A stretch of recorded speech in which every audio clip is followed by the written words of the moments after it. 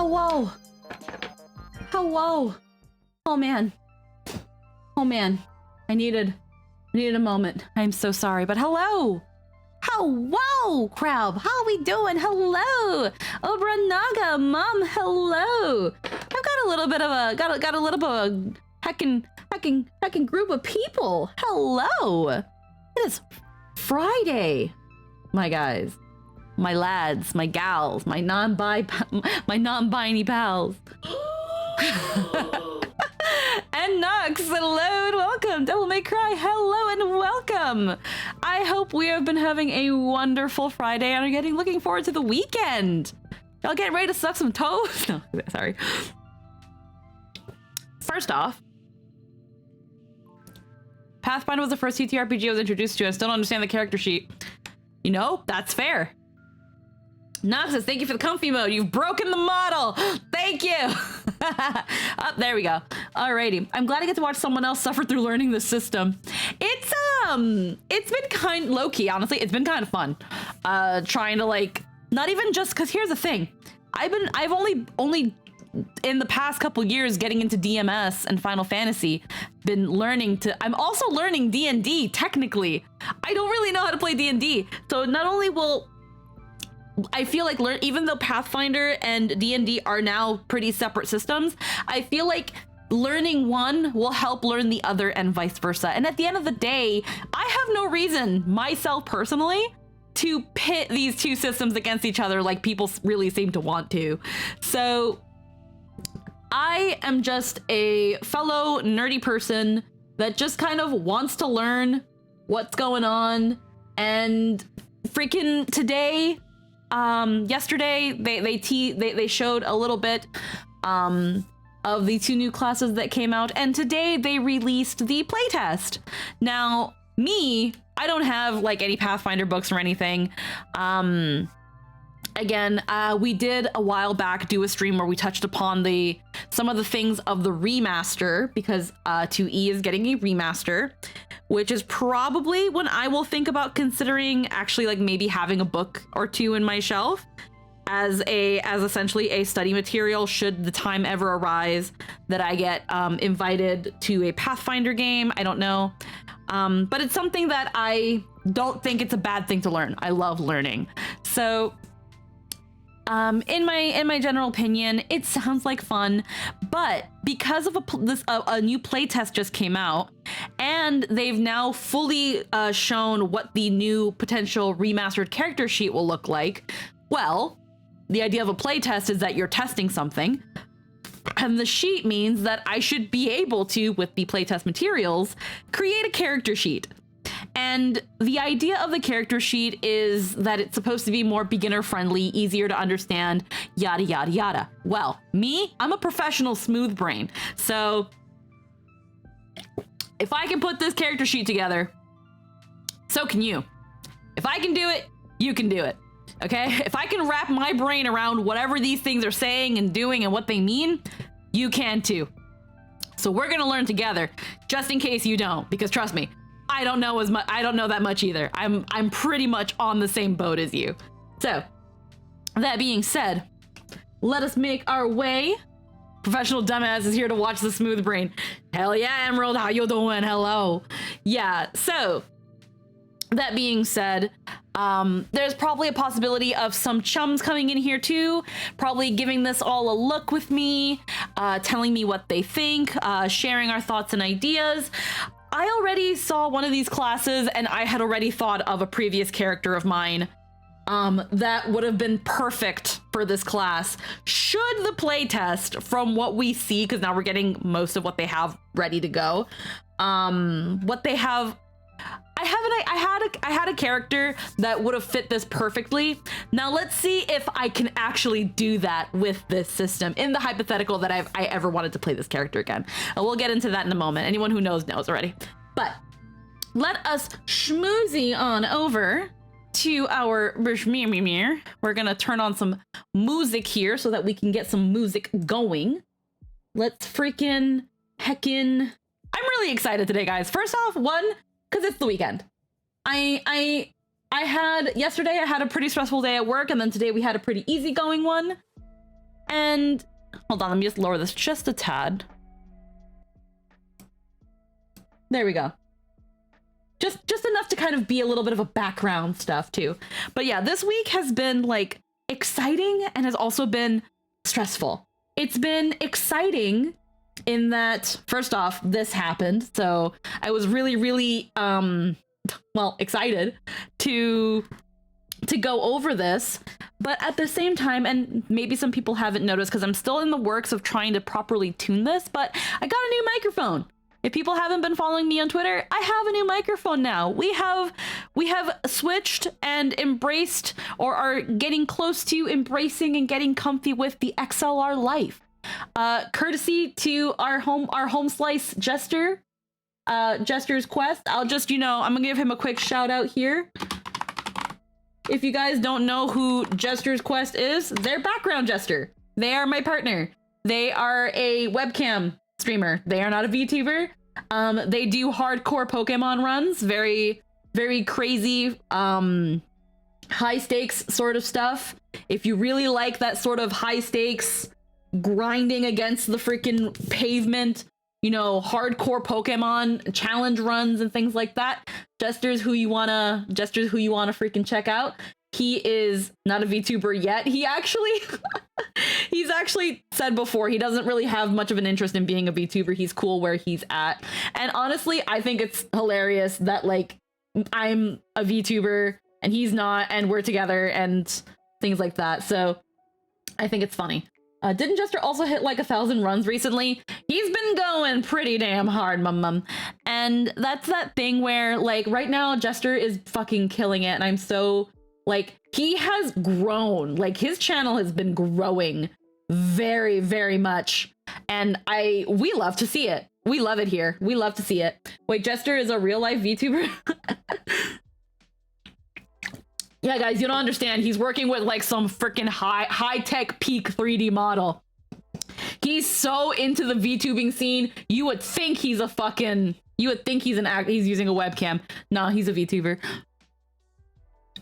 But either way, a 3D tuber, exactly, or a flesh tuber, but I don't like flesh tuber. But he's got 4D capability. Yo, he comes with smell-o-vision. But either way, yes, courtesy of our very own lovely Jester, we have an XLR mic. I'm still learning how to tune this, so please forgive any of the first couple streams with me having this microphone if it's a little bit scuffed in audio quality. We're still learning how to do this. I can't guarantee it'll be as nice as Jester's microphone quality, even though we're now literally using the same mic and XLR setup. But he's in a better position in our overall space than I am. His voice is deeper while mine is of a higher register. So excuse me, this cranberry ginger ale. It's that thing of, even though we're using the same equipment, our voices are very, very different. And it's the kind of thing where our qualities will kind of sound different, but I'm working on it. I'm getting back into like my own little audio engineer phase. I never claimed to be good at audio, but I think I can achieve good enough to better than most people who don't have any experience. So I'm definitely going to be playing around with my sound and kind of getting it to where I'm hoping it should be. All I ask is a little bit of patience, but I know you guys are fine. So that being said, now that we've gotten all of that out of the way, let us get into the 2 new classes that were teased yesterday by Paizo for the War of Immortals. I'm thinking this is going to be a book that's coming out that's got a bunch of new things, and it's got these 2 new classes. That being said, don't quote me on any of that. I am still relatively really new to Paizo, their products, and what's going on here. I'm mostly just here as just a fellow nerd who wants to learn the thing so that I can eventually maybe play with my fellow nerds should I ever be invited to a game, or if in some weird timeline of events I decide I want a DM. many people will tell you that this is not a day you want to happen. That being said. Alrighty then. But, so, that being said, I do have the little opening blog here since they've got a little blurb about each of the classes, but we're going to take a quick look at the images that we have here. Oh, it just goes like that. So we've got here this very naturey, shaman-y, very kind of decked out. I'm seeing here like arrows. I'm seeing what here looks like maybe, I don't know what that is. I'm looking here like a pipe of some sort. I'm seeing like a horned hat. I'm seeing feathers, pipes, bangles, what looks like a tail or tuft of fur. A lot going on here on this this right one. And then this guy over here with his freaking male presenting nipples. Did my arms not come? Oh, hey there. Thank you. My arms just late to the party. Thanks. Then we've got this big hulking man here, kind of giving me like Maui from Moana vibes. He's got, you know, he's got his spear, he's got his freaking little messy man bun, but he's got like that flowy hair. These are obviously concepts because they're probably not final, but will probably be fine-tuned and finalized later. But so far, we're looking pretty damn snazzy. So, going back to this, because I didn't know that's where it would go. So the two new classes that have been introduced with this playtest that will be coming to a Pathfinder near you are the Animist and the Exemplar. Can confirm that a day you want. And not AI already. Yep, not AI. We here support real artists, okay? We don't support no AI shit. Wizards be loving collecting L's, but you know what? It is what it is. We're not here to Paizo versus Wizards of the Coast, Pathfinder versus D&D. I know those conversations tend to kind of always happen when talking about one system over the other, comparing and contrasting and criticisms. But really, at the end of the day, why not both? That's not to say we can't point out certain flaws. I just, while I'm open to the discussion and the conversation, I've seen them get hostile. So don't worry, but no worries, Kravozy, you're not in trouble yet. So now the Animist, which is this one here in the right, is a wisdom-based divine spellcasting class that bonds with apparitions, ephemeral spirits who share their power and knowledge with the Animist in exchange for the Animist acting as their agent with the physical world. Also, let me know if the music is too loud and it is hard to hear me, because I will be also kind of tuning that as I go. Just because last time I talked about things, there was like no music to kind of fill that space, and I was like, oh, you can't even hear the music. Good to know. Okay, turn that bitch up then.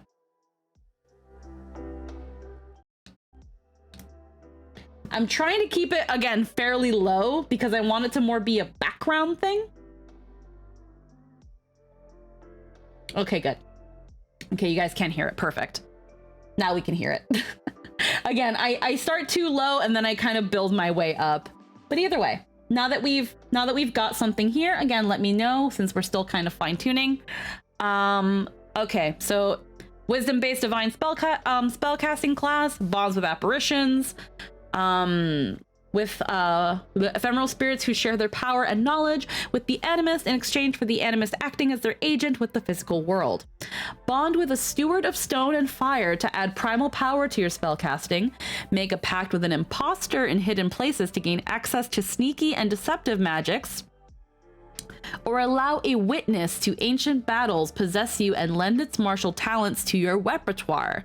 If you're interested in playing a wise spellcaster who can change their abilities each day, or even moment to moment, based on the spiritual entities they align themselves with, be sure to playtest the Animist.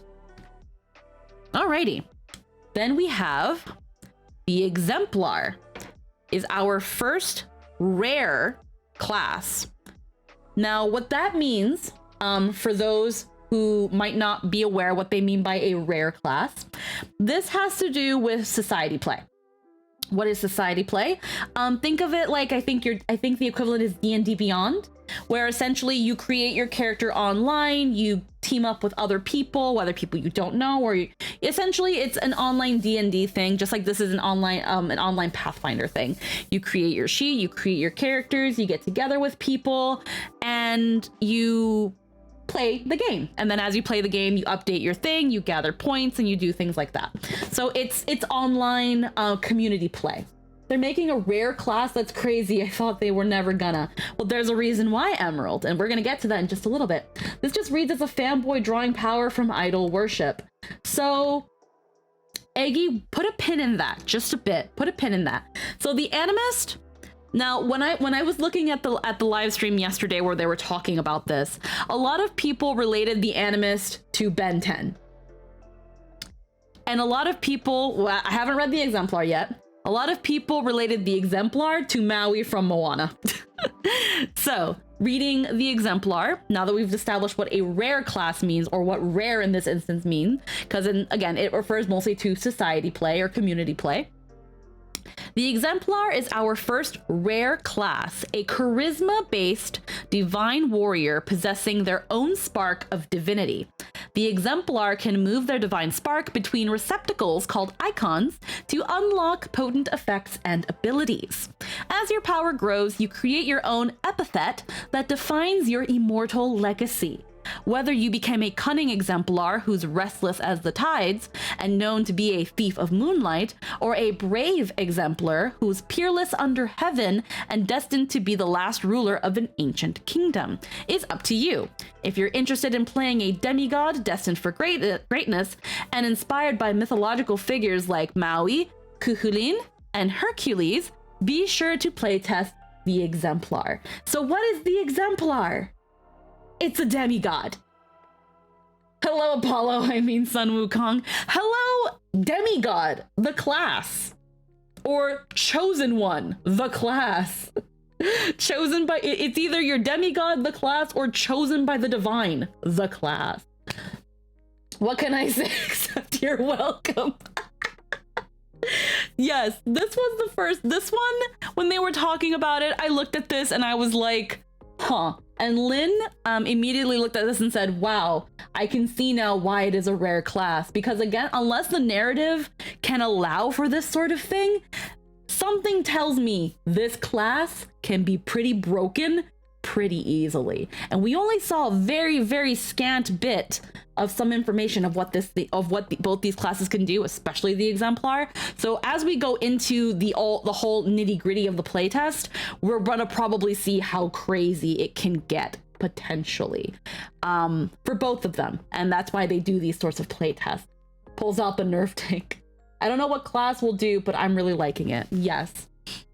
So very, very two interesting ideas. So again, the Animist is essentially bonding with spirits, doing their bidding by channeling them through your physical form, while they enhance you in certain ways. And the Exemplar, the demigod. Alrighty, so that being said, let us scroll just a little bit here. It's just talking about how the playtest will run from today, which you can get all of these materials yourself. You can get it at Paizo Playtest, or pathfindernexus.com/playtest, things like that. Exemplar Gorthos. Hey Anthony, how you doing, baby? Yes. So it starts from today up to the 2nd day of October. So you've got just about a month to pick up these materials for yourself. Again, we'll be going into this in just a little bit. And then there's also, playtests for society play. So they are, some people, if they're allowing their society play, their communities and stuff, play these classes, this is a good way to also test them. But, now that we've kind of I'm excited, I'm sorry. Now that we've read our nice little ditty that kind of gives you a little bit of a context behind these two classes, let us now, I have the remastered core preview, which I'm not sure we're going to be really needing in this time. This goes into just some spells and stuff, but this isn't what exactly is important. We're not going to worry too much about this. We're going to use this maybe as a referral should we think we need to. I'm going to put this all the way over here.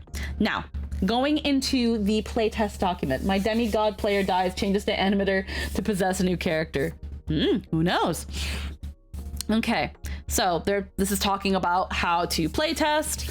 They've got another little blurb about here, which I don't mind reading again because I'm excited. So I need to burn some of this excess energy so I don't tongue twister everywhere. So the Animist is a divine spellcasting class with a unique spellcasting progression.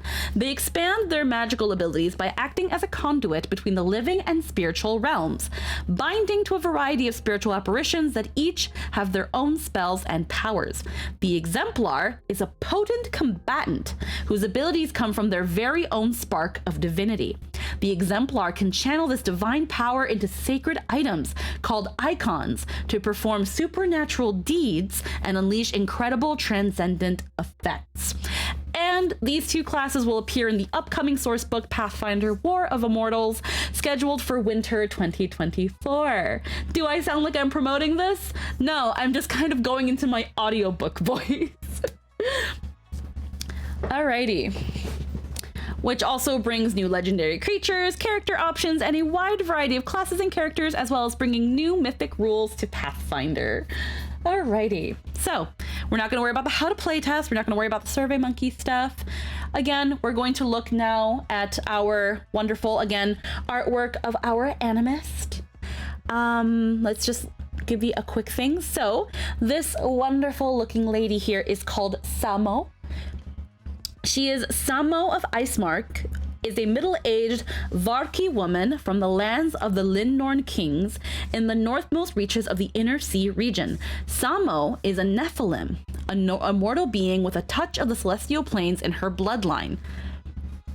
And just for those who might not remember or are unaware, for the remaster of Pathfinder 2E, there is no longer Tiefling and there is no longer Asimir. They have now kind of been blended together into a new race called the Nephilim. Because at the end of the day, a Tiefling was plane touched from the more hellish abyssal planes, while Asimir was more heavenly plane touched. They decided, honestly, same shit, different name. Popped them both together and just made it a new race. Now Nephilim can cover essentially what your Tieflings and your Asimars, as well as a couple more things in between. So giving you more variety, a little bit more freedom, some would say, but is also their way of kind of straying a bit away from D&D terms and Wizards of the Coast. So now that we've gotten that out of the way, a mortal being with, again, the touch of the celestial planes in her bloodline. Born with the ability to see spirits and other entities that others could not, Samo was selected to learn from the elders of Seer's home at a young age after her abilities helped her save her village from a Kushtaka incursion. Trained in the arts of animism, Samo was proclaimed a sage after successfully bonding with her grandmother's spirit, an apparition known as a custodian of grooves and guardians. So her grandmother's spirit, but it's an apparition, so I'm gonna kind of put a pin in that myself. Samo served the Varki people for nearly 40 years until the day a young, injured Okayan man washed onto shore near Icemark and changed the course of her life forevermore. So this is essentially kind of, again, I'm guessing this is kind of like their thanks grandma, when grandma ain't done baking cookies for you. So again, this is kind of our little poster girl for this class. We love her. So going into here now, before we read their blurbs, we have our little in a nutshell here on the side that I very much love. I'm also going to zoom in a little bit for you guys so we can really see this kind of shit. I wish I can kind of put this to the side, but we can't, so I'm sorry. But okay, now that we can see things a little bit better. So actually, let me downsize just a little bit more. Okay. I do love the idea of Pathfinder Iconics. Nice to have a name and background for the poster children. Yes. Alrighty. The Edgelord race. I'm sorry, but that's what it's going to turn into. I mean, Eggy, to be fair, and first off, 1, not a race. Well, in terms of the Animist, not a race. 2, when it comes to the Nephilim, honestly, being an edgelord is not confined to race. Anybody can be an edgelord character. It doesn't matter what race they're playing, what class they're playing. If the player is already an edgelord, the character will most likely be too. We're not going to worry too much about that. So we're going to try to kind of approach this a little bit more positively, okay? Now, initial proficiencies. At first level, you gain the listed proficiency ranks and the following statistics. You are untrained in anything not listed unless you gain a better proficiency rank in some other way. I want to play the edgelord. Alrighty, perception. I'm not being negative, I find it funny. Okay, good, just want to make sure. We can only get so much through text. Okay, so perception, trained in perception. Saving throws, trained in fortitude, trained in reflex, and expert in will. Skills, trained in nature and religion, trained in a number of additional skills equal to 2 plus your intelligence modifier. Attacks, trained in simple weapons, trained in unarmed attacks. Defenses, trained in light armor, trained in medium armor, and trained in unarmored defense. Spells, trained in attack and spell attack modifier, trained in spell DC. And class DC, trained in Animist class DC. Okay?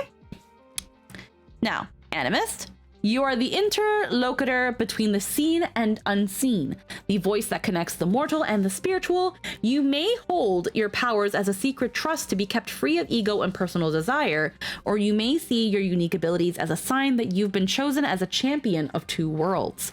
Whether you advocate for mortals before the planes beyond, or whether you represent the spirit's interests, one thing remains certain: you provide the bridge between realms. So you know, like that other part of being the avatar, besides just wielding the 4 elements, you're also the bridge between the mortal world and the spirit world. That's this part.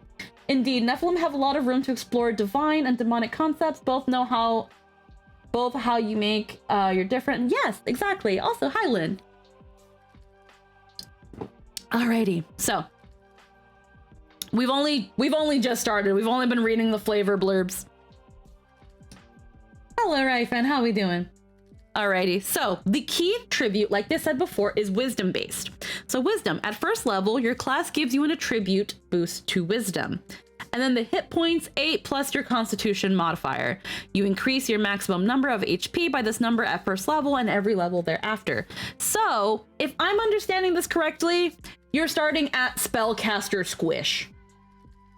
Is what it is. Spellcaster squish. But hey, you can offset that with the fact that they are trained in medium armor. I'm guessing. I'm thinking, I'm feeling. Okay. So during combat. Yeah, we're doing pretty good. We're really excited. Oh yay, I am understanding. Okay.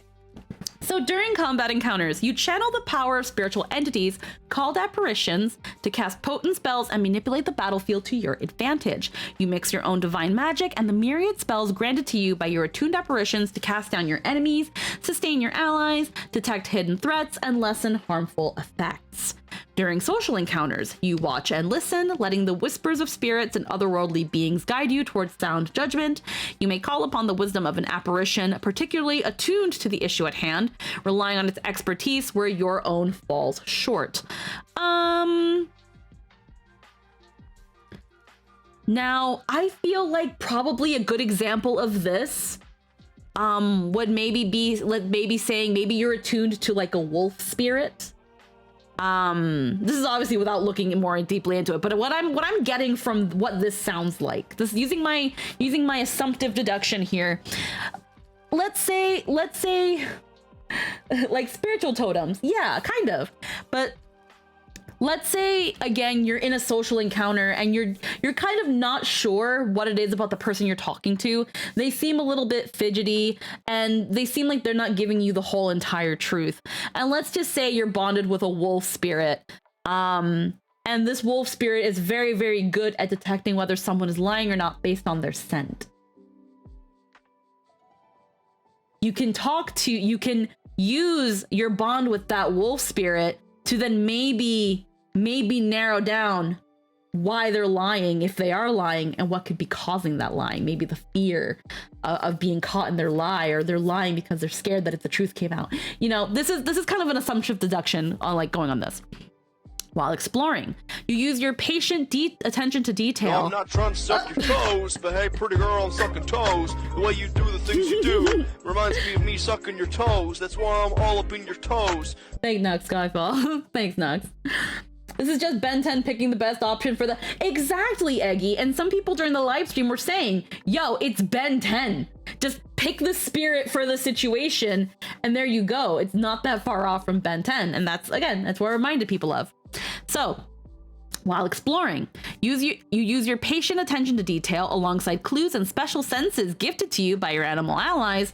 Again, let's go back to that wolf spirit example. Maybe with that wolf spirit, now you use it to heighten your hearing, or maybe see in the dark a little bit better than a regular person would.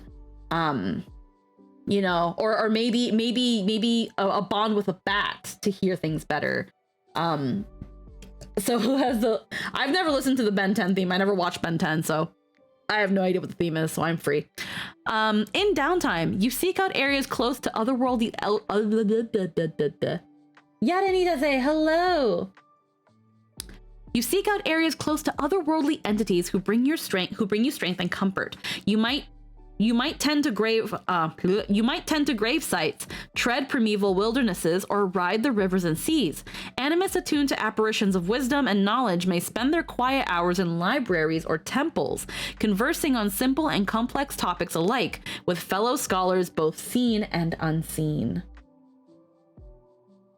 Okay, so you might talk to spiritual entities only you can perceive, prefer to speak in stories and descriptive anecdotes, look at the world from a broader and more metaphorical perspective than most mortal creatures. Others probably find you detached or absent-minded due to your focus on things beyond their awareness, mistake you for being cruel or lacking empathy because you give equal weight to the material and immaterial, value your wisdom as someone with access to vast troves of experience beyond what a single person could normally accumulate. So that's what you might do as an animist in terms of your behaviors and habits, and how other characters might perceive you due to some of these habits and things like that. Okay. So going into, let's see, we've got here. Okay, so let's see. So from level 1 to level 20, we get the ancestry and background, attribute boosts, initial proficiencies, apparition attunement, animist and apparition spellcasting, animalistic practice, and initial boon. The animist feat, we have the skill feat. Level 3, you get your second rank spells, general feat, skill increase, spiritual fortitude. At level 4, you get another animist feat, skill feat, third apparition. Third apparition.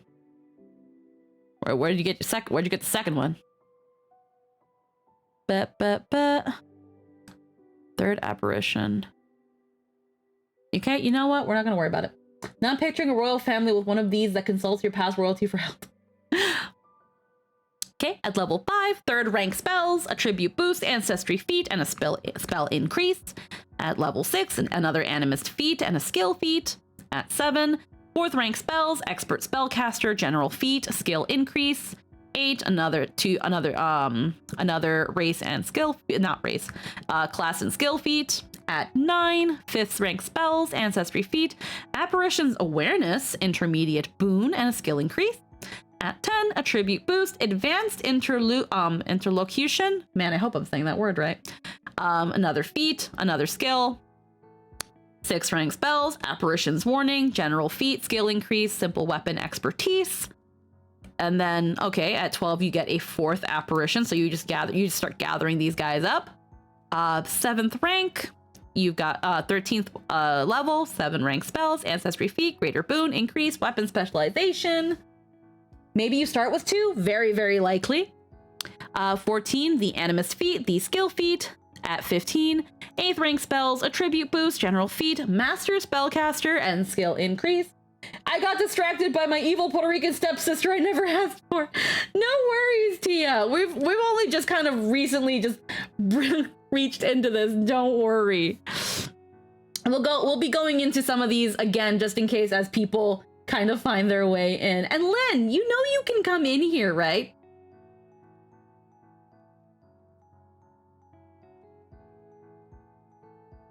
Alrighty, sorry. Okay, but unless you think I'm doing a good job right now, but yep, right hand side even says each day during your daily preparations choose 2 Okay, so you do start with 2. I haven't started reading that, so good eye, Yade. Alrighty. 8th rank spells attribute.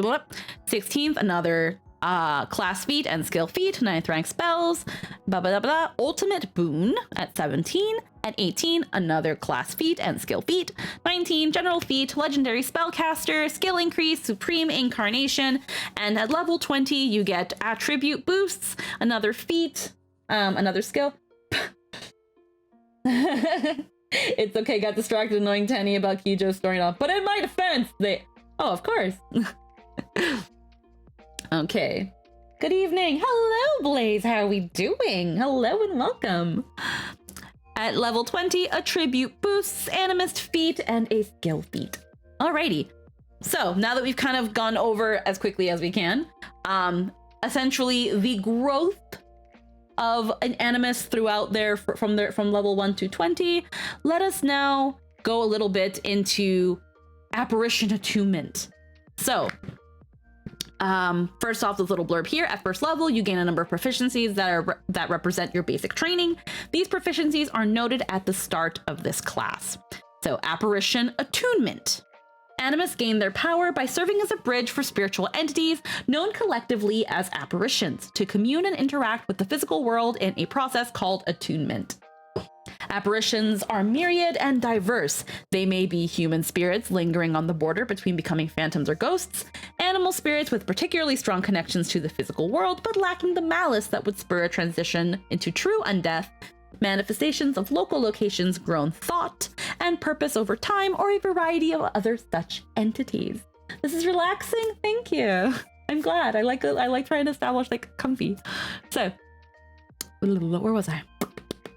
Okay. Some animists attune to one or more specific apparitions that accompany them in their travels, forming a deep partnership over time, while others adapt to their surroundings by befriending the local apparitions who dwell wherever the animist journey takes them. Each day during your daily preparations, choose 2 apparitions from the list on page 12 to attune to, so they give you a list. Of these, you choose one to be your primary apparition. Your attuned apparition each grant you knowledge in the form of lore skills and a repertoire of additional spells you can cast using apparition spellcasting. And your primary apparition grants you even further power in the form of unique vessel focus spell, and when you are higher level, a unique avatar form. When you refocus, which is going to be on page 5 of this playtest, I'm assuming, because it says page 5, you can change which of your currently attuned apparitions is your primary apparition, selecting from any of the apparitions you attune to during your daily preparations. All your apparitions typically remain attuned to you until your next daily preparations, but some animist abilities can temporarily disperse them, usually in exchange for a powerful boon. If an apparition is dispersed, you lose access to its gifts, you forget its apparition skills, its spells are removed from your apparition's spell repertoire, and you cannot use its vessel spell or avatar form until you attune to it again. When you disperse your primary apparition, your remaining apparition becomes your primary.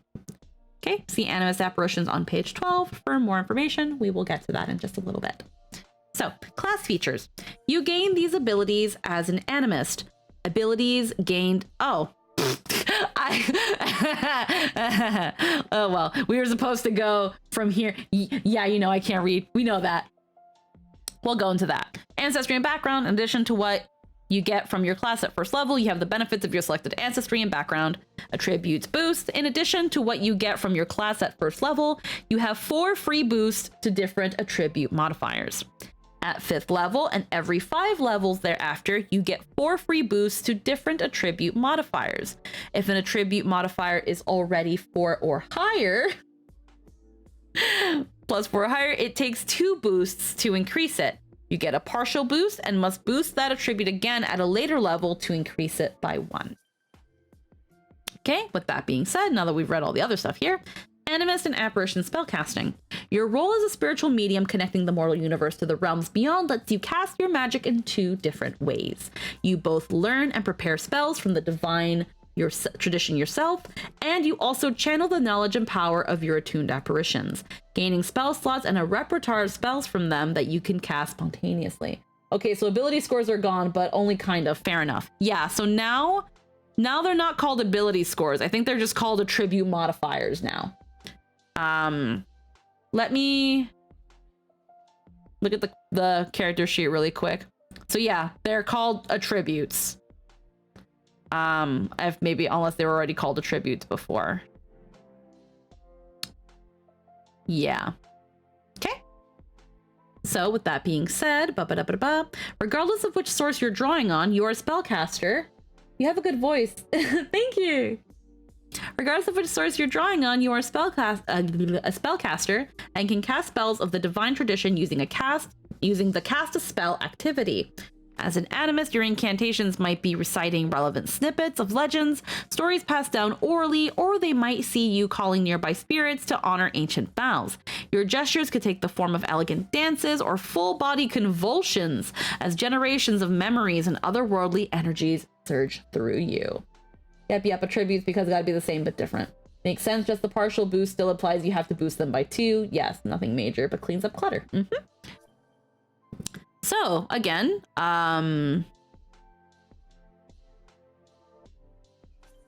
like that. I like the whole idea, these incantations and can take different forms. So yeah, you can kind of go kind of exorcist on this, or you can almost do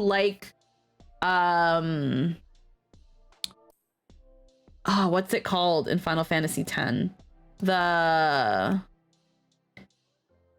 It's at the tip of my tongue. The Sending? I think it's called the Sending in 10 when Yuna dances. I think that's what it's called. I can't remember at the moment. People die and Yuna dances. Yeah, but your animist, their incantations or their, what they're doing, that can be in the form of a graceful dance. I really like that. Some of your spells require you to attempt a spell attack to see how effective they are, or have your enemies roll against your spell DC, typically by attempting a saving throw. Since your key attribute is wisdom, your spell attack modifiers and spell DC use your wisdom modifier. The clearly delineated partnership between an animist and their apparitions means you can't cast your animist spells using your apparition spell slots or vice versa. Your magics remain complementary and harmonious, yet as distinct as the two worlds from which they come. So your apparitions have spell slots? Is what I'm getting from that? Okay. Interesting. If I'm understanding that properly. Okay, well, we'll be getting probably into it in a little bit. So, animist spellcasting. As a keeper of knowledge, you are constantly learning new tales and spells. Each day, you can prepare 1 first-rank spell and 2 cantrips from among the common spells on the divine spell list, or from other divine spells to which you gain access and learn via Learn a Spell. Prepared spells remain available to you until you cast them or until you prepare your spells again. The number of spells you can prepare is called your spell slots, which we know. As you increase in level as an animist, the number of spells you can prepare each day increases and does the highest rank of spell you can cast, as shown in the animist spells per day table. So the cleric spell list. Apparition spellcasting. You can draw upon your attuned apparitions as a second source of magical knowledge and power. You gain additional spell slots and a spell repertoire from your attuned apparitions. At first level, you can cast 1 first-rank apparition spell per day. You must have the spell in your apparition spell repertoire to cast it. This is a collection of spells granted to you by all your attuned apparitions. Any of these spells that aren't normally on the divine list are still divine spells if you cast them this way. As you increase in level, you gain further apparition spell slots, and your apparitions grant you higher rank apparition spells as detailed in each apparition entry.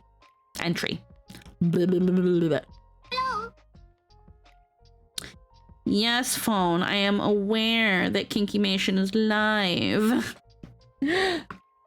Wait, are they half prepared and half spontaneous spellcasters? That seems to be the case. So let me look at it again really quick. You must have the spell in your apparition spell repertoire to cast it. Any of these spells that aren't normally on the divine list are still divine spells if you cast them this way. Arcana. Oh, thank you. Right, fan, I need these to see. Arcane, Divine, Primal, Occult, Cleric is an archetypical user of divine spell list, but not the only one. Okay. So, just one moment.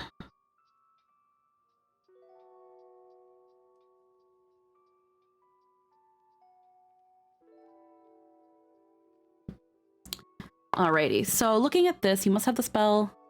You gain additional spell slots and spell repertoire from your tune at first level. You can cast 1 rank apparition spell per day. You can draw upon your attuned apparitions as a second source of magical knowledge and power. You gain additional spell slots and a spell repertoire from your attuned apparitions. As you increase in level, you gain further apparition spell slots. And your apparitions grant you higher rank apparition spells as detailed in each apparition entry.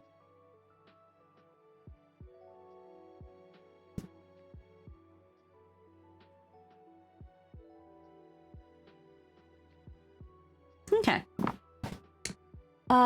Yeah, it's a prepared spellcast. It's a prepared caster that gets bonus spells based on your subclass using 5e terms, based on what I understand intuitively. That seems to be the case. So, just give me a sec here.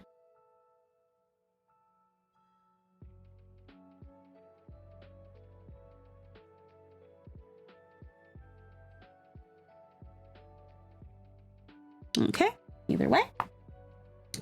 So, heightened spells.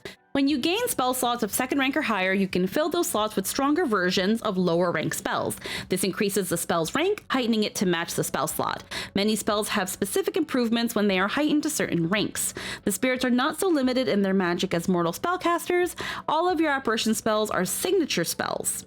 This means that you can heighten an apparition spell freely by casting it from a higher rank apparition spell slot, up to the maximum rank of apparition spell you can cast.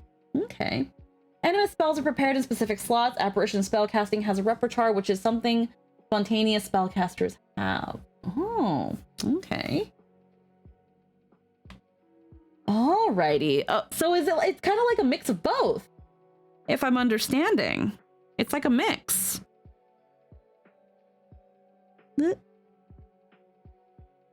Okay. Let's see. Cantrips. Some of your spells are cantrips. Cantrip is a special type of spell that doesn't use spell slots. We kind of know what cantrips are, so we're not going to worry about that. Yes, it's the mix. Okay, cool. So I am understanding. Hell yeah. Okay. Vessel spells. Your primarily attuned apparition can use your body as a conduit, allowing you to cast a unique vessel spell. Vessel spells are a type of focus spell. It costs 1 focus point to cast a focus spell, and you start with a focus pool of 2 focus points. You refill your focus pool during your daily preparations, and you can regain 1 focus point by spending 10 minutes using the refocus activity to treat with nearby spirits, meditate on resolving an issue pertaining to the balance of spirits and mortals, or telling a story. So you have focus points. Now, I don't know if most spellcasting classes include focus points. I feel like they did if I try to think about like Manny from DMS, if he had focus points. But I'm not sure if I'm remembering right. I'm not sure if spellcasters ever utilized focus points. So if they don't and this one does, then that's new, I think. Looking again. So obviously a focus point to cast a focus spell. You start with 2 focus points, and you can refill them by doing preparations. So using the refocus activity for 10 minutes, you get 1 point back. And again, it can be meditating. It can be, well, to treat with nearby spirits. So meditate on resolving an issue. Okay. Focus spells are automatically heightened to half your level rounded up, much like cantrips. Focus spells don't require spell slots, and you can't cast them using spell slots. Certain feats give you more focus spells. Certain feats give you more focus spells. The maximum focus points your focus pool can hold is equal to the number of focus spells you have, but can never be more than 3 points. So you can never have more than 3 focus points? Is that what I'm understanding? You can never have more? Many has sorcery points, which is a 5e sorcerer thing. Yeah. Pathfinder has focus spells, which you can use from a limited pool and can be regained from refocusing. A lot of classes have them in 2e. For instance, Lay on Hands is a focus spell. Okay. So okay. That's interesting. Interessant. Interessant. Croissant. Okay. So, animalistic practice. At first level, the Animist. It doesn't say you can't regain them more than once per day, though. Yeah, it seems like you just need to do refocus for 10 minutes and you get a focus point back. So it seems like there are often ways to get more focus points, but I'm not versed in the limits. From what I'm reading here, Lynn, reading here, it seems like you can only have up to 3 focus points, but because of the refocus activity, you can just take essentially a short break and get them back.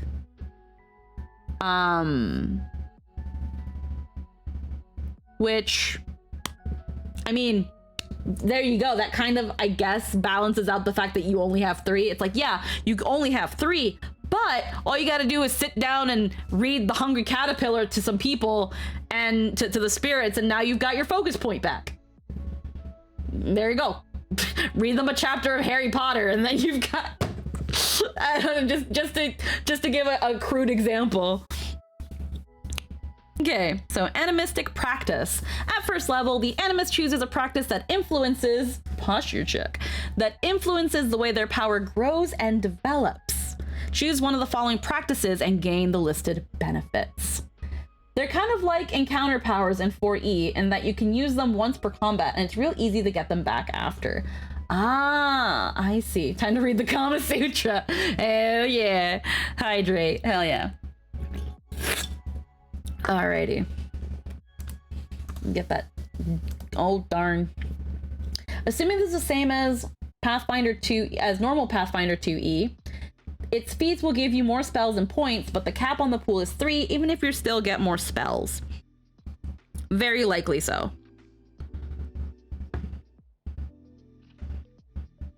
Okay, well, either way. So, the practices that are listed here. Let's start. We might just be getting into the meat and potatoes of this. This is a 30-page document. We're already on page 5. So, Channeler.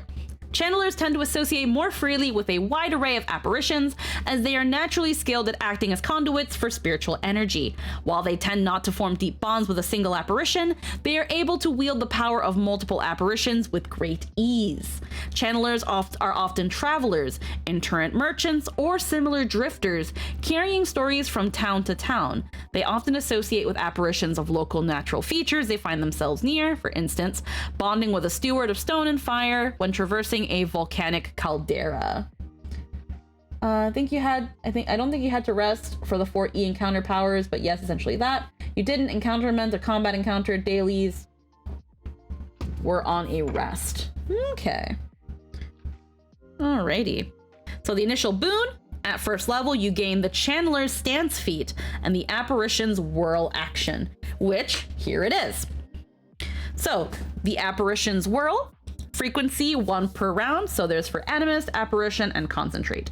And if I'm remembering what this little symbol meant, I can't remember what this little symbol meant. We'll look it up in a little bit. Your apparitions spiral around you as you replace your bond with your primary apparition with another. Choose another apparition from among those you've attuned to. It becomes your primary, replacing your current one. So it's essentially choose your default. So, okay, it's one action? Okay, sweet. Thanks, Yade. Alrighty, so Animist spells per day. The number before a plus sign indicates your spell slots via Animist spellcasting, and the number after it your spell slots from Apparition spellcasting.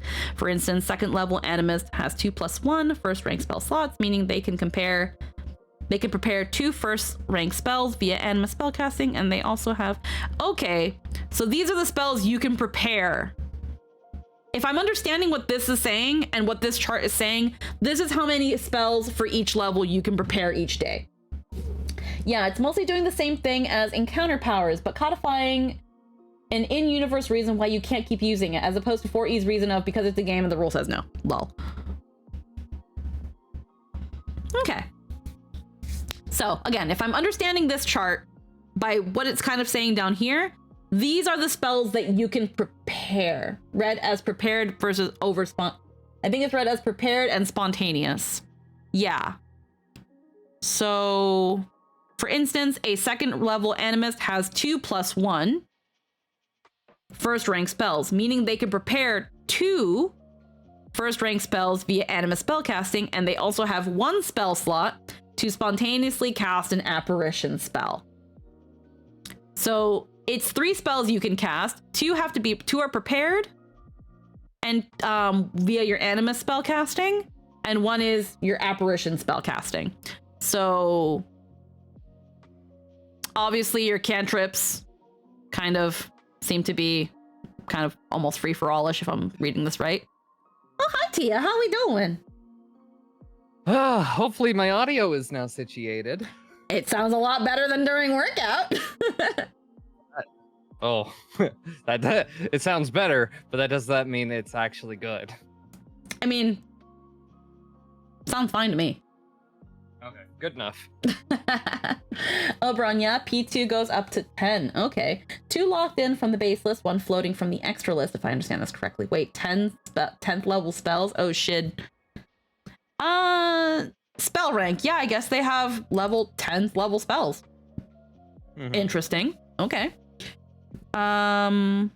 Let's see now. So if I'm understanding this correctly, at let's say level 10, you can use through your Animist spellcasting, you can use 2 spell cantrips, and you can use 3 with your apparition. And then oh god, we're on Pathfinder. That's right. Oops. Yeah. I have my core rulebook so I can follow along more properly.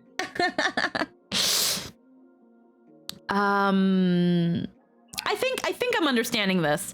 It's just I feel like in play you'd be able to differentiate better. Obviously, we're still going to be reading through this, but going through the Animist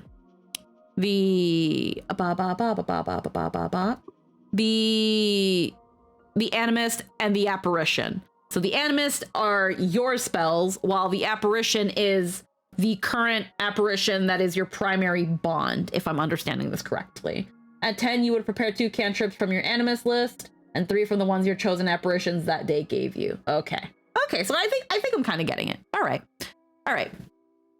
So, intermediary boon. At 9th level, your proficiency rank for fortitude saves increases to master. When you roll a success on a will save, you get a critical success instead. Greater boon. At 13th level, your proficiency ranks for light armor, medium armor, and unarmored defense increase to expert. Ultimate boon. At 17th level, the first time in an encounter, you enter a specific stance granted by an Animist feat. You gain a number of temporary hit points equal to half your level plus 2, minimum 3. These temporary hit points last for 1 minute. Okay. So at 17th level, you essentially can get 10 hit points. Just guys. If I'm understanding. All right. So then that was the channeler. That was the channeler practice. The sage practice, which it seems like it's just these two, channeler and sage. Okay. Sages are particularly sensitive to the presence and influence of spirits and undead. They can easily detect lingering spirits and help create resolutions between spiritual entities and whatever barriers are preventing them from resting peacefully. Some sages may even serve as go-betweens for spirits that intentionally linger to watch over a site or community, allowing them to speak to the people they knew in life. Sages are often community leaders or educators and frequently associate with apparitions of fixed sites of power, like custodians of groves and gardens or other apparitions of knowledge. So, I had something in mind and then I lost it. Okay, I started thinking about a sage from Final Fantasy, which isn't really like this at all. my Final Fantasy brain rot started showing. Paladin Lord. I was gonna say I don't think that's quite what they had in it's not mind, at to be all. fair. Paladin Lord, hello and welcome. Welcome to the stream. Hope you're having a good day today. So this seems to be sages are often community leaders and educators, frequently associated with apparitions of fixed sites of power, like custodians of groves and gardens or other apparitions of knowledge. Okay. Well, okay. Initial boon at first level, your ability to sink into your apparition is especially potent. You gain the apparition sense feat and the apparition's possession action. Okay. Which apparition's possession is a one action, I think, from what Oberon said. It's one action. Oh, Yade was the one that said it. Okay. Your frequency once per round, you relinquish control of your physical body to an apparition, allowing it to fully unleash its spiritual power at the cost of your own agency. Until the start of your next turn, you are immune to control effects and spells that attempt to influence your actions, such as charm or command, unless its spell rank is more than twice your level. However, the only actions you can take are to stride, strike, cast an apparition spell, cast a vessel spell, or use an action that has the apparition trait. Okay. Intermediate boon. At 9th level, your proficiency ranks for light armor, medium armor, and unarmored defense increase to expert. Greater boon, 13th level, spiritual resistance equal to half your level and a +2 circumstance bonus to saving throws against spirit effects. You are immune to any effect that separates your soul from your body against your will, such as the Seize Soul spell. I don't know how common the Seize Soul spell is, but hey, nobody gets to seize your soul when you're this and you do the and you get the this. If you even make it to 13th level. I was gonna say, if you're a warlock, though, you may be looking over your shoulder a little bit with that one. Chandler and Sage are essentially the subclasses for Animist. Yeah. Ultimate boon at 17th level. Whenever a haunt, spirit, undead, or incorporeal... If I'm understanding that right, this means you're immune to all influence spells after level 5. That seems to be the case. At level 5... After level 5... After level 5? This is at 13th level, though. This is level 13, though. Okay, hold on. What's at level 5? Let's go back up here. 3rd rank spells, attribute boost, ancestry feat, skill increase. Okay. Moment.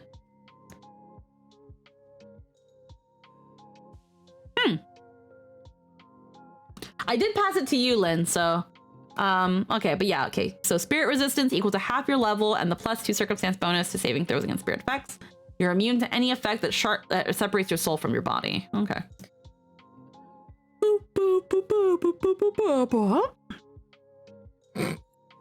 Yeah? Yes, it was a yawn. Okay, so greater boon. No, I already read that. Ultimate boon. At 17th level, I think Mimi is referring to possession. From apparition's possession. While it's on, you can't be influenced unless the spell's rank is twice your level and spells only go up to 10th rank. Oh, that's what you mean. Okay. I think I get what you mean now. Because you get this at 5th level, if I'm understanding. Maybe, yes. You're immune, yeah. Till the start of your next turn, you're immune to control effects and spells that attempt to influence your actions, blah, blah, blah, blah. Okay. So by level 6, no spells can influence you. Okay, perfect. Ultimate boon. Ba, ba, ba. Okay, yeah, I was reading that. I freaking keep losing it. Ultimate boon at 17th level, whether a haunt, spirit, undead, or incorporeal creature fails a saving throw against your spells, you gain a +2 circumstance bonus to your AC and saving throws against all of that entity's attacks and abilities for the next 24 hours. This bonus applies only to the entity that failed its save, not others of the same type. In addition, you can select up to 2 apparitions as your primary apparition during your daily preparations. Okay.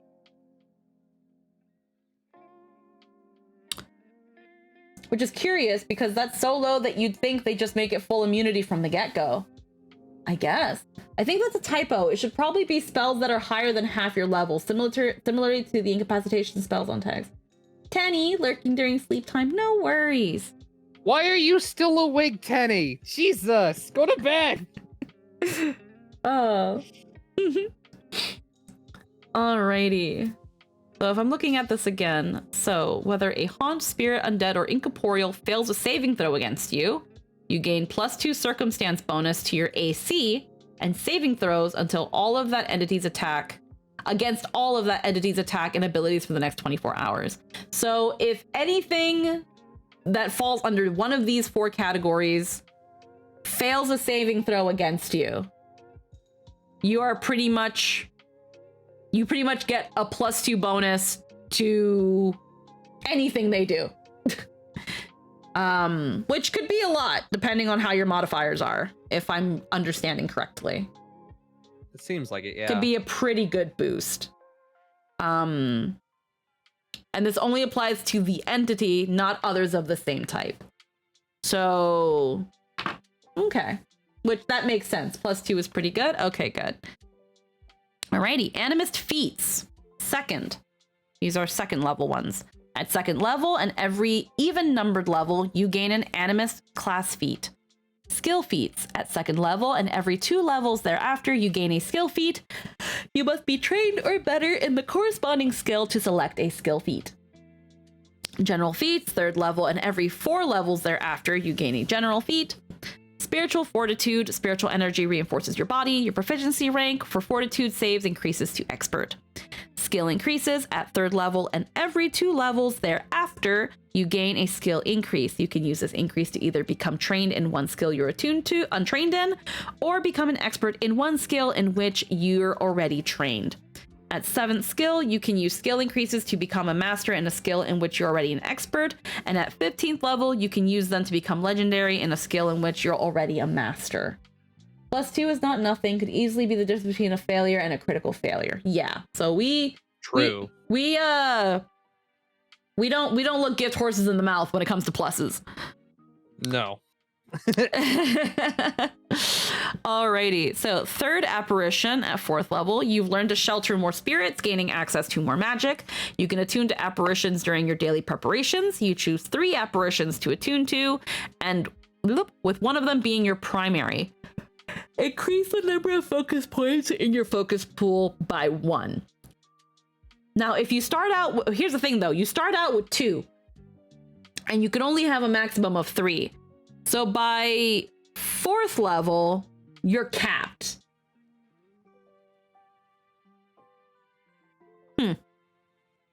If I'm getting that right.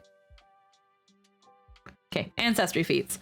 In addition to the ancestry feat you started with, you gain an ancestry feat at 5th level and every 4 levels thereafter. Expert spellcaster. The spirit's magic flows freely through you. Your proficiency ranks for your spell attack modifier and spell DC increase to expert. Apparitions awareness. Your apparitions call attention to minute details you might otherwise overlook. Your proficiency rank for profession increases to expert. That's not unusual. I had a witch that had 3 focus spells at level 3 and had a focus pool of 3. Okay.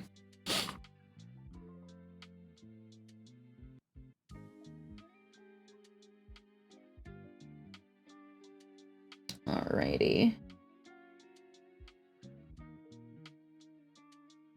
Okay. And yeah, +2 is huge in 2E. The entire reason fighter is considered overpowered to a problematic degree is entirely hung on a 2+. Interesting. Okay. Alright, we were at that one. Expert spellcaster. We were at that one already. Oh, excuse me, I'm yelling a lot. Your apparitions call attention to minute details you might otherwise overlook with apparitions awareness. Your proficiency rank for perception increases to expert. Advanced interlocution. God, I hope I'm saying that fucking word right. You channel the power of spirit. Yeah, interlocution. Okay, good. You channel the power of spiritual forces and entities with incredible efficiency. You gain an additional apparition slot for each rank of spells you can cast, up to your highest rank of spells, -2. For example, a 10th level Animist would have an additional 1st, 2nd, and 3rd rank apparition slot. Fighters have an ingrained plus 10% bonus to hit and crit. It's scary. Oh. Alrighty. We have your key terms. Yes. We have the key terms here, which we'll look at in now. You'll see the following new key terms and many Animist class features. Apparition. Apparitions are spiritual entities who generally lack the power, cohesiveness, or attachments to enter or affect the physical world. Unlike a ghost or phantom, an apparition does not need to have ever been a living creature or could be the spiritual memory of a particularly meaningful location or event. Apparitions are reliant on Animists to interact with other people and things, and they generally can't be targeted or affected by spells and abilities other than those of the Animist they are attuned to. Animist feats and abilities that affect spirits affect apparitions only if they specifically say so. Animist abilities with the apparition trait involve one or more of your apparitions acting alongside you. You must be attuned to at least one apparition to use an apparition ability, and some abilities might state in their requirements more specifically which apparition you must be attuned to. Typically, you're assumed to always attune to your apparitions during your daily preparations, but in some rare circumstances or as a result of certain Animist abilities, your apparitions might be dispersed or separated from you for a time. Wandering. Wandering identifies Animist feats closely attuned to particular types of apparitions. When you make your daily preparations, you can retrain any wandering feat you know for any other wandering feat available at the level you took the exchanged feat, including lower level wandering feats as usual. You must meet all the new feats' other prerequisites. In addition, the Animist makes use of the stance trait, reprinted below for convenience. Stance. A stance is a general combat strategy that you enter by using an action with the stance trait, and you remain in for some time. A stance lasts until you get knocked out, until its requirements, if any, are violated, until the encounter ends, or until you use a stance action again, whichever comes first. After you take an action with the stance trait, you can't take another one for 1 round. You can enter or be in a stance only in encounter mode. You can dismiss a stance. Okay. 11th, apparitions warning.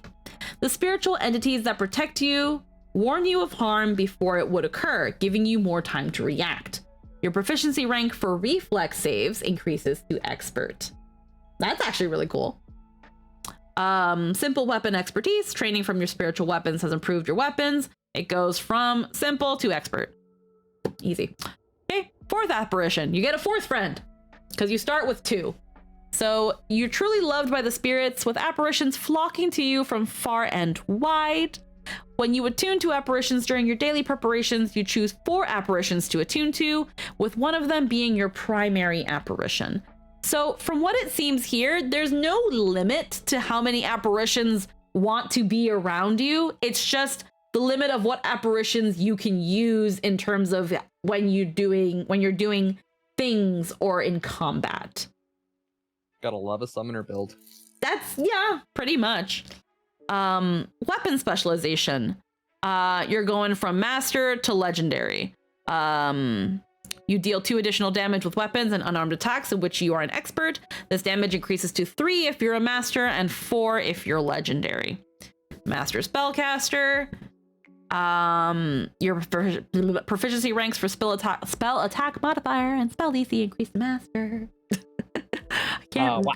I've been reading so much that I can't read anymore. Yeah, you want me to take over? Oh no, I'm good.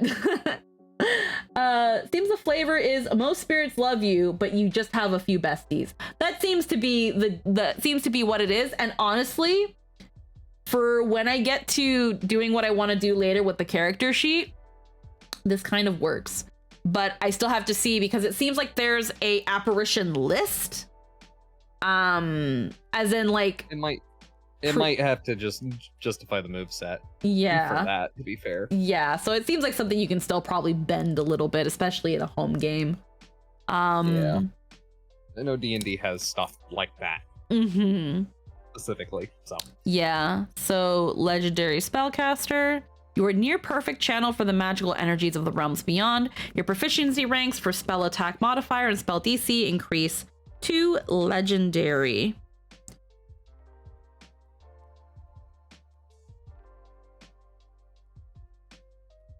Okay. So, Supreme Incarnation, you become a nexus between the mortal and spiritual realms, capable of serving as the channel for your apparition to incarnate its full might through you. You gain a 10th rank apparition spell slot. In addition to heightened versions of your apparition spell slots, you can use the slot to cast Avatar. When you cast Avatar in this way, you do not become an avatar of a deity, rather your primarily attuned apparition incarnates itself using your body, transforming you into the avatar described in your primary attuned apparitions entry. Okay, that's pretty self-explanatory, I think. It's just, it takes over. It takes over. Animist feats. At every level, you gain an Animist feat. You can select one of the following feats. You must satisfy any prerequisites before selecting the feat. Alrighty. So we've got here Apparition Sense, where there's obviously, you have to be an Animist, and then Divine, which I'm assuming this means the Divine spell list? Because this is a requisite. So I'm guessing this means a divine spell list? You can see and interact with things others can't. You have apparition sight, an imprecise sense that allows you to detect the presence of invisible or hidden spirits, haunts, and undead within 30 feet of you. You can allow... It just comes from a divine source, mostly for other effects. Okay. You can allow a spirit or undead otherwise incapable of speech to speak through you as long as you are in direct contact with it. You can act as a link between disembodied souls and their mortal bodies as long as you are in contact with both a spirit and a living body that belonged to it in life. The spirit can use you to return to that body. This doesn't allow you to bring the dead back to life, but can assist in restoring a disembodied soul to a still living body. If the body is occupied by another spirit or soul, that entity must succeed at a will save against your spell DC or be cast from the body when its original owner is returned. That reminds me of something and I can't quite put my finger on it. The red boxes are just tags for the feats which might matter for certain others' effects but usually don't. Okay. All right. Okay, I think I understand. Ooh, excuse me. So essentially, you can either allow a spirit to speak through you or speak through someone else. So, wait. What's going on in your background? I hear something. I have music going. I just have a little music going so that there's like something aside from me talking. Given something No. I mean through Discord, there's like a thump coming through your mic. That could be the air conditioning. Oh. Might just be making it through your gate. It might be. It might be. I tried to tune it a little bit, and I guess I tuned it a little too lightly, so I'm still kind of figuring it out. Yeah. Makes sense. Mm-hmm. Okay, so I was going to ask, does that fall under willful possession? Because I seem to remember Pathfinder having rules when it comes to that sort of thing. I feel like it does.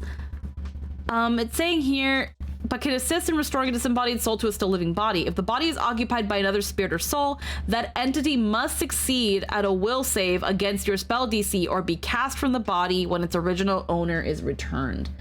Given some of the language, it does appear there are means to get access to non-divine spells on Animist or your apparitions, but they still count as divine for the sake of your class features. Okay.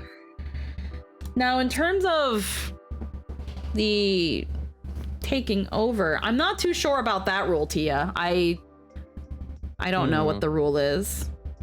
It also sounds like it's very similar to D&D's Soul Jar spell, where you can basically remove somebody's soul, put it in a container, and basically walk off with it if you beat their will save, and basically leave an empty body. So you can't do that. It doesn't want. They don't want. You can't. You can, but you shouldn't. you can, but you should. It was one of. I only remembered this because this was one of our backup plans for dealing with Strahd. Originally. Okay. Because it's a necromantic spell and I was playing a necromancer in a party of holy people. Oh my god, that was a whole thing.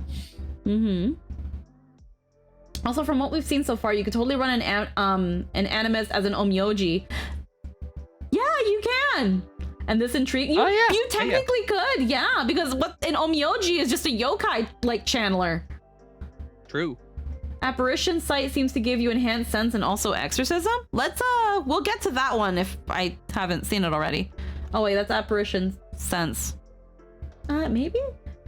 You can have so much fun just with the flavor side on this one. Yeah.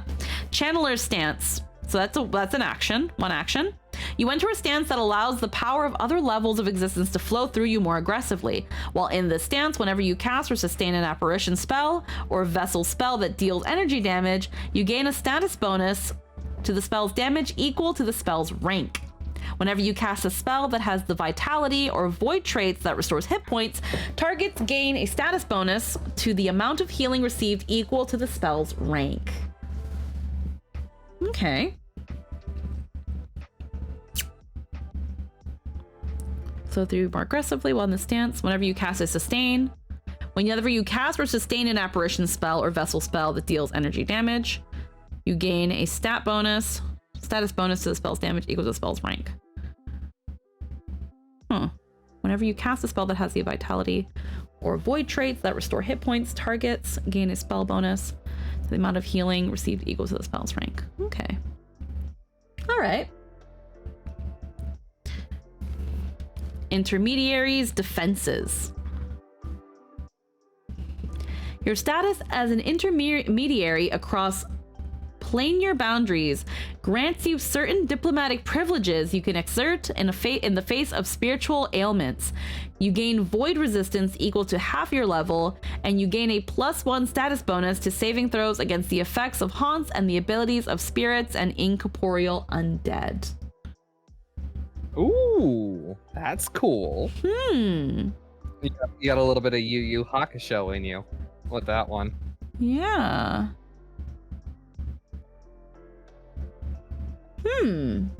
Neat. Alrighty. Spiritual expansion spell. There's Animist Apparition Concentrate Spell Shape. Okay, which is also a 1 action. Your apparitions briefly manifest to scatter the energy of your spell, causing it to spread out and affect a wider area. In the next action, if the next action you use is to cast a spell that has an area of a burst, cone, or line and doesn't have a duration, increase the area of that spell. Add 5 feet to the radius of a burst that normally has the radius of at least 10 feet. A burst with a smaller radius is not affected. Add 5 feet to the length of a cone or line that is normally 15 feet or smaller. And add 10 feet to the length of a larger cone or line. Okay, you kind of lost me a little bit here with the cone line radius. like, whoa. Okay, so wait. Basically, how far you can. It's like spells in that same way. Yeah. You can use this feat to increase the radius of an emanation spell with a duration by 5 feet by dedicating your primary apparition to maintaining the spell shape. Dedicating the apparition to the spell prevents you from using. Modifier. Yeah, dedicating the apparition to the spell prevents you from using the apparition's vessel spell, apparition skills, or avatar form for the duration of the modified spell. Nice. Okay. Alrighty. Conceal spell. You speak with the unheard voice of the spirits instead of your mortal words, allowing you to cast unnoticed. If the next action you use is to cast a spell, the spell gains the subtle trait, hiding the shining runes, sparks of magic, and other manifestations that would usually give away your spell casting. The trait hides only the spell's spellcasting actions and manifestation, not its effects. So an observer might still see a ray streak out from you or see you vanish into thin air. Cool. That's not bad. I like the rest of it though. It's like, yeah, prestidigitation or thaumaturgy, sneaking. I dig it. Yeah. Okay. Embodiment of the balance. Your place in the balance between the forces of life and entropy expands the spells you can pull from the spirit realms. You add heal and harm to your apparition spell repertoire, allowing you to cast them with your apparition spell casting. Okay. Grasping Spirit spell frequency once per 10 minutes. Your apparitions draw your enemy into range of your spells. If the next action you use is to cast a spell that has a range and targets one creature, you can choose one target for the spell that is up to 30 feet out of the spell's normal range. Your apparitions briefly take on semi-physical forms and attempt to drag the target into range of the spell. The target must attempt a fortitude saving throw against your spell DC. On a failure, it is pulled up to 30 feet directly toward you and then affected by the spell as normal. You don't need to pull the target the full 30 feet, but you must pull it to within the spell's normal range. If the target succeeds at its save to resist this forced movement, the actions used to cast the spell are wasted, but your apparition is able to conserve and cycle the magical energies back to you, so you retain any focus points or spell slots used to cast the spell. Okay. So if I'm understanding this correctly, this is a feat that allows, if your spell is not going to reach the enemy, this feat allows your spirits to kind of help nudge them towards your spell so that you don't have to worry about moving or wasting your turn because your spell doesn't reach. Obviously they have to roll for it, and if they fail the roll, then sweet, you've moved them. And if they succeed the throw, nothing happens. You don't lose the spell, you don't lose the focus point, you get that all back, which is good. That's good, because I feel like if you lost it, it's just like, well, now that's just an additional risk on top of wasting your turn. Where in this case, you at least tried, and now you can just try again, or again, next turn. It seems like the worst case scenario, just nothing happens. And in the best case scenario, you've nudged the enemy towards your spell using your spirit friends, and now you can dish that spell on them without you having to move yourself. So if what I'm understanding is the case, that's actually really cool. I can see that coming in the form of, if we use like the Omyoji example, what's like a something that I just kind of thought of. For example, if we're using the Omyoji example that Lynn prepared kind of for us, maybe you use like a Nekomata, and they like pretend to swipe something from your opponent and then kind of slink away towards the target range of your spell. And the save is whether or not they almost instinctively try to grab that thing that they just were that was just taken away, and thus fall into your trap, or they ignore the Nekomata and stay in place. Would that be a good example?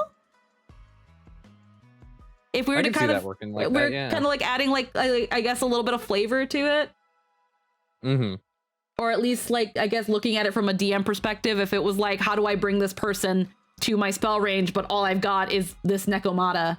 How do I use this Nekomata to kind of get this person into my spell range? Yeah, good flavor. Yeah, I did it. Lynn, why are you so far away? Anywho, sustaining dance. You dance in tune with the rhythms of your spiritual allies, moving through a series of steps laden with power. You step or leap and then sustain.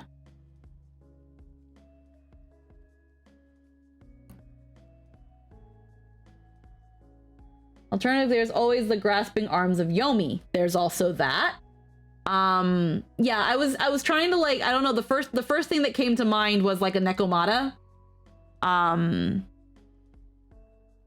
But yeah, or like for a more sillier one, let's say one of the spirits you're attuned to, again, just sticking to the Omyoji one, those little umbrella spirits where you just have it, the little umbrella spirit like pokes them in the butt with their little spike head, just pokes them in the butt, and it's like if they fail the save, they freaking Looney Tunes go ah, and then like they jump and fall into your stupid little spell range.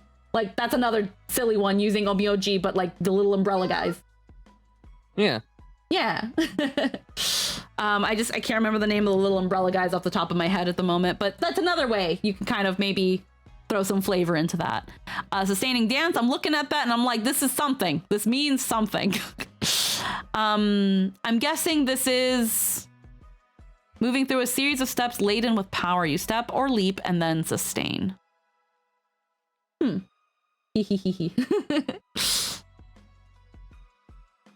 My phone went off. What does it want? Abla. Oh no, Who went live? Yeah, one sec. Oh. Okay, no, it was just a message from someone. Yeah. Alrighty. Just an email from someone. All right, so 4th level, Apparitions Enhancement. Once per turn is the frequency. Requirements, your most recent action was to cast a non-cantrip spell. It gives you 2 actions for the price of 1. Oh, okay. Neat. All right. An assisting apparition reaches a hand or other limb into your magic as you cast it, then uses it to cover 1 weapon you're wielding or 1 unarmed attack you have with additional magical power. Until the end of your turn, the weapon or unarmed attack deals an extra 1d6 spirit damage and gains a divine trait if it didn't have it already. Alrighty. So you had to have already, your most recent action has to have cast a spell that was not a cantrip. Reaches a hand or other limb into your magic as you cast it, then uses it to cover 1 weapon you're wielding or 1 unarmed attack you have with additional magical power. Until the end of your turn, the weapon or unarmed attack deals an extra 1d6 spirit damage and gains a divine trait if it didn't have it already. So essentially, if just to kind of keep it to like in a nutshell as possible, if I'm understanding this right, if in your last turn you cast a spell, your next weapon action gets an additional 1d6, and if it doesn't have the divine trait, it gains it.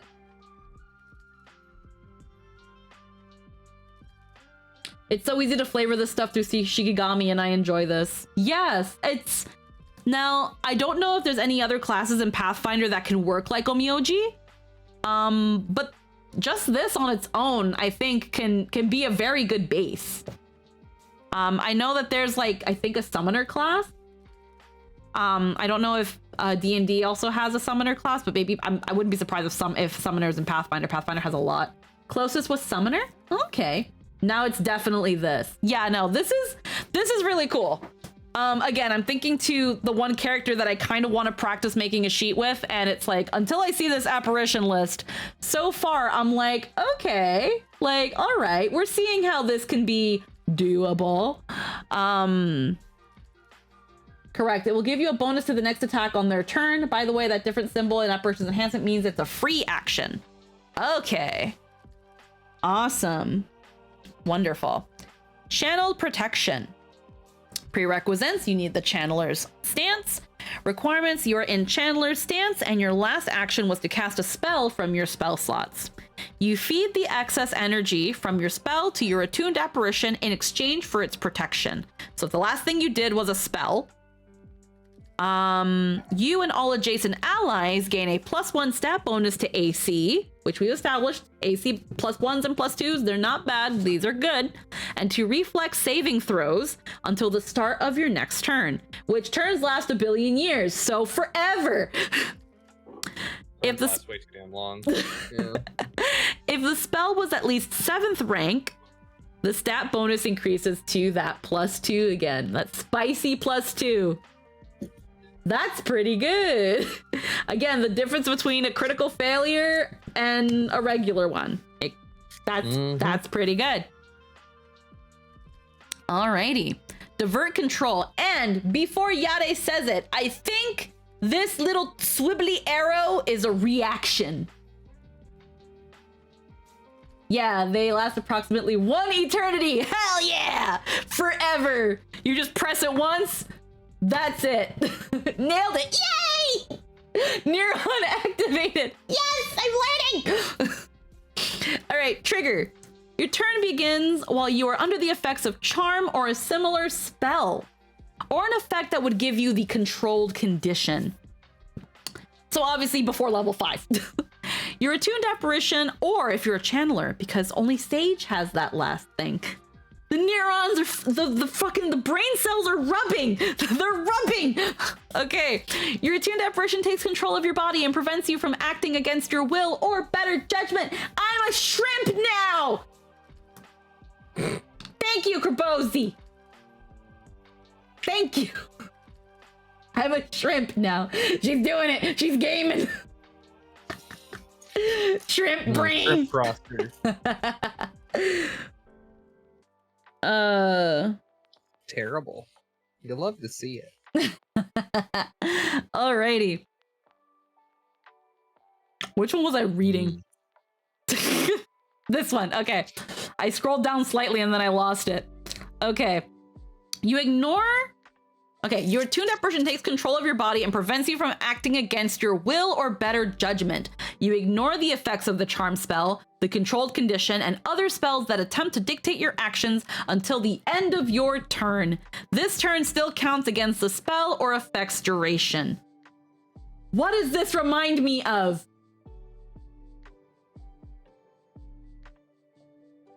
What does this remind me of?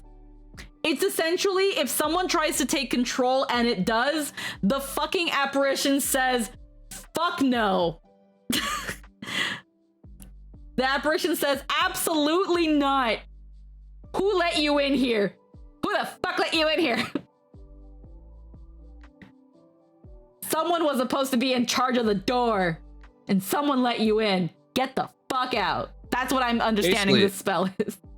Basically a counter exorcism with other spirits, yeah. Yes. Okay. Hey, this is my occasional meat suit. Get out. God, that reminds me of something. Something comes to mind. Several things, actually. That's why I probably can't narrow it down. But it's just... Fuck. I've only seen so much media where something is living in somebody. Man, I don't know why it reminds me of fucking Naruto and the times and like the very brief time I watched Naruto. Like if someone fucks with Naruto and the nine-tailed fox is like, whom's the fuck? Well, I keep saying Yu Yu Hakusho, like all that, or maybe even Shaman King. Yeah, I feel like vibes. Shaman King maybe also.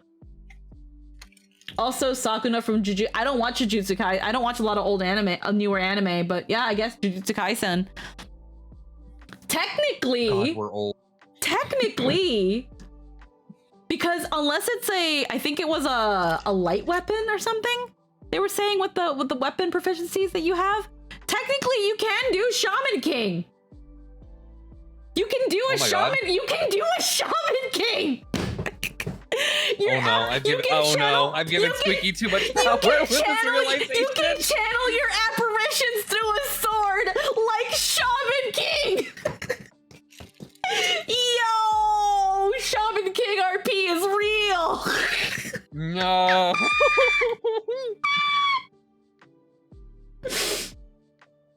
It's fine. You just have the pompadour that gets cut in half and turns into hearts. It'll be fine. If your spirit is strong, you could be the one. My God. I haven't seen the remake of it yet either. It's supposed to be really good. I've heard it's been pretty good, but I nowadays I find myself rewatching anime that I enjoyed and then occasionally being like, do I still hear good things about this anime like 4 to 5 years after it came out? Yeah, sure, let's watch it. Like, I don't got time for all the new stuff that's out right now. Well, most of it is just filler trash. That's the thing. It's like there's an overabundance of this stuff, and it's like hard opinion here. Hot take. Okay. Anime was better before they let normals in. Because it was just higher quality overall. They weren't averaging and trying to push more out the door. I see what you mean. Some can say that is a very gatekeepy stance. I don't think it is. Was Feeding Critters, and they had a scene kind of like that in Naruto. Ino tries to take over Sakura, and then inner Sakura shows up and mentally beats the snot out of her. Yes. What do you consider what do you consider normals? Yeah, that's a bit hot. It's that thing of I don't think it's too hot a take. It's a take that some people can see as gatekeepy, but here's the thing. I don't think it's particularly gatekeepy because the anime that was out before things really boomed were still normal fare. It wasn't anything hardcore and like only hardcore fans can get into. Again, for a lot of people, Dragon Ball Z was a good entry point. Pokemon, Yu-Gi-Oh, true. Things that were dubbed by 4Kids or Saban. Those weren't hardcore anime. Those were just anime that were out there that you could watch. And for some people, the entry point. Adult Swim was kind of also, for a lot of people, their gateway into more mature anime that weren't so heavily localized. We are normals. Let's see. Also, now anime is also being made for a Western audience that can dilute the charm of it. That I get. I see what you mean, but that does come off as gatekeepy, and I wouldn't put that out there. Legitimately highly recommend the new Shaman King, though. Here's the thing. There's this idea that gatekeeping is bad, and I feel like gatekeeping is subjective. People thought the Sailor Moon Deke anime was good, just saying. Yeah, I should probably preface this a little bit better. In this instance, I'm more mean. Before it became a more mainstream fare, it seems like, in general, we had more unique storylines and quite a lot less of, oh, what's today's isekai? Yeah, I think that's why that's my complaint. That's why I say it was like, this opinion can come off as gatekeepy, but I don't think that it is. I don't think it's a gatekeepy opinion because, again, as anime became a bit more mainstream and as certain stories got popular, like overseas, Japan was like, if we make more of this, then the Westerners, it was made, they started, like Yade pointed out, some stories started becoming made with the idea that it would do well in the West. Like, again, Sword Art Online, like, it wasn't the first people trapped in an online game anime. Dot Hack did it and did it better. But Sword Art Online was a lot easier to digest for some people. And thus it became popular, and thus the lieu of person getting trapped in something or sent into something, which then led even to just straight up isekais that we have now, where it's just you get sent into another world. Fuck just the game. You're in a whole ass other world with a new set of rules, and you're just stuck here now. And then the meme of Truck-kun and all that stuff. The rise of the Kirito clones, yes. See, I disagree. That is the problem of anime and more of manga. Like 90% of anime are based on light novel or manga. And and that... Okay. Inherently, you cannot separate the two by that descriptor then, because one causes the other, and both are appealing to that same audience at the end of the day. Yeah. Fair. But yeah, it's kind of like how, and I say this because, Sword Art Online had all the trappings of a really good anime. It's the moment you sit down and think about the writing where you go, wait, this is awful. Yeah, that's that thing of, again, when I think about the kind of boom of isekai, because obviously it's not like Japan wasn't immune to, hey, this was popular, so let's make more of it. Because again, like Mom did point out, a lot of these things were already light novels and manga. And when they saw Sword Art Online do really well, or ReZero do really well, they were like, these are the stories people want. Where else can we find stories like this? And some of them were okay, and some of them were trash, but they adapted them anyway because it fit the mold. Just kind of like how, with the boom of Twilight, suddenly everybody was writing vampire romance novels. And some of them even came around the same time as Twilight, or even before. And we're now just suddenly getting attention and picked up because they were vampire romance novel. Yeah. So it's exactly that same problem. Yeah. It's very similar to that. So Japan was never immune to it. It just became a matter of, well, this not only does well here, but overseas. So if we keep doing it here, we can keep doing it overseas. And that's where you had, again, a lot of this big boom of fantasy and less, I guess, rooted in Japan and their culture and their way of living. But that being said, there's also a fuck ton of slice of life, and slice of life is boring as fuck. We are back. Okay, this is where we'll hard disagree, because I love slice of life. For the most part. That's fine if you do. Like. That's fine if you do. It's fine if you do. My beef with slice of life is that there are some of them that I do enjoy, and then there were some of them that I was like, this is boring. See, Hunger Games and the young adult boon with Percy Jackson being the hipster choice. Yeah. Yeah, it has excellent animation, nice art, amazing music, and solid voice work. The keys jingled so good, but the story and characters suck.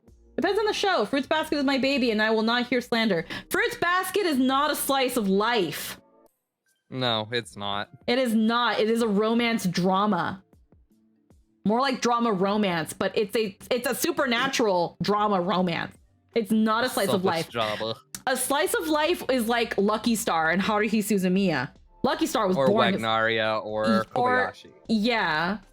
Kobayashi, best slice of life. You can't convince me otherwise. I haven't seen it. I do love Kobayashi, but it has a lot of questionable shit in it that I take issue with. Yeah, I don't know. I haven't seen Kobayashi, but there's a couple things where it's just like, did you have to put that in there? Did that have to be there? Why are people saying don't loot the dragon lolly? Why are people looting it anyway? Why are people looting it anyway? Loot the little Shota boy. Fuck off. That's so gross. Ugh. Either way. I have so many opinions. Either way, we've definitely deviated. My point being, you can be Shaman King. A fact to shrimp time. Oh yeah, fuck. We were on Shaman King. Yeah, that was the point. The point is, you can be Shaman King now.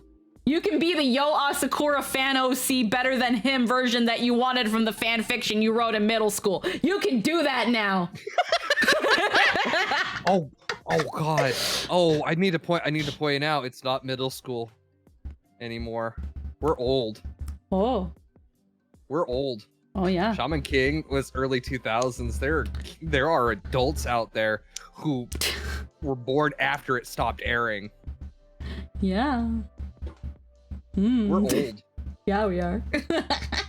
Stop! Why you gonna call me out like that? It's not middle school anymore. It's like, oh yeah, it's that retro cartoon I saw. But Tia, to be fair, Tia, there's the remake. Okay, that is fair, but I have the same issue looking at that and then looking at, Trigun Stampede. I fucking love Stampede, and everybody got all pissed off over it. And I'm like, no, you guys don't get it. It's a prequel. Just shut up. Oh. My obligatory reminder that Kingdom Hearts 1 can legally drink in the U. Ooh. That too. Spider-Man, so can Spider-Man 1. Oh. Fucking Shrek 2 is almost 20 years old. I remember seeing Shrek in theaters when I was in elementary school. Same. That was the school field trip. We're going to watch Shrek. Same. And it still holds up. Yes. Oddly, weirdly. Anyone remember Zatch Bell? We're not. Yes. We're deviating. I mean, at a certain point, you say something. I mean, at a certain point, you realize something like around 20 years ago, and then realize you're at an age where you refer to things from 20 years ago and just Huh. Yeah. We're here for Pathfinder. Blade was 25 years ago. You're welcome.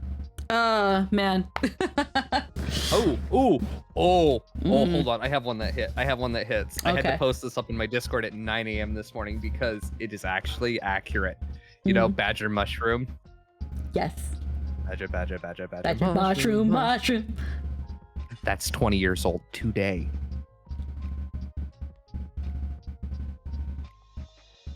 No, I'm not kidding.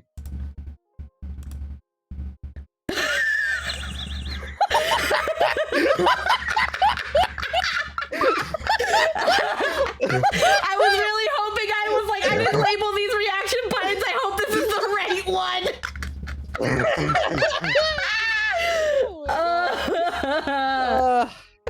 Pokemon turns 30 in like 2 years. Yeah, Pokemon Yellow released 25 years ago too. Uh-huh. Yo, Miku turned 32 technically. My husband from across the room. Jurassic Park was 30 years ago. Mm-hmm. Fuck. We're We'll old. be 30 in December. We're old. We are old. The age of 30 is in demand. Okay, so, yeah. We are becoming the boomers. But It is yeah, our nostalgia trip that was being preyed on. divert control. Someone tries to control you, your apparition says no, and that's it. Yep. Alrighty. Yep. Walk the winds. You know the ways of Wilds. birds and...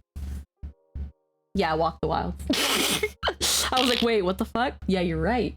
I don't know how to read. I'm a shrimp! I can't read! Are you telling me you fried this rice? In exchange for learning how to read, yes. Oh my god. Instead of learning how to read, I learned to fry your rice. You're telling me a shrimp read this rule book? Walk the wilds. You know the way of birds and beasts and have gained the right to wear their forms. You add animal form to your apparition spell repertoire. Woo! So let's throw a little bit of druid in that bitch. This is a really overpowered build. Allowing you to cast it with your apparition spellcasting special. If you are attuned to a stalker in Darkened Bows, page 13, increase the duration of your Darkened Forest form focus spell to sustained up to 5 minutes when using it to transform into a form granted by animal form. They'll probably go a little bit into that in page 13, which we are clearly not at yet. We're at page 9. But Also, okay. Darkened Boughs. Darkened Boughs? You know, like the boughs of a tree. Oh! Bows. Bows. Alrighty. 4th level. Apparitions in Bowsette. Bowsette. Apparitions enhancement. So we've got here frequency once per turn. It is a free action if I'm remembering the little diagram. Requirements, your most recent action was to cast a non-cantrip spell. We already did that. We read that, actually. No, we read that. Apparition stabilization. Your attuned apparition ensures that even if you would be distracted or disrupted, your magic doesn't go to waste. If a reaction would disrupt your spellcasting action, attempt a DC 15 flat check. If you succeed, your action isn't disrupted. For each additional attuned apparition you have beyond the first, decrease the DC of this flat check by 1. For example, an Animist with the 3rd apparition class feature and 3 attuned apparitions would need to succeed at only a DC 13 flat check to avoid being disrupted. Refer to stream chat for meme. I love Century Chan. They always do such good ones.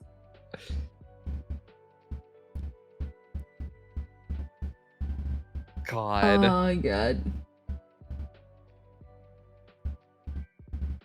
Huh. God, Lord. God. Alrighty, so essentially what apparition stabilization says is flat check is just a d20, so you would need to get a 15 or higher. Yeah, so that's a flat check. So and then for every you have to if it If you succeed, your action is fine and you can still keep doing what you were doing. And then for each additional attuned apparition, you decrease the check by 1. Okay, that's pretty solid. That's pretty easy to understand. Blazing Spirit, another reaction feat. Frequency once per 10 minutes. Requirements: one of the apparitions you are attuned to grants Battleground lore or Volcano lore as an apparition skill.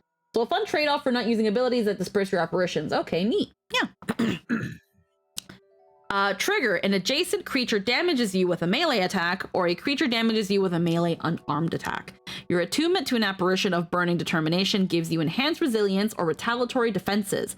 You gain resistance equal to your level against the triggering attack, and the triggering creature takes 1d6 fire damage and 1 persistent fire damage. This damage increases to 2d6 fire damage and 2 persistent fire damage at 12th level, 3d6 and 3 persistent fire at 18th level. Also, you can keep your spells in your apparition repertoire. You don't have access to them anymore if you disperse your apparition. Yes. That's pretty neat. Yeah. It has to be Battleground lore or Volcano lore. Okay. All right. Grudge Strike. Requirement: one of the apparitions you're attuned to grants heraldry lore, or underworld lore as an apparition skill. You can okay, I already read that. You channel the spiritual power of ancient rivalries or spiteful grudges into a devastating attack. Make a melee strike against a creature within your reach. You gain a +2 circumstance bonus to this attack and deal an additional 2d6 void damage to the target. If the target is undead, the strike instead deals an additional 2d6 vitality damage. This ability gains the vitality trait if it deals vitality damage, or the void trait if it deals void damage. Okay. Spoilers, I can't look at that. Okay, Friend so Willow is playing the game I'm in the middle of, so I can't look over there. Oh. Let's see. I'm looking at the little icon. I'm going to guess this is a 2 action with that little icon. Next to Grudge Strike. I'm so weak when it comes to... I got it right. It's 2 actions. I'm so weak when it comes to Pathfinder. My knowledge is so lacking. I'm just learning. Okay. So again, make a melee strike against a creature within your reach. You gain a +2 circumstance bonus to this attack and deal additional 2d6 void damage if the target is undead. The strike to the target. But if the target is undead, you do vitality, 2d6 vitality. Oh, finally. Okay, whip whap. Okay. Squeeze. Okay, so Grudge Strike, pretty neat. So you do void damage unless it's essentially a zombie, in which you do vitality, which makes sense because the best way to kill a zombie is to cast Cure. Medium's awareness. There's only one more action icon you've not seen, which is the 3 action. Extremely obvious now that you get that. Okay. And because it's the 3 action economy. I see now. I understand. Okay. Gaspel. Medium's awareness. The apparitions you have attuned yourself to help keep watch for incoming threats. You gain a +2 status bonus to perception checks made to seek, and when using perception for your initiative roll. At 12th level, this status bonus increases to +3, and at 20th to a +4. Oof. That's a big one. That's a big boost. That's a nice boost. Roaring Heart, which is a 2 action. Requirements: one of the apparitions you are attuned to grants mountain lore as an apparition skill. You search forwards, exonerable as water. Wait. And next, what's that word? And we don't sleep on +2 initiative. We do not. We welcome this one right here. Inexorable? Inexorable. Inexorable?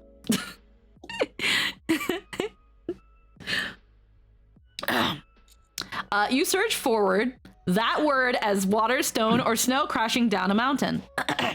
You stride up to twice your speed at any point during this movement. You can shove up to 2 creatures you passed adjacent to. If you succeed at shoving an enemy, you and each ally within 30 feet of your destination's square gain a number of temporary hit points equal to half your level, or equal to your level. If you succeed on both shove attempts. As the turbulent spirits you're attuned to reward you for acting as in an appropriately fierce manner. It means unable to be stopped. Yep. Had a feeling. These temporary hit points last until the beginning of your next turn. So, if you succeed at shoving the enemy, you and each ally within 30 feet gain temporary hit points. Neat. Okay. At 8th level, so Possession Echo from a 1 action to a 3 action. Frequency once per hour. You relinquish control of your apparition in exchange for additional power. You regain 1 expended apparition slot that is at least 2 ranks lower than your highest rank spell slot. Your apparition then immediately uses your body to cast an apparition spell that can be cast using that slot. The number of actions required for Possession Echo is equal to the action cost of the spell cast. Regaining control following the possession is difficult, however, and you are confused until the end of your next turn. Okay.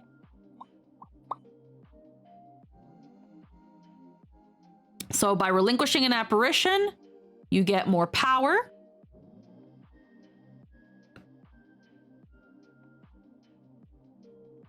Essentially, you regain a spell slot. Your apparition that immediately uses your body to cast an apparition spell that is cast using that slot. So you relinquish an apparition, and this allows you to use any spell as long as it's at least 2 ranks lower than your highest spell rank slot. And then at the end of until the end of your next turn, after the spell is used, you're essentially confused, which means that you're possibly prone. So, but I hope I'm understanding that right. Joke's on them. I've been confused my whole life. All right, soul synchronization. Prerequisite, sage practice. You are currently benefiting from apparition's possession. All right. The line between your intentions and those of the apparition possessing you blur, leaving you better able to support each other in the throes of combat. While your apparition's possession ability is active, you gain the following additional benefits. Once per round, you can attempt a recall knowledge check as a free action, sharing the results with your apparition. All strikes you make with a weapon or unarmed attack deal an additional 2 points of spirit damage. You gain resistance equal to half your level against all physical attacks, but you have weakness to spirit damage equal to 1/3 your level. You don't release your apparition, you just let it control your body. Oh, okay. Okay, I misunderstood when it meant relinquish control then. It essentially gives you an extra spell slot 2 ranks lower than your max that you use immediately. You are then confused on your next turn. Okay, so I kind of got the rest of it. But I misunderstood the relinquishing control. Okay. Alrighty. Bringing whole new meaning to Jesus take the wheel. Pretty much. Spirit walk. Okay, prerequisites. Apparition sense or attunement to a spirit that grants fortune-telling lore as one of its apparition skills. Your allied apparitions ward you against the predations of their restless peers. While searching or detecting magic in exploration mode, you and up to 4 allies within 30 feet don't trigger reactions from haunts and spirits. Your apparition sight is now a precise sense, and you gain a +2 circumstance bonus to recall knowledge checks related to any entities you can detect with your apparition sight. After rolling initiative, you and each ally within range of your apparition sight gain resistance equal to half your level against damage dealt by spirits or haunts until the end of your first turn. Okay. Interesting.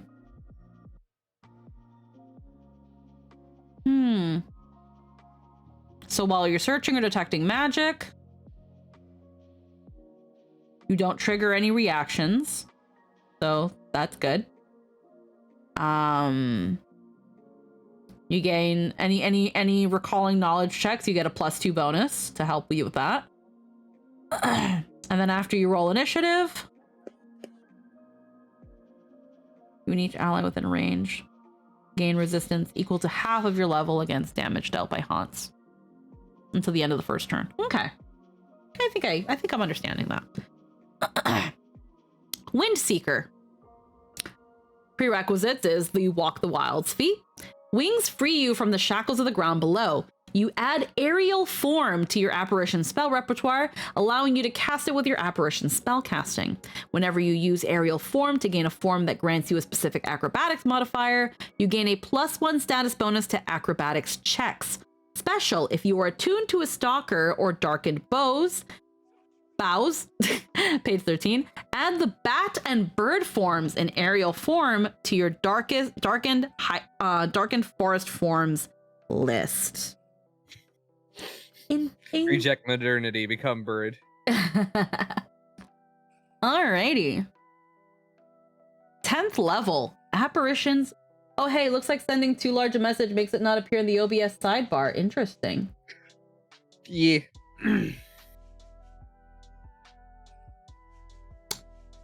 Did you... Enough of them have that problem. Did you write something? Did you write something, Lynn, that didn't work?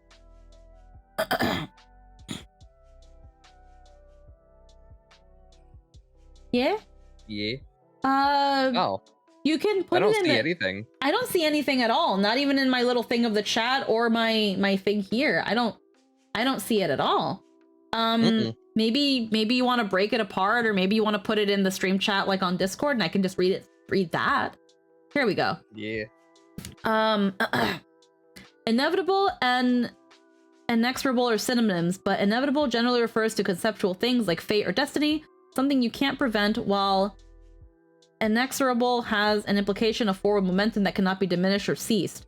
Like, say, in the trolley problem, the assumption would be that the trolley running over someone is inevitable and that it's going to happen either way, but that's because the trolley itself is considered to be inexorable and that you can't make it stop.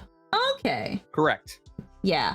No, I had a feeling I knew the definition of the word based on the context around it. I just couldn't say it. I just had a hard time saying the word. Word's hard, to be fair. Word's hard. Alrighty. Okay. Apparitions Quickening, 10th level feat. It's a free action, I guess I'm thinking. Yeah, no action or free action. If your next action is to cast a cantrip or a spell that is at least 2 ranks lower than the highest rank spell slot you have, you can draw power from one of your attuned apparitions to reduce the number of actions to cast it by 1, minimum 1 action. The chosen apparition is dispersed until you can retune it to your next daily preparations. Special, this can be used on a cantrip or spell from the class matching the one you gained this feat from. Okay. Fly on shadowed wings. Once per hour. And 2 action. You align the energy within your physical form to that of one of your insubstantial spiritual companions, bonding with their essence to become lighter than air. Choose one of your attuned apparitions for 10 minutes. We like us those poetic names. I mean, why not? For 10 minutes, you gain a fly speed equal to your land speed, but your chosen apparition is dispersed for the duration, automatically reattuning to you 10 minutes later. Okay, so for 10 minutes, you can fly. You don't have access to that spirit, though, but you can fly. You can fly equal to your land speed. Overwhelming Energy, which is a 1 action. Your apparitions blend your magic with power drawn from beyond the universe, making your damaging spells harder to resist.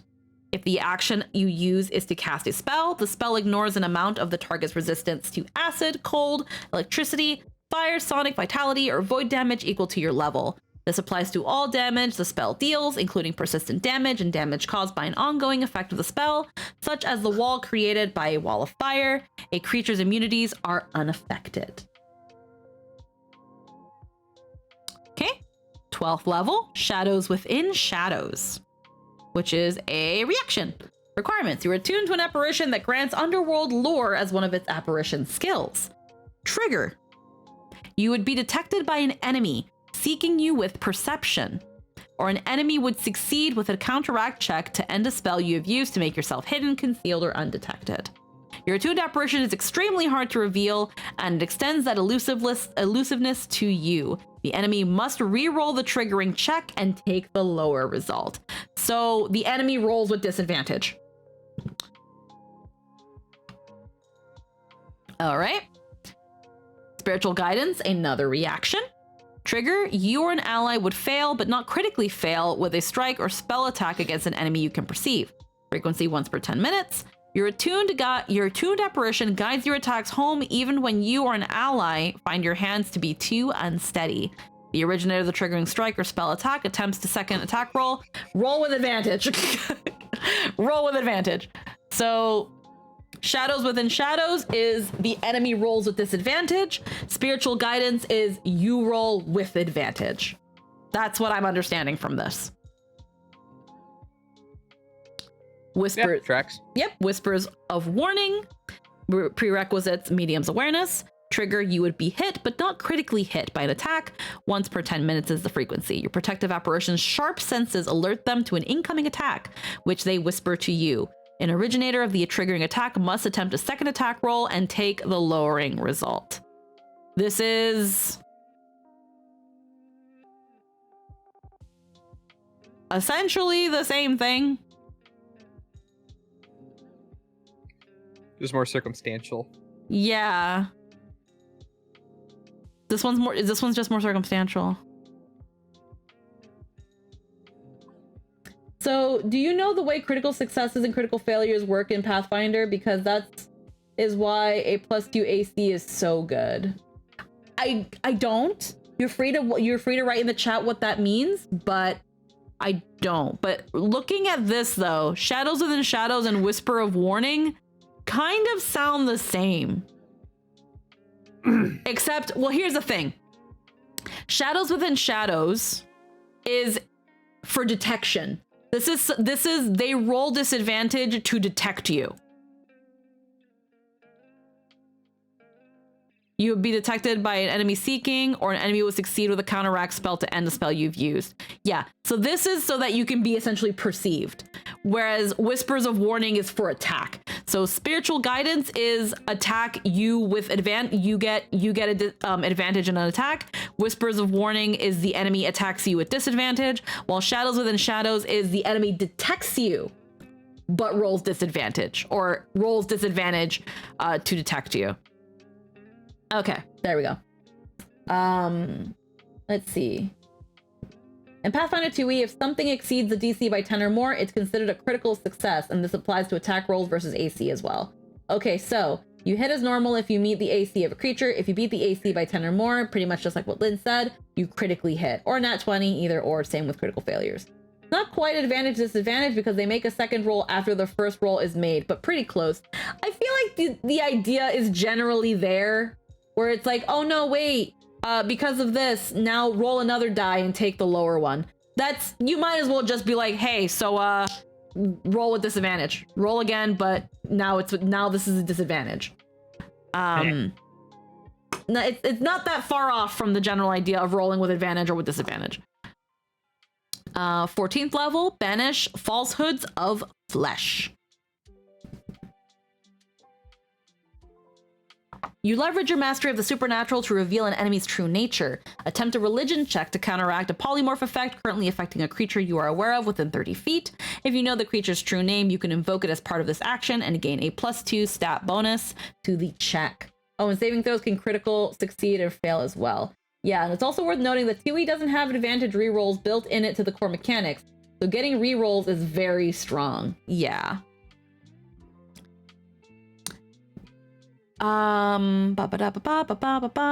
Attempt a religion check to counteract the polymorph effect currently affecting a creature you are aware of within 30 feet. If you know the creature's true name, you can invoke it as part of this action to gain a +2 status bonus to the check. If the target is somehow under the effect of multiple polymorph effects, you can choose which one to attempt to counteract. The GM chooses randomly if the separate effects aren't obvious. The target is then temporarily immune for 1 day.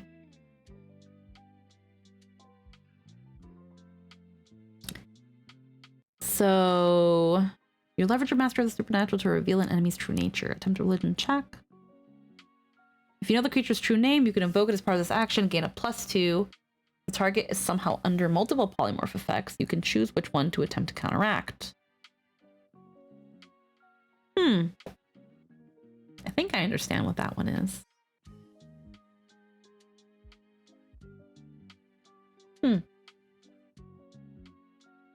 Cardinal Guardians. Prerequisites, channeler practice.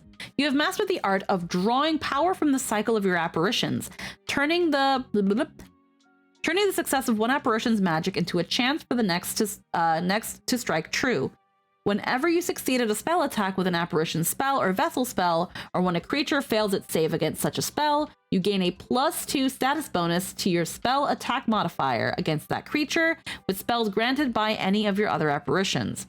And it takes a -2 status penalty to its saves against such spells. These benefits last until the end of your next turn.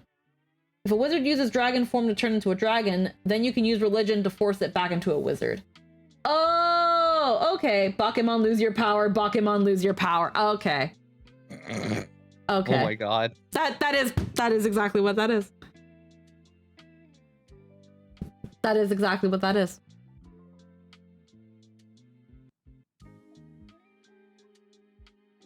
That is exactly what that is. It's like swipe or no swiping.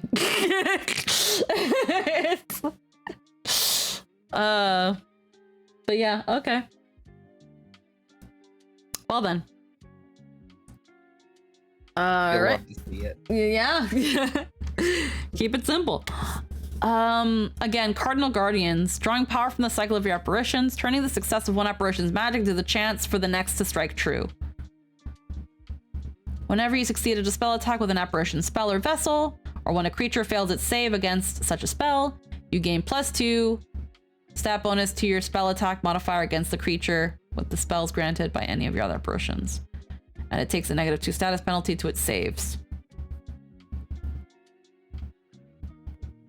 If I'm understanding this one correctly, I feel like it's worded funny, or I'm reading it weird.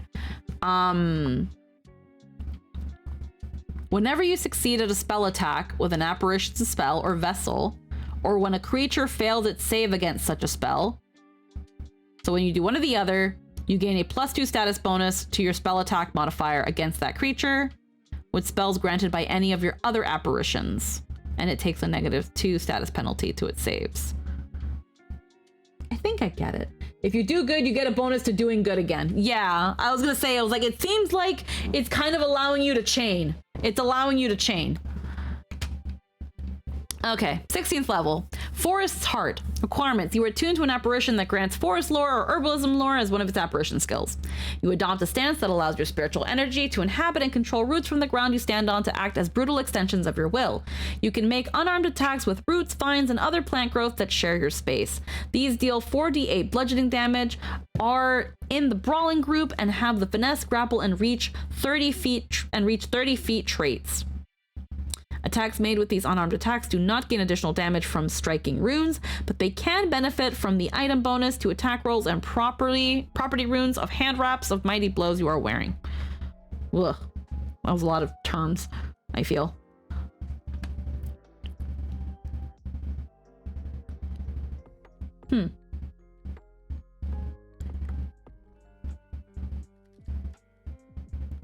You adopt a stance. You can make unarmed attacks with roots, vines, and other plant growth that share your space. These deal 4d8 bludgeoning damage, are in the brawling group, and have the finesse, grapple, and reach 30 feet traits. You attack with vines. You attack with vines. Do 4d8. Big damage, hopefully. That's what I'm getting from this. You attack with vines. Spiritual spell shape stance. Your attuned apparition manifests ethereal limbs that it extends over your shoulders, assisting you in more efficiently weaving spells that strike at the spirit. While in this stance, once per turn you can use a spell-shaped feat that normally requires one action as a free action instead, but only to affect spells that deal spirit, vitality, or void damage. This doesn't allow you to avoid or bypass any other restrictions or limitations normally associated with the spell-shaped feat. Alrighty. Okay. So it gives you a free action, but a limited free action. Okay. Alrighty. Tame the land. You are attuned to an apparition that grants academia lore or farming lore as one of the apparition skills. You adopt a stance that imposes peace on the earth and air around you. You ignore all natural difficult terrain, and you gain resistance equal to half your level against damage dealt to you by animals, beasts, fae, and plants. Yes, vines, Kodama. So this one's pretty self-explanatory. So you take less damage against these specific things, and you ignore all difficult terrain. Okay, neat, easy. Echoing channel. Embodiment of the balance is the prerequisite. When you pull forth vitality or void energy, your spiritual allies funnel it to another target of your choosing. If the next action you use is to cast a 2-action harm or heal, to heal or damage a single creature, choose yourself or one other additional creature adjacent to either you or the target. Target that creature with a 1-action version of the same spell, even if it would otherwise be out of the spell's range. This spell is the same rank as the 2-action harm or heal you cast and doesn't cost another spell slot.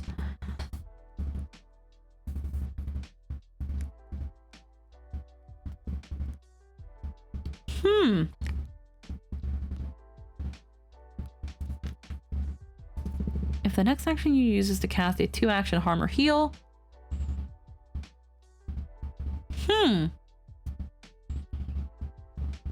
If I'm understanding this,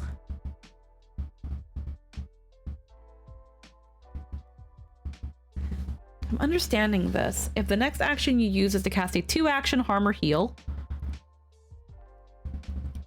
or damage, choose yourself or one other additional creature to either you or the target.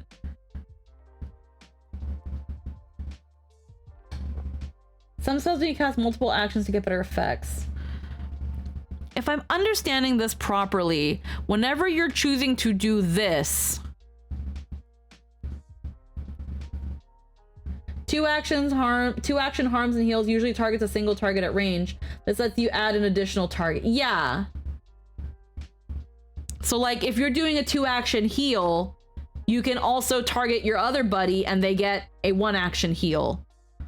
Or vice versa with harming. You can do a 2-action harm to one person, and then to someone maybe next to them, you do the 1-action. Yeah. Okay. That's what I seemed like I was getting. You can't mix and match harm and heal. You either do 2 harms or 2 heals, from what it seems. It's just... that's where the echoing comes in. Cleave, heal, cleave, harm. Yeah. Yeah. Okay. Soul Cycle, free action. Prerequisite, sustaining dance, at least one Animist stance feat. Trigger, your turn starts. Your spiritual allies guide your movements, allowing you to prepare for the trials before you faster than thought. You step or leap, then enter an Animist stance you know. So this is so that you can take your stance. Spirit Sacrifice, trigger, you would die. Your attuned apparition disperses its own energy to save your life. You can use Spirit Sacrifice even while unconscious or otherwise unable to act. Choose one apparition you have attuned. You do not die. Your wounded condition is reduced to 1 if it would be higher, and you regain a number of hit points equal to twice your level. The chosen apparition is dispersed until you can reattune to it in your next day preparations. Your spirit doesn't really die. You just don't use it for a bit. So,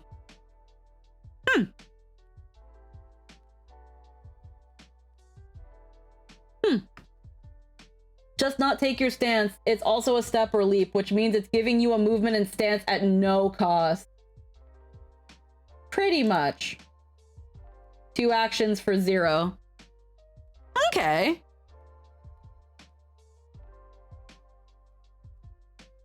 Yeah, it's also a step or leap. Okay. Okay, I think I'm understanding. I'm a little bit slow with at the stance thing. The stance, I'm not well versed in the stances. But if the stances give you access to things that you can do, then essentially it's free actions. If I'm understanding now. Okay. And then spirit sacrifice, you essentially disperse one of your attuned spirit. You don't die. And later on, next day, you can get your spirit back. You can just not die. You just don't die. You just don't die anymore. Alrighty.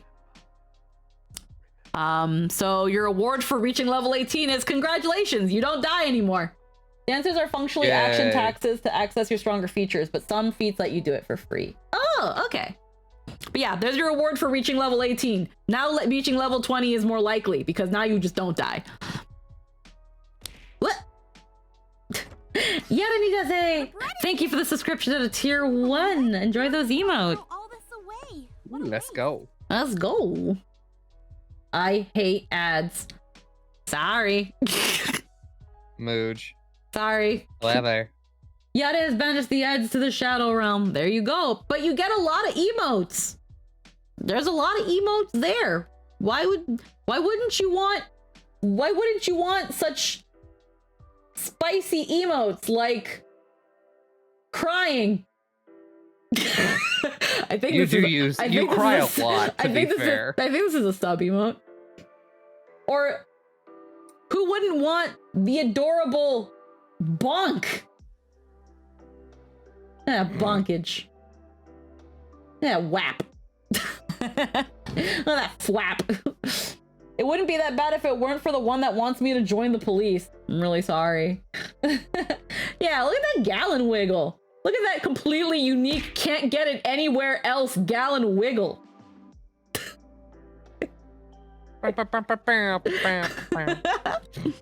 You can't get it anywhere else.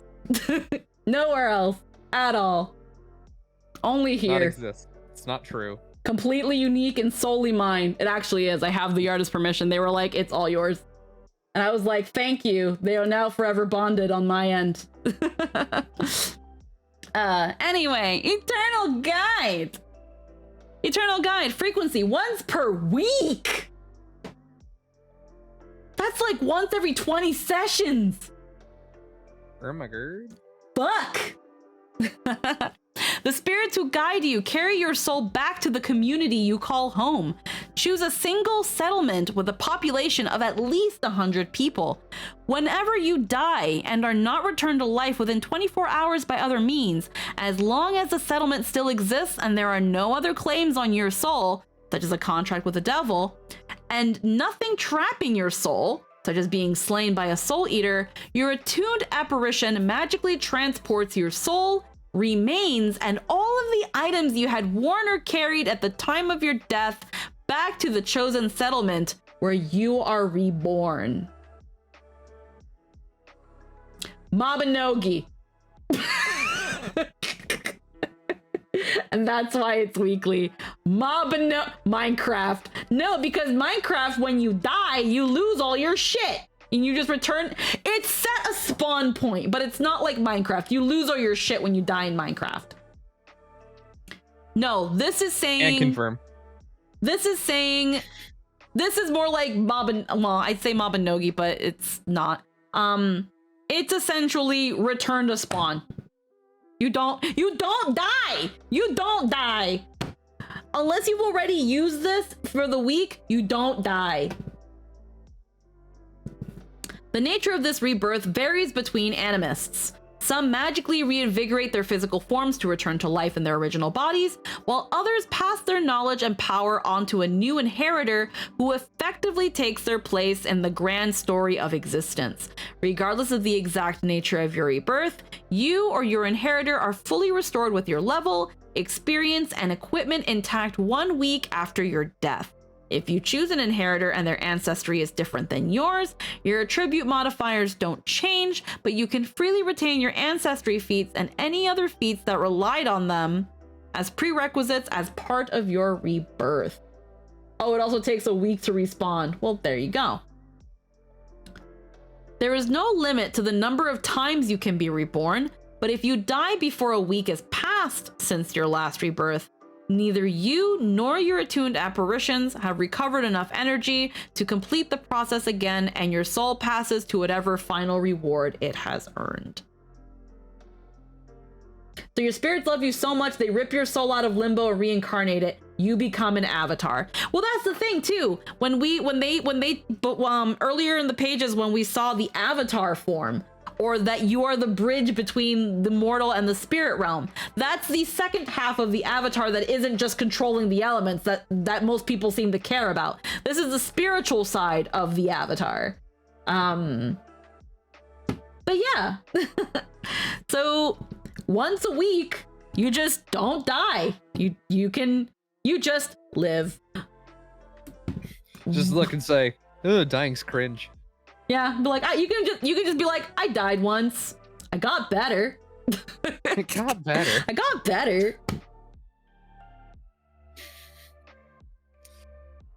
For the Warhammer fantasy folks out there, you just turn into Lord Mazdamundi. Yeah, no, seriously. That just says, dying is cringe. No, thank you. Pretty much. Let's see. Oop.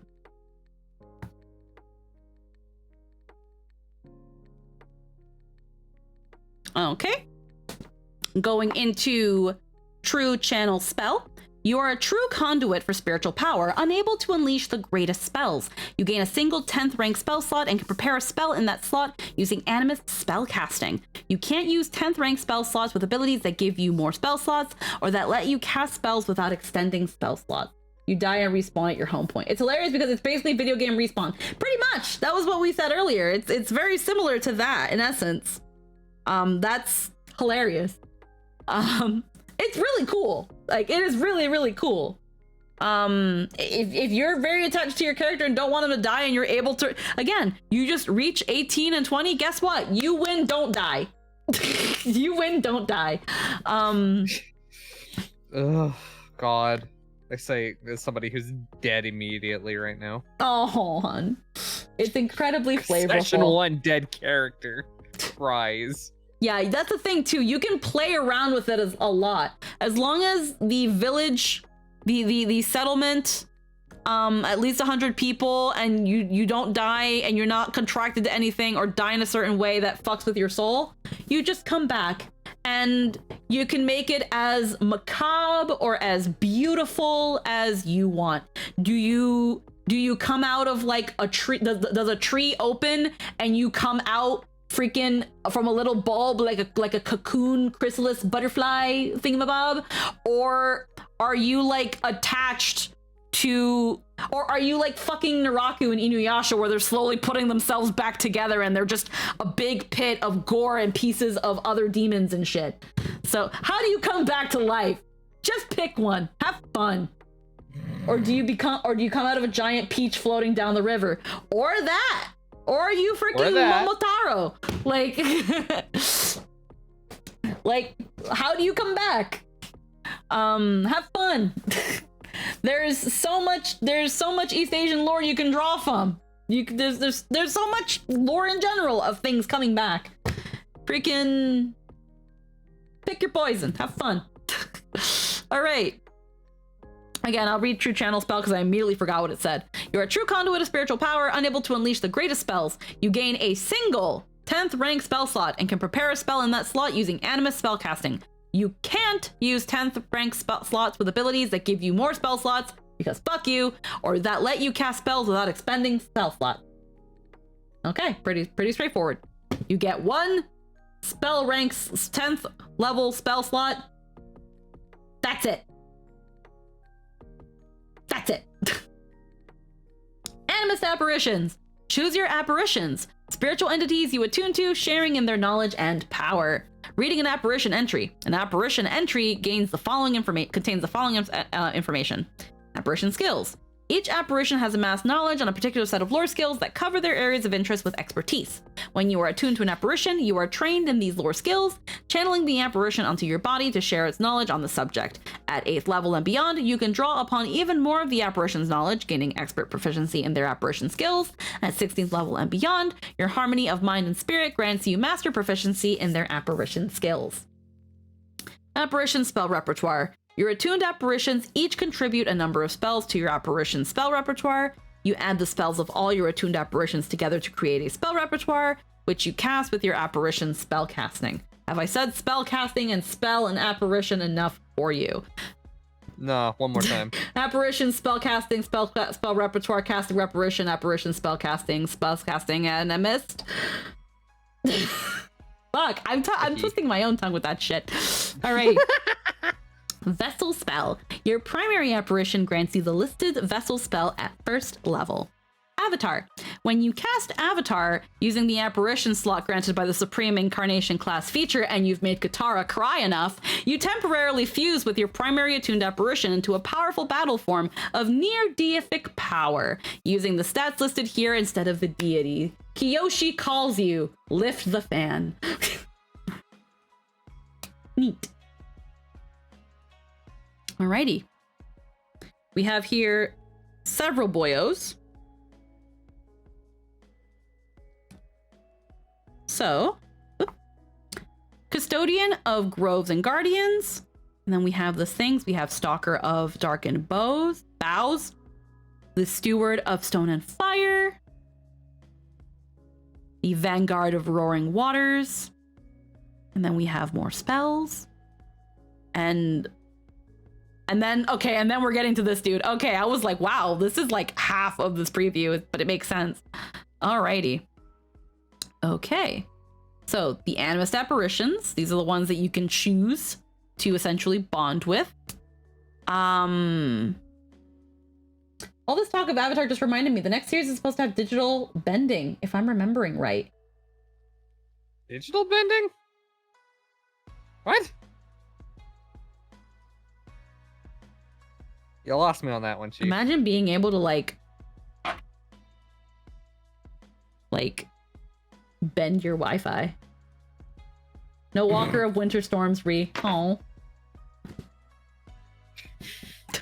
I'll have you know my Wi-Fi is very flexible. We have a lot of fun. Bend it more. Alrighty. Custodian of Groves and Gardens. Custodians of groves and gardens frequent tended greenery and farmlands cared for by loving stewards. These apparitions are drawn to peaceful pursuits, study, and quiet reflection. Some linger in the mortal realms not because they have lost their way, but because they believe they have already found Elysium. Custodians of groves and gardens are peaceful, quiet, and averse to conflict. They are your cute little deer and squirrel and 5th grade teacher who gave potato chips at the end of recess. I don't know. I don't know. What? I don't know. Okay. They are gentle and quiet and peaceful. And I used to have a teacher that gave us potato chips, and then she was really cool. Anywho, apparition skills. Farming lore and herbalism lore. The apparition spells cantrips. They give you Tangle Vine, Wall of Shrubs, Gentle Breeze, Safe Passage, Life Draining Roots, Intertwined Roots, Field of Life, Dancing Fountain, Moment of Renewal, and Overwhelming Presence. The vessel spell is Garden of Healing. The Avatar Elysian Field. Speed 60 feet. Ignore difficult terrain and greater difficult terrain. Oh. One action melee, Garden's Cradle. Agile, non-lethal, reach 10 feet. Trip. Damage 66 plus 6, bludgeoning plus grab. Ranged, one action, impose peace. Non-lethal, range 120 feet. Damage 6d6 plus 6, mental. It's Reagan. It's Reagan. There you go. Reagan. There you go. That's a character from one of the Nat 19 games. They're a very sweet, very loving, very kind druid that is played by my good friend Hayden. Vessel spell, Garden of Healing. So this is some of their thingies. Okay, 10-foot emanation, duration sustained up to 1 minute. Spirits of comfort and respite swirl around you, trailing visions of growing grass and blooming blossoms. When you cast this spell, and the first time each round you sustain the spell thereafter, you generate a pulse of renewing energy that heals each living creature within the emanation for 1d4 hit points. It's like mass cure wounds. Handy. Yeah. It's like mass cure wounds. Okay. Imposter in hidden places. Imposters in hidden places whisper in quiet corners where mortal voices rarely echo, hoarding secrets and pondering unknowable truths. They often bring misfortune to those who disturb them. Though an animist can earn their trust, will find that they make effective allies. Imposters in hidden places are shy and occasionally quite spiteful. Apparition, fortune-telling lore, and underworld lore. We've got telekinetic hand, ill omen, invisibility, veil of privacy, liminal doorway, hallucination, mislead, plane year palace, disappearance, and phantasmagoria. Willows of Wisteria. Phantasmagoria. Ah, yes. A puzzle of body parts. Willows of Wisteria. How did it go? No, the word was phantasmagorica. Willows of Wisteria. A memorial. It's a Vocaloid song. A crescendo of hysteria. The word was very close. It's phantasmagorical, but this one's phantasmagoria, which is kind of funny. Just want to say, phantasmagoria is such a good word. It's a pretty word. That's a sexy word. Anywho, vessel spell, discomforting whispers.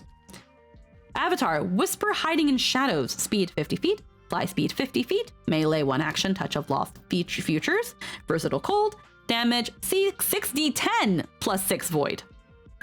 Wow. Ranged. 1 action, Whisper of Despair, range 120 feet, damage 66 plus 6 void. Okay. The vessel spell, Discomforting Whispers, a 5-foot emanation. You're surrounded by an aura of spiteful murmurings that incite bad luck and punish failure.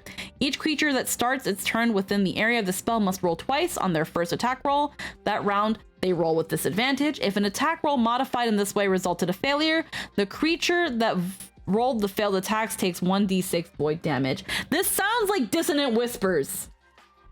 Just without the added effect that they want to run away from you. This feels like that. So versatile means you can choose the thing listed instead. So that's either 66, or the cold spicy. Okay, that's cool.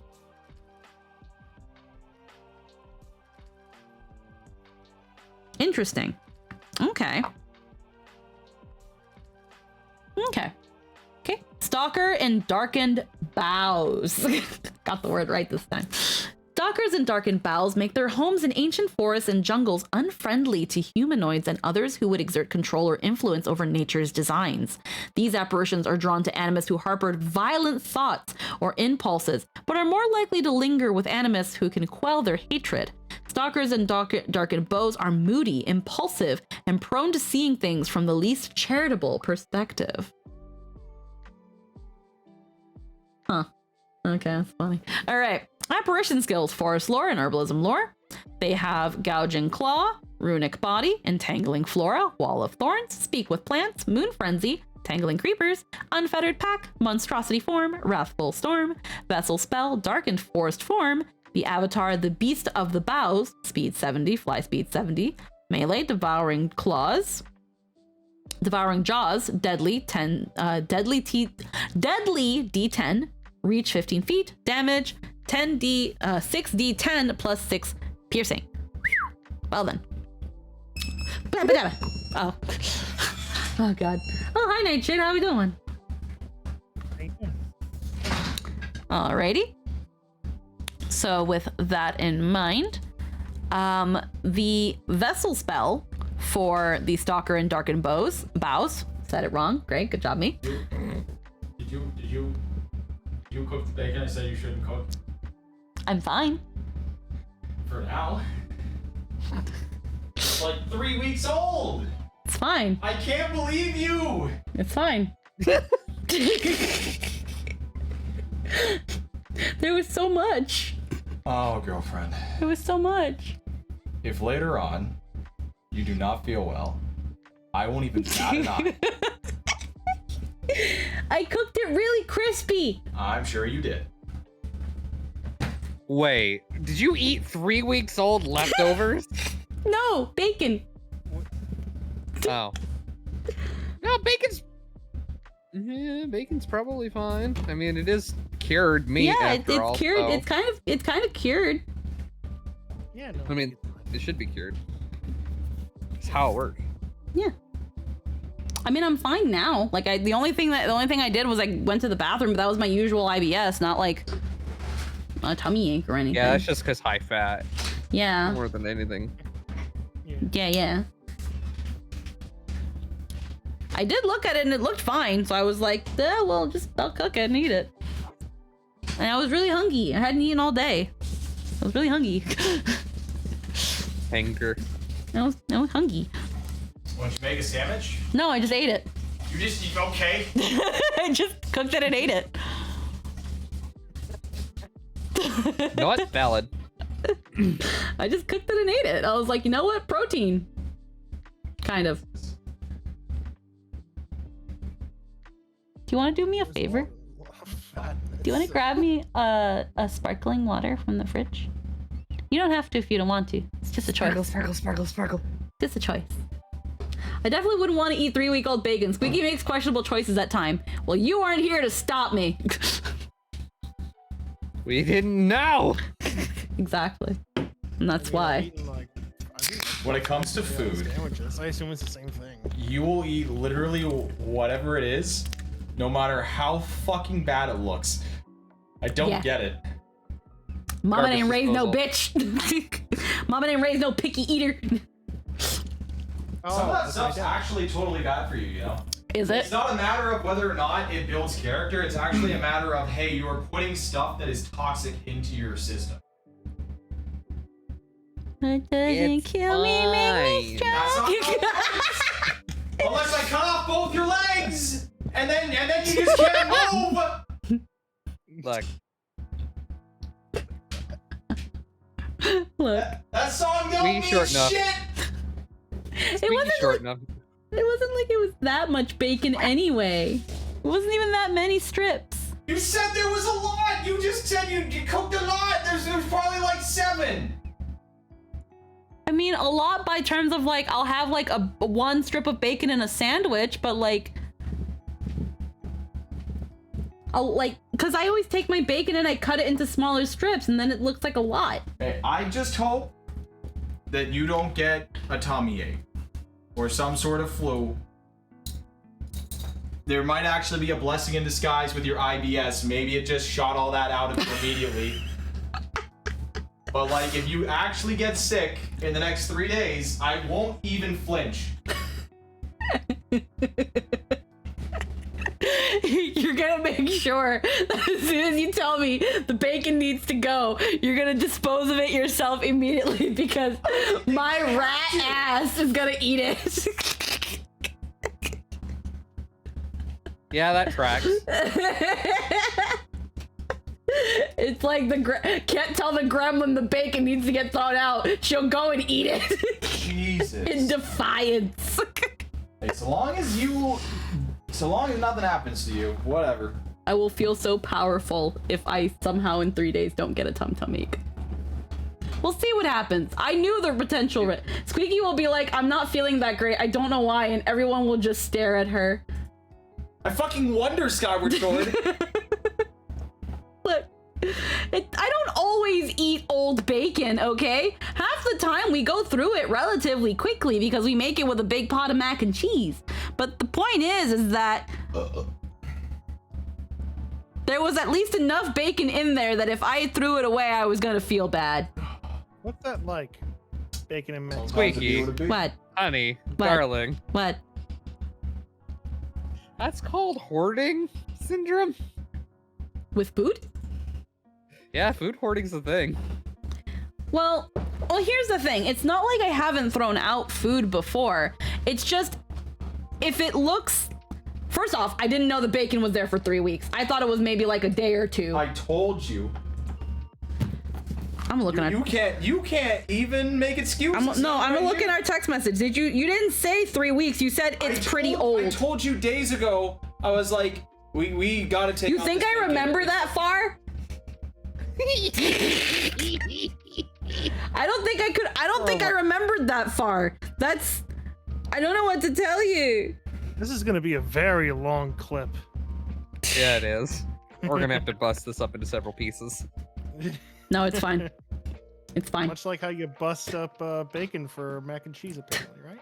Yeah, no, it's good with mac and cheese. Never had it. Is it good? Why don't you just do it?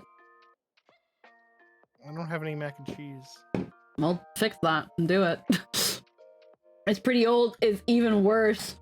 It's okay. You can also not throw it away and feel bad, but physically intend instead of mentally. I don't know. Again, we'll see what happens in a couple days, but right now I feel fine. Maybe like Jester said, maybe my IBS purging it will prevent me from actually having an issue because it barely stayed in my system. Who knows? We'll find out. Oh, there went Tia. Either way, while they're probably just disconnecting really quick, they'll probably be back in a minute. But darkened forest form. Your apparition casts a feral shadow over your form, transforming you into another shape. You can polymorph into any form listed in pest form. When you transform into a form granted by a spell, you gain all the effects of the form you choose from a version of the spell heightened and darkened forest form's rank.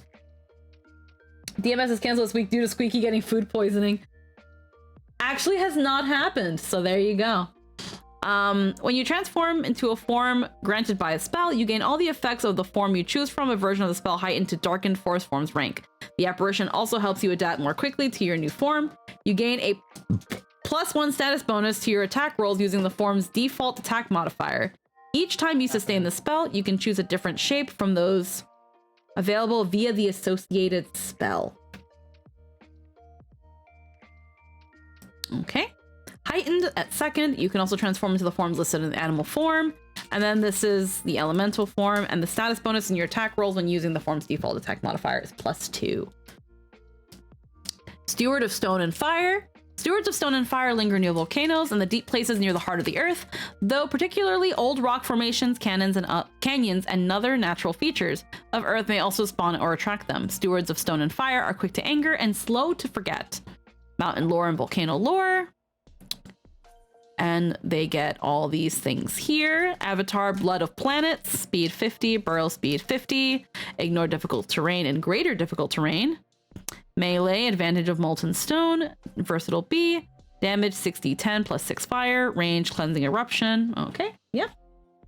Vessel spell, Earth's Bile, 30 feet, area a 10-foot burst, defense basic reflex, duration sustained up to 1 minute.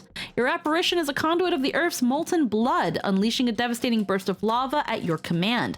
When you cast the spell and the first time you sustain it each round thereafter, choose an area within reach. Each creature in the area takes 1d4 fire damage, 1d4 bludgeoning, and 1 persistent fire. The persistent fire damage is negated on a successful save. Second, the fire and bludgeoning damage each increase by 1d4, and the persistent fire damage increases by 1. Vanguard of Roaring Waters. Mikado, hello and welcome. Vanguard of Roaring Waters. Vanguards of Roaring Waters are most commonly found where rivers carve their way through mountains, creating fearsome rapids. They can also be found near bays where rivers meet the sea and create turbulent breakers and unpredictable overtows. Vanguards of Roaring Waters encourage chaos and are easily bored. The water one. Apparition skill, mountain lore and river lore. We've got the associated spells and cantrips. The vessel spell is River Carving Mountains. The avatar, River that Splits the World. Speed 50, swim speed 70, melee Parting Mountains. Damage 6d10 +6 bludgeoning, ranged, crashed into the sea. Damage, okay. Water, water, and water, and water. Water, and water, and water, water, water. Vessel spell. River carving mountain. Sustained up to 1 minute. Your apparition solidifies around you into roaring water and spraying mist. For the duration of the spell, you have lesser cover against ranged attacks and gain a +5 foot status bonus to your speeds. Once per turn, you can use an action to stride up to your speed while your apparition fills each square you pass through with the lingering energy of a coursing river. These squares become difficult terrain until the start of your next turn. You can use river carving mountains while burrowing, climbing, flying, or swimming instead of striding if you have the corresponding movement type. Witness to ancient battles.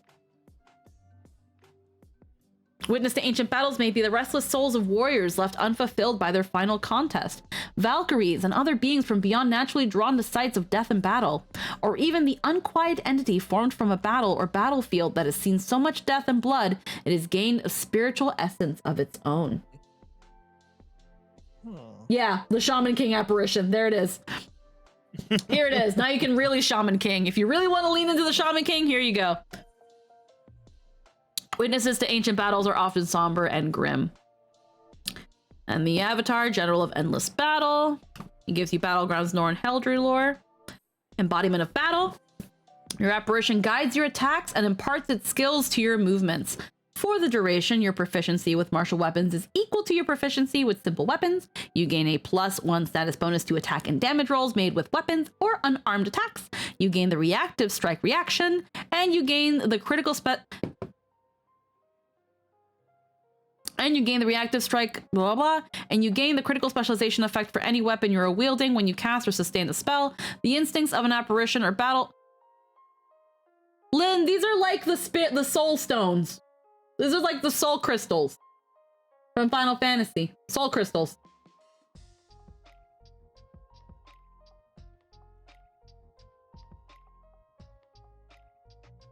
Yeah, they are. You know why? Because when you mentioned Shaman King, it reminded me of Amidamaru, and Amidamaru is a samurai, and that reminded me of Kijo. Which then, the samurai soul crystal, which is like, oh, there it is. There are lots of ways to use them. There you go. It's like a soul crystal.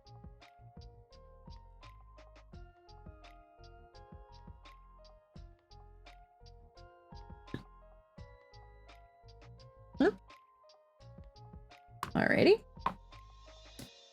So there you go. New spells. So let me just quickly check here.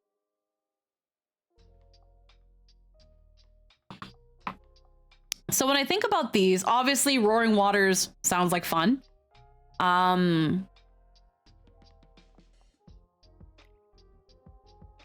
Witness to Ancient Battles, again, if you really want to lean into the Shaman King, or even just incorporate soul crystals similarly to that, you can maybe do that. Sword of Stone and Fire, Earthspile. Some of these look interesting. There are a lot of ways to use them. New spells. Okay, we're on the last page and then we can finally get to the second class. Holy moly. That only took like 3 hours. New spells. The following spells granted by apparitions will be appearing in okay. Liminal Doorway. Arcane Occult, 10 minutes casting time. Range is touch and duration is 8 hours. You draw a chalk doorway on an unbroken surface, which opens to an extra dimensional space. Any creature treating the drawing as an actual door can interact to touch the doorknob and pass through. The warped chalk drawn room beyond the door is 20 feet in width, depth, and height. The space is unadorned and empty, with chalk lines indicating the corners of the walls. Can you go into Chalk Zone? Is that what I'm hearing? Am I hearing Chalk Zone? Yeah, I really like Vanguard of Roaring Rivers and Witness to Ancient Battles. I like them too. They're the vibes I like the most.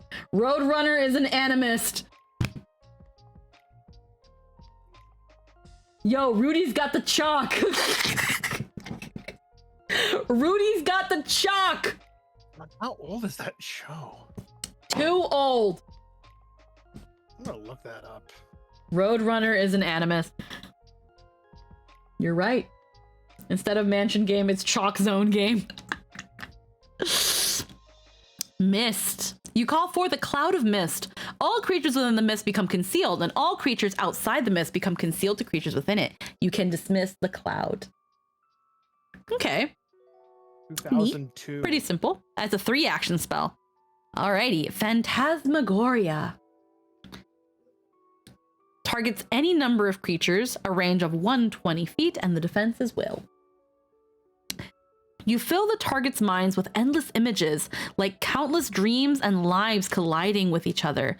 The onrushing information deals 16 d6 mental damage to each target, depending on its will save. This is a level 9 spell, so this is pretty high level stuff.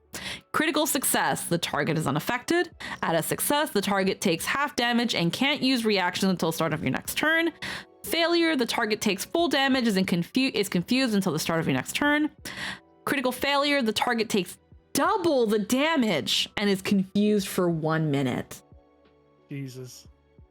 You pretty much just gave them 50 people's worth of Vietnam flashbacks.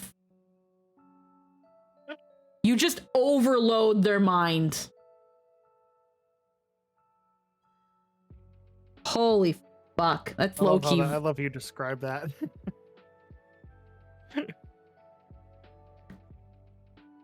That's like just having 50 lives pass between your flash in front of your eyes. This is why you don't want to critical fail things. Holy crap. And that's 16d6. That's 32d6 if it's a critical failure. Fuck. Damn. Planar Palace. Until your next daily, all right, 30 feet, last one, okay. You grow an extra-dimensional demi-plane consisting of a spacious dwelling with a single entrance. The entrance connects to the plane where you cast the spell, appearing anywhere within the spell's range as a faint, shimmering vertical rectangle, 5 feet wide and 10 feet high. You designate who can enter when you cast the spell. Once inside, you can shut the entrance, making it invisible. You and the creatures you designated can reopen the door at will. Inside, the demi-plane appears to be a mansion featuring a magnificent foyer and numerous opulent chambers. The mansion can have any floor plan you imagine as you cast the spell, provided it fits within a space of 40 by 40 and 40 by 40 and 30. While the entrance to the mansion is closed, effects from outside the mansion fail to penetrate it and vice versa, except for interplanar teleport, which can be used to enter the mansion. You can use scrying magic and similar effects to observe the outside only if you're capable of crossing planes. A staff of up to 24 servants attends to anyone within the mansion. These are like the servants created by the Phantasmal Minion spell, though they're visible with an appearance you determine during casting. Hey, here's a mansion. There you go. With an appearance you determine, the mansion is stocked with enough food to service a 9-course banquet to 150 people. I can't remember what the D&D equivalent to this is, but you create a mansion. Jesus. Have fun. Here's your mansion. Veil of Privacy. You erect protective wards that make the target difficult to detect via magic. Veil of Privacy attempts to counteract all detection, revelation, and scrying effects used against the target or the target's gear throughout the duration, counting cantrips as first-rank spells for this purpose. Mordecai's Magnificent Mansion. There we go. Yeah. Veil of Privacy attempts to counteract all detection, revelation, and scrying effects used against the target or the target's gear throughout the duration, counting cantrips as first-rank spells for this purpose. Successfully counteracting a spell that targets an area or multiple targets negates the effects for only Veil of Privacy's target. Okay, well, there you go. That's pretty self-explanatory. Alrighty, and that is all in terms of the play test for the Animist. So, a lot going on there. Holy shit. Yeah, wow. But there's still another 15 pages. How fast will we get through this one? I don't know, because I definitely do still want to get through that building a character sheet thing. So we're gonna I'm not gonna try to lightning round this, but I'm going to try to go through what I think is important, which I might end up still going through everything. Just probably kind of just hitting the bullets. So, the Exemplar, which we had established earlier, is essentially our demigod, the class. And this is our poster boy here. His name is Nahoa. Nahoa is a young human man of the Olehala people, one of the 4 great voyaging nations of the Okayu Ocean that spans Tianjia and Arcadia. There you go. Born on the rainy side of his island, Nahoa grew up digging canals for his family's taro farm, taking care of his younger sisters and ensuring his village never lost the yearly stone hurling championship. Though he wanted nothing more than an easy life, Nahoa was called to exchange his digging stick for a warrior's spear when a great demon returned, as it had for decades to prey on his home. He faced the beast high in the sky, and even as his spear pierced it, its talons dug into his flesh. Rather than succumb to the creature's venom, Nahoa claimed its power as his own, becoming a Nephilim in the process. He crashed far from the Okayu, where he would meet a Varki woman and set off on a quest across the distant inner sea. Which in this case, it's our Animist lady here. She meets him, and then they go on their little adventures. Do they fall in love? I don't know. You can decide that for yourself. The Exemplar. An imbalance on the... Okay, so let's read the little blurbs here first, actually. So, the rarity is rare. It is a rare class, meaning that it's not just anybody can be this. But mostly in the terms of society play, which is, again, it's your D&D Beyond or your Pathfinder Society. Not everyone can play this class. And it's probably, if I'm remembering what Lynn said, it's probably recommended that these not be allowed in games. Because again, they're pretty much demigods. Which probably means they can become broken pretty quick. We'll see here as we go through them. But there you go. So, rarity, rare. Initial proficiencies. At first level, you gain the listed proficiency ranks in the following statistics. You are untrained in anything not listed unless you gain a better proficiency rank in some other way.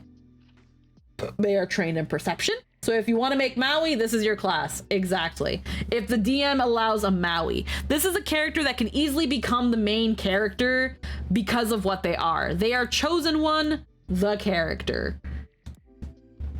Rare as I understand is probably not unless it's the perfect setting for it, essentially. Which I don't see a lot of DMs making settings that could allow this. And if not, and if they do, they might want to nerf it. Which then at this point, why even play it? But who knows? I don't know. We'll find out.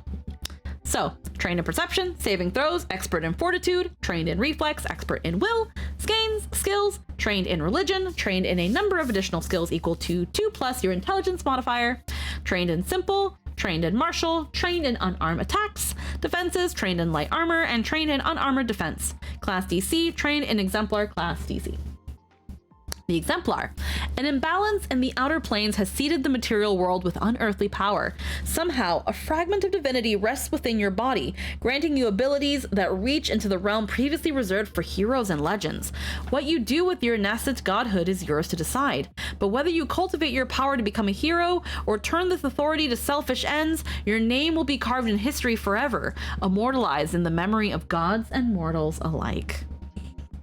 Your key ability is strength or dexterity. At first level, your class gives you an ability boost to your choice of strength or dexterity. Your hit points are 10 plus your constitution modifier. You increase your maximum number of HP by this number at first level and every level thereafter. During combat encounters, you fight on the vanguard, scattering lesser foes to the winds. You concentrate your divine energy into the right weapon or tool for the moment. When an arrow strikes your skin, it stings no more than a flea. When your spear strikes forward, it can pierce gods. They're a bit stronger, but shouldn't break the game. The big thing is that they're very special snowflakes, and it doesn't really work narratively unless you're making the Exemplar relevant to the plot. You don't want demigods running around as common rat catchers. Exactly. During social encounters, you naturally cut a larger-than-life figure. You may use your personal magnetism to inspire others, and you might be a lone and brooding figure who speaks only seldom. Either way, your actions and words hang in the air with weight. You know who this reminds me of? Landon from the Fairy Tale game. Oh God. Landon. Ooh, Landon. that brings me Landon. back. Landon. Holy This goes shit. back to the character that I want to play around with the Animist up there when we create that character sheet, because I've talked about it briefly a couple times, but my initial idea for Priscilla, when I learned about the Animist and got the little tidbits that we were given, Priscilla immediately came to mind because of my initial concept of what she was going to be. And we'll get into that a bit because I want to get into the Exemplar. Oh yeah, my dad is Zeus, and that will not be remotely relevant to the story. What? Yes, it's me. It's Maui. Breathe it in. Not me singing Moana because banger. While exploring, you feel for the flow of fate, knowing that your path will bring you to your next quest. In downtime, inactivity rarely suits an Exemplar, so you seek out additional deeds or quests to spread your name. You might search for creatures to slay, compete in athletic contests, or quest for lost artifacts.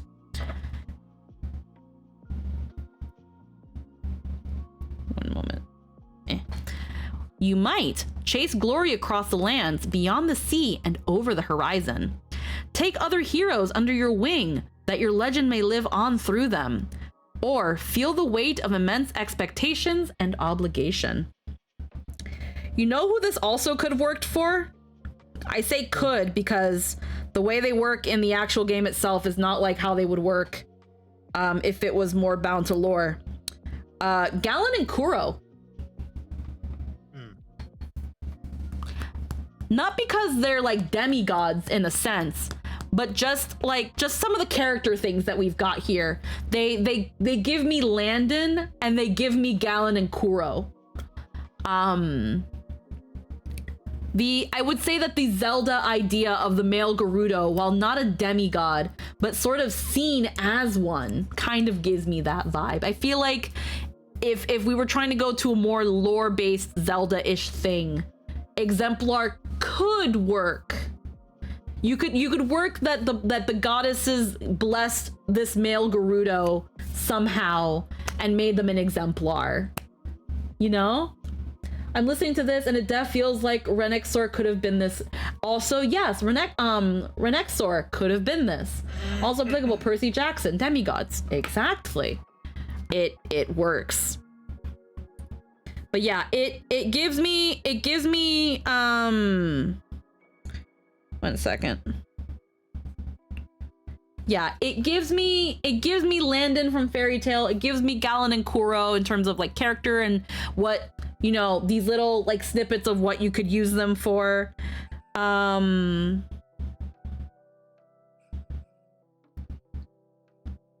like that. So others probably look to you in times of crisis, thinking you can handle any challenge. Think of you as larger than life, the nexus of any grand tale. Mistake your heroism and capability for pride and aloofness. And that's also, again, more Landon vibes. Okay, Exemplar advancement. We're not going to go into this because it's pretty kind of repeated stuff, so we're going to leave this alone. The key terms, the following new key terms may appear in the many Exemplar class features and feats. So in this case, icon. An icon is a special item that is so tied to you, it can serve as a divine vessel for your Exemplar might. Your divinity crystallizes into 3 icons at first level. Each icon has a passive eminence ability and an activated transcendence ability, and they can gain additional abilities through feats and other options. Your noble phantasms. Your noble phantasms. Eminence. Yup. At any given time, your divine spark can rest within one of your icons, empowering it with beyond mortal abilities. As long as your divine spark is empowering one of your icons, yes. As long as your divine spark is empowering one of your icons, that icon gains a divine trait and grants you the benefits described in its eminence entry. If your icon has multiple eminence abilities, you gain all of them whenever the icon is empowered. If an eminence ability occurs on a critical strike with a weapon, it replaces any critical specialization effect that weapon might otherwise have. Unlimited blade works. Okay. Divine spark. Alrighty. Transcendence. Transcendence channels the might of your divine spark through one of your icons to surpass the mortal and enact a miraculous deed. To use an icon's transcendence ability, your divine spark must be empowering that icon.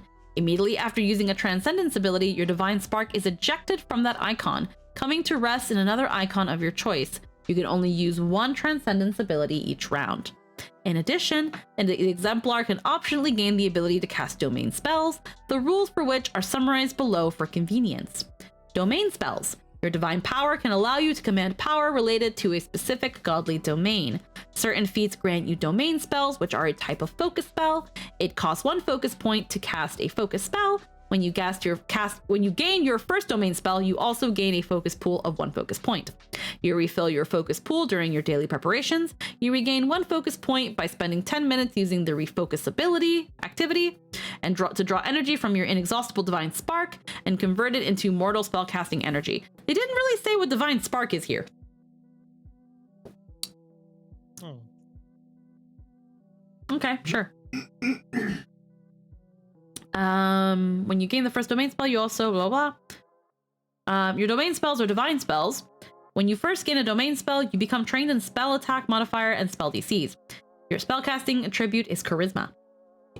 Focus spells are automatically heightened to half your level rounded up, taking feats to give you more focus, though your focus pool can never have more than 3 focus points. It's a class feature, left-hand side. Yeah.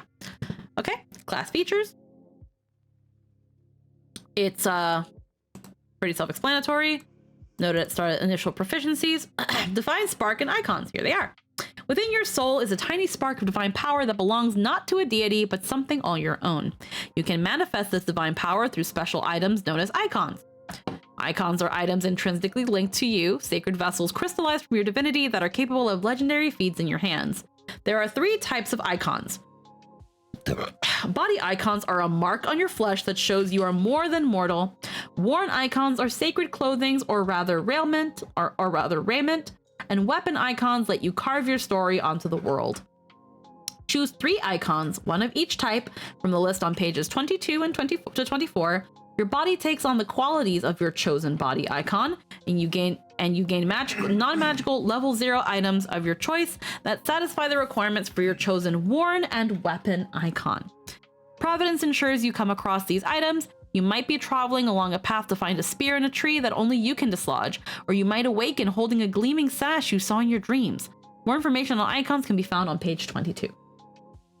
By focusing your divine spark into one of your icons, you empower that icon to accomplish deeds beyond what it could in mortal hands. As long as your divine spark resides in an icon, you gain that icon's eminence effect. You can call your spark forth and place it into an icon by using the shift eminence action. Alrighty, so shift eminence. Once per round, you shift the focus of your divinity, filling one of your icons with your divine spark. That icon softly glows with radiant light, emits subtle chimes as it moves, or is otherwise obviously empowered in a way that matches your growing divinity, granting the icon the divine trait and granting you that icon's eminence effects for as long as your divine spark is empowering it. Your spark is indivisible, so it can empower only one icon at a time. You can also shift eminence to return your spark to the depths of your soul, leaving none of your icons empowered. Need ma really marble. Look, Lynn, I'm gonna be real with you. I had a character. I'm not gonna go into it because it was weird. It was weird DM shit. But I had a character who essentially ended up having a reality marble. But because they could never say reality, they kept saying really marble. And they ended up getting that. They ended up getting not quite a reality marble, but pretty darn close. And the ability was called the really marble. God, I remember that.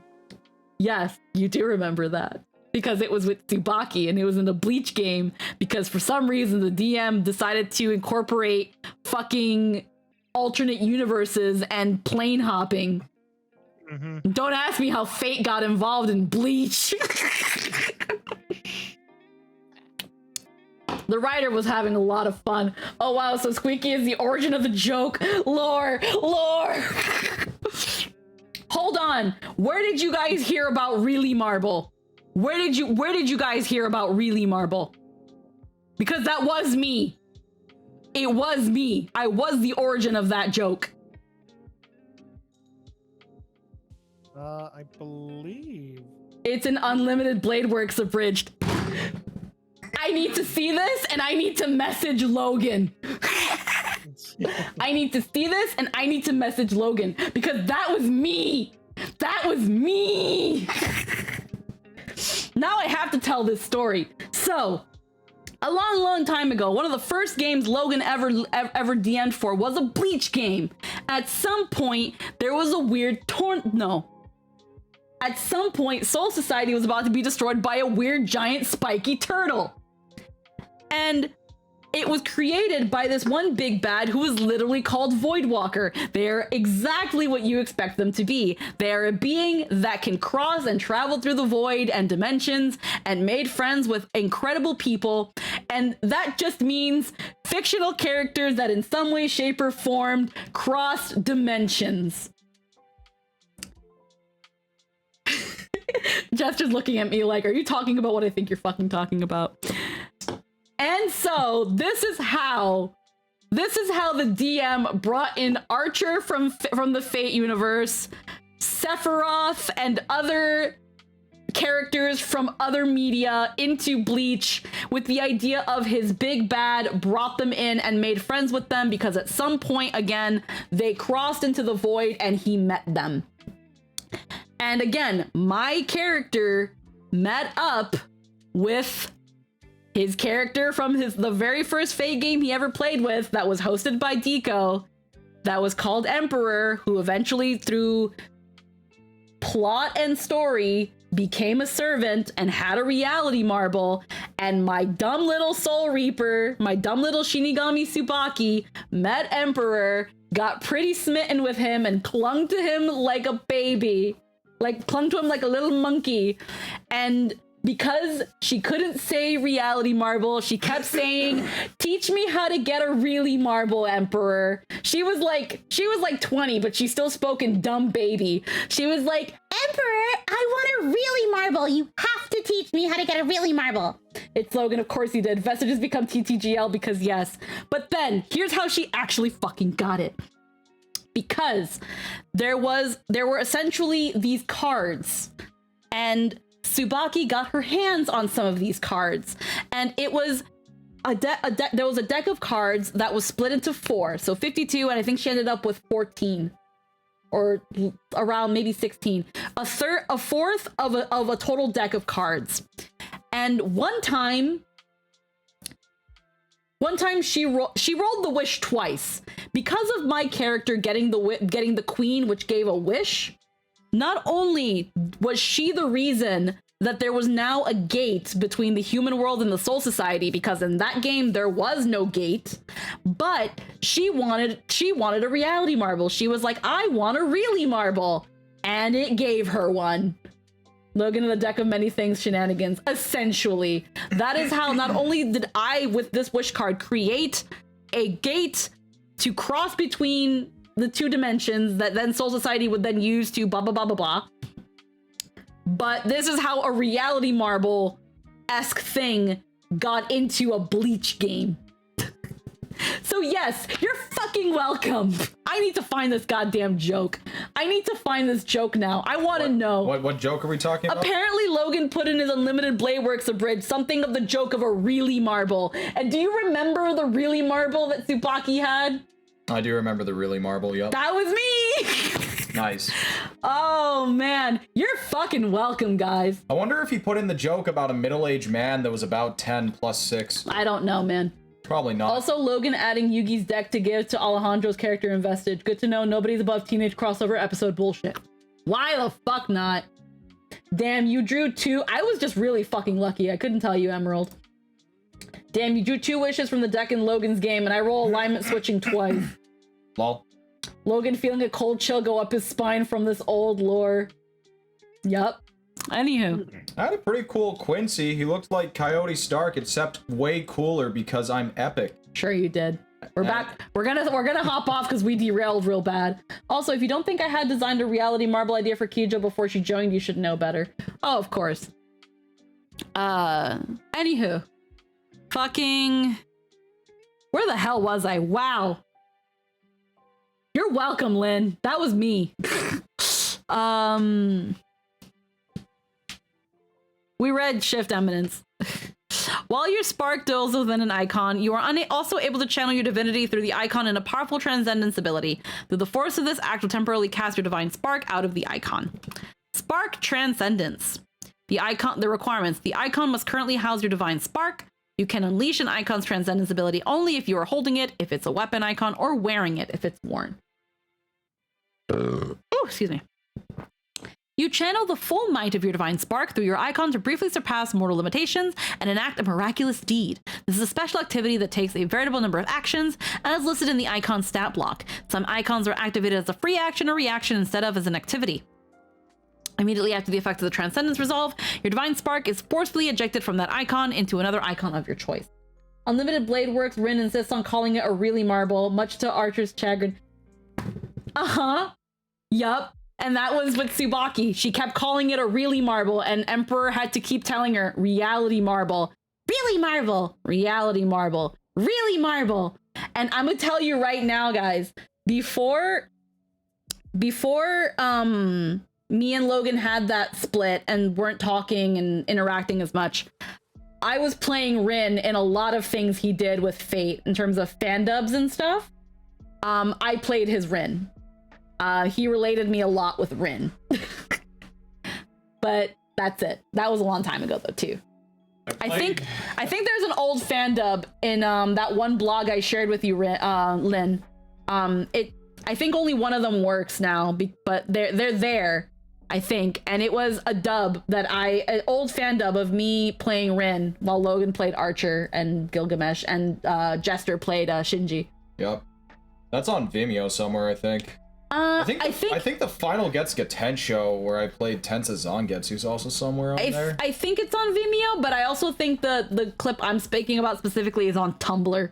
Oh, is it? Yeah, because Tumblr's video thing was its own player. Man, I just looked at the performance Doug Airholtz did and did the exact same thing because I was 17, 16? You were a baby still. I didn't know what the fuck acting was. But I did all right. There you go. Because he had plans, and then we didn't. Anyway. Pathfinder. Alrighty, Humble Strikes. Even the most unassuming weapons can accomplish heroic deeds in your hands. When you are wielding a simple weapon, increase the damage die size of that weapon by 1 step. I'm gonna message Logan right now. You are not letting this go. I'm gonna put in all caps. Did you really? No, I have my caps on. Did you really, Marvel? Jesus. Did you really put a Tsubaki reference into your UBW? Into your UBWA? He's not gonna understand until he's gonna be like, what?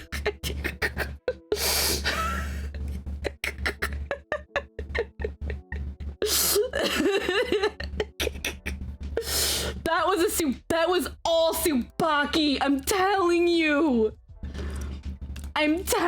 guys. Where's my bleach sheet? I still have this shit. I might still have mine. Where's my bleach sheet? But that's okay. Much like now, if you were ever silly enough to do an FF9 abridged, Kujo would be playing RuneScape in half of his scenes. He would. Don't fucking worry about it. My mining level's like 83 now. Fuck off. Oh man, hold on. Oh, I have so many sheets for Tsubaki. I have to look in this really quick. Yeah, so a 4th deck of crowns. Abilities and tactics. I know I have the really marble. I have my Zanpakuto. I have the Kido that I know. What's this? That's the normal stats. And then this is More stuff. Boiling point. Zanjutsu. Hado. Bakudo. Where the fuck is that shit? Spinning water shield. Hinsei no sei. Trivia for the new. There's 2 main sheets that I have.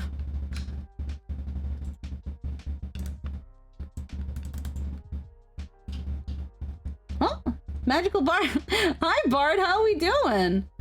Ah, God. I know I had to have put really marble in the goddamn cheat. What happened to your shrimp? Hold on. Freaking Bard, shouldn't you be streaming or something? Weren't you streaming? Weren't you playing stuff? How are you? What are you doing? What are you doing here? Freaking I was. Alrighty, hold the heckin'. Oh, Bard's here. Yeah, hold on, I'm like really focused on looking for this. Trivia for new combat stuff. Do I not? Tsubaki notes. I have this. What's this? Okay, no, what's this one? Blade of water, boiling point. Here it is! I found it! I found it! Really Marble Inner World. Fucking found it. Oh man, hold on. I've gotta, fuck. How do I show this? It's in 856B. Oh my god. Can I open this on Google Chrome? Is that even possible? No. Gimme. Oh hi! Now you arrive. Here's what I'm gonna show you, Lynn. First off, I'm gonna take a fucking quick screen cap so that I can show you.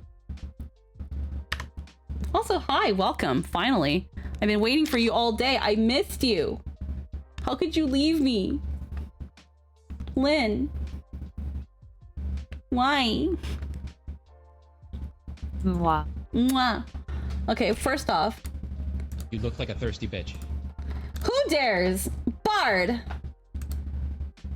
Not right now. You'll get attention later. God. Anywho. Okay, so... Oh, I did? Yes, you did! Really, Marble was Tsubaki. Okay, so first off, Lynn, I'm going to show you the screen cap of the full... Okay, apparently not. Apparently I'm not. Ah! Stop bonking me! I'm doing something! Also, I'm trying to listen to multiple streams at once while also reading along in the book and following all the conversations. I'm spinning these plates so good and you should be proud of me. I mean, you don't have to do that, but I think I'm understanding your logic as to why you're doing it, and yeah, I understand. That makes a lot of sense. It is what it is. But yeah, no. Why is it not letting me? God damn it. Hold on, I'm gonna... Alrighty, here's the next best thing, I fucking guess, because Gyazer's being stupid.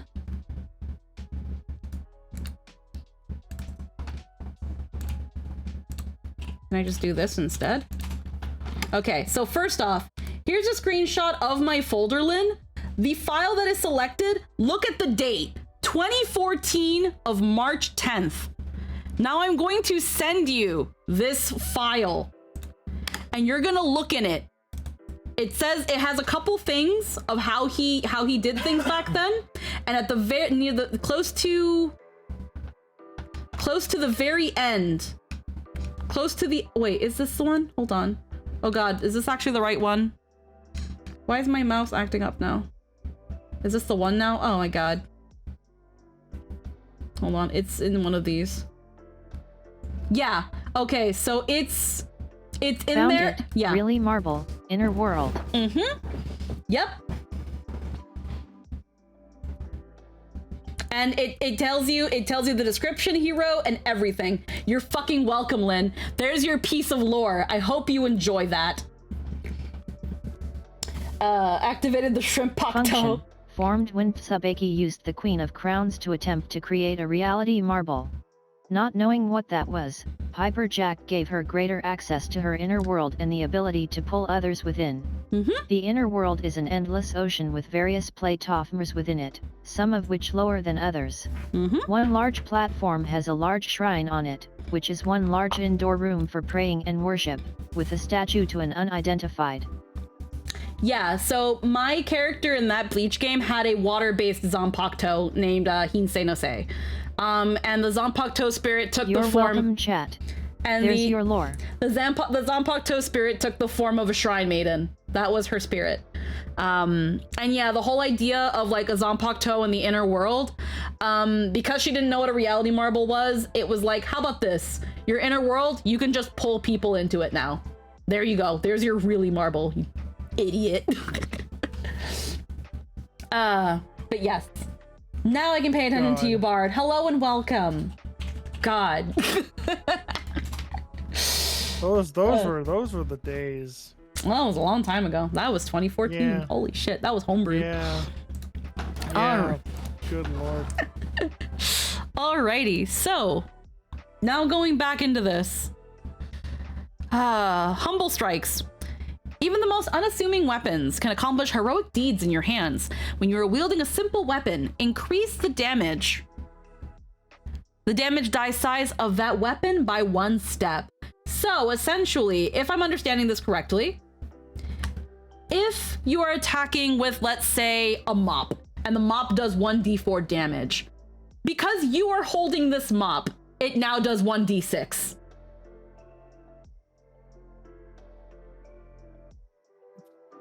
Likewise, if you are holding a sword and it does 1d6, you now do 1d8. If that's if correct, but also like short swords do d8. I don't know the exact die, but the point is that you go 1 die up. So there you go. That's pretty cool. Exemplar feats. We've got second. At second level and every even numbered level, you gain an exemplar class feat. Exemplar class feats are listed, blah, blah, blah. Skill feats, we know what those are. General feats, Root epithet. When your divine spark, yeah, basically, I'm pretty sure short sword is d6. When your divine spark bonded with your soul, it became dyed in your personality and qualities. As your deeds give shape to this necessant divinity, you come to bear an epithet, a word or phrase that reflects your story and that others come to call you by. Your epithets each affect one of your icons, granting it additional capabilities. At third level, you gain I have to rudely go back to the derail for a bit to ask a burning question. Yeah, go ahead.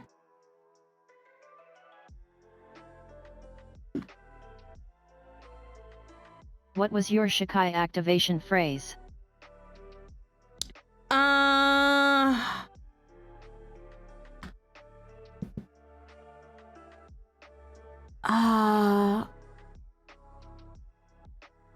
I'm trying to remember. I still remember mine. I feel like I would have written it down, but I might not have. I looked. But yeah, but I have a lot of sheets. I have a lot of scattered sheets. So there's that one. And again, Hinsei no Sei doesn't say here.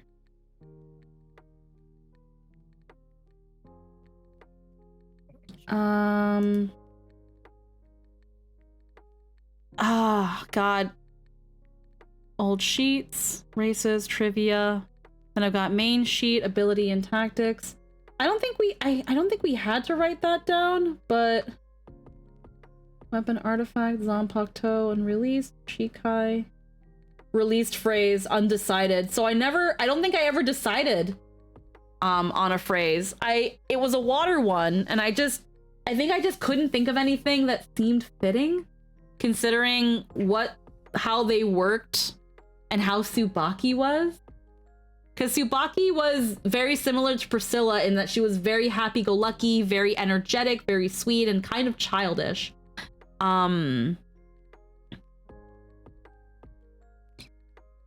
So she wouldn't have had a release phrase that implied any sort of violence.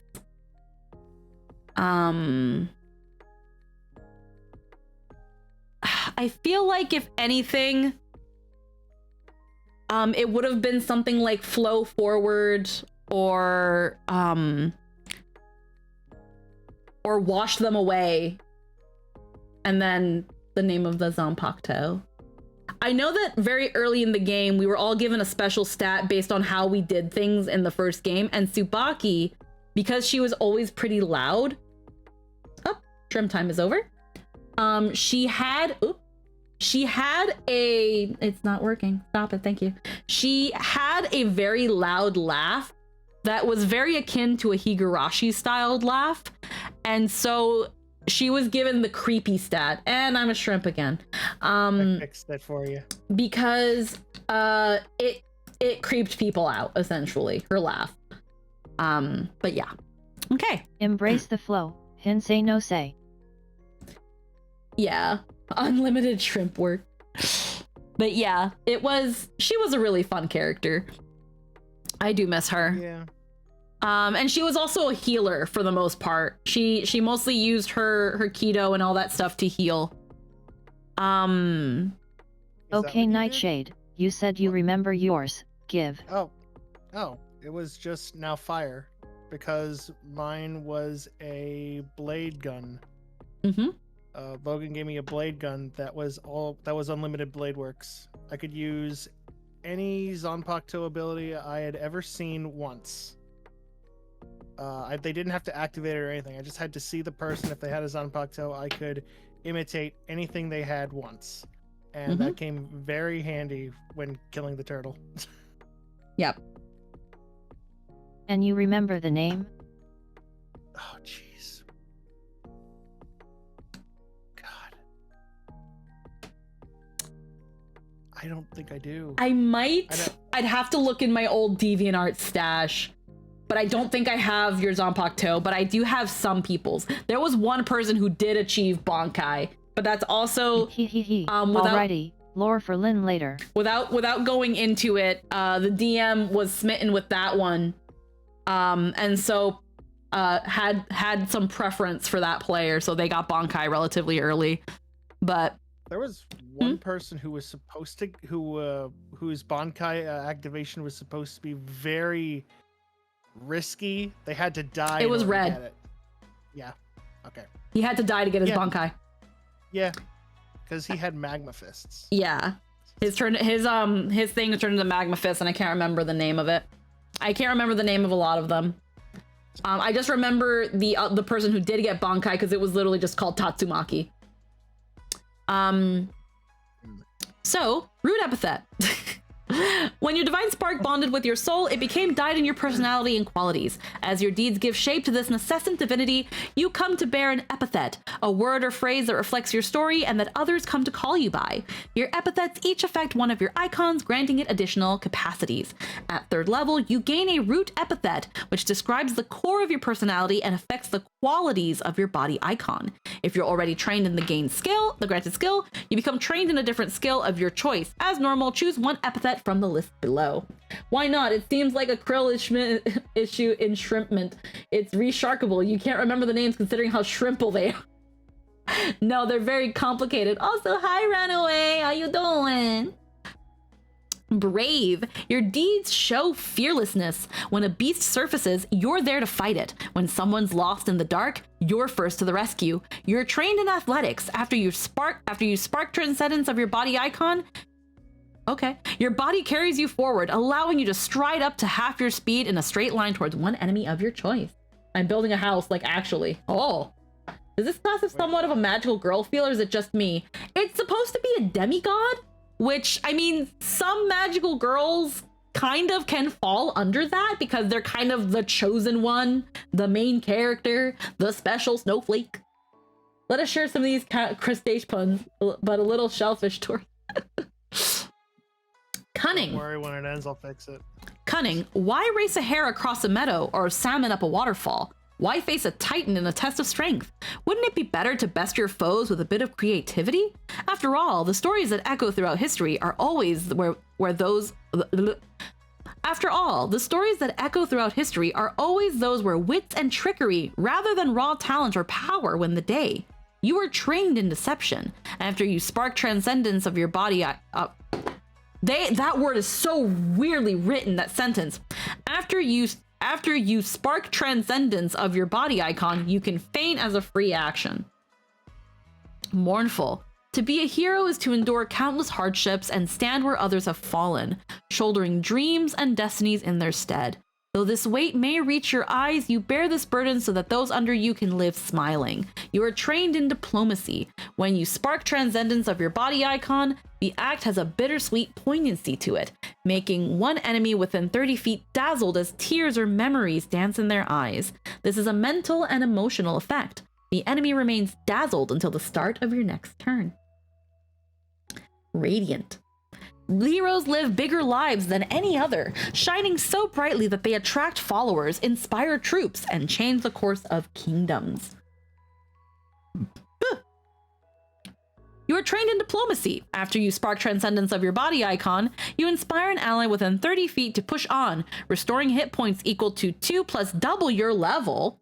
This is a mental and emotional effect. It can fall into several archetypes: demigod, fate servant, cultivator, etc. It can be whatever you can imagine it as, with broadly thematic options. The ally is then temporarily immune for 10 minutes. So this is like, it's like bardic inspiration, but instead of the die, it's almost like battle continuation.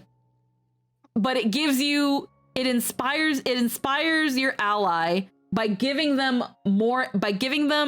restoring HP and giving them temporary immunity. So that's cool.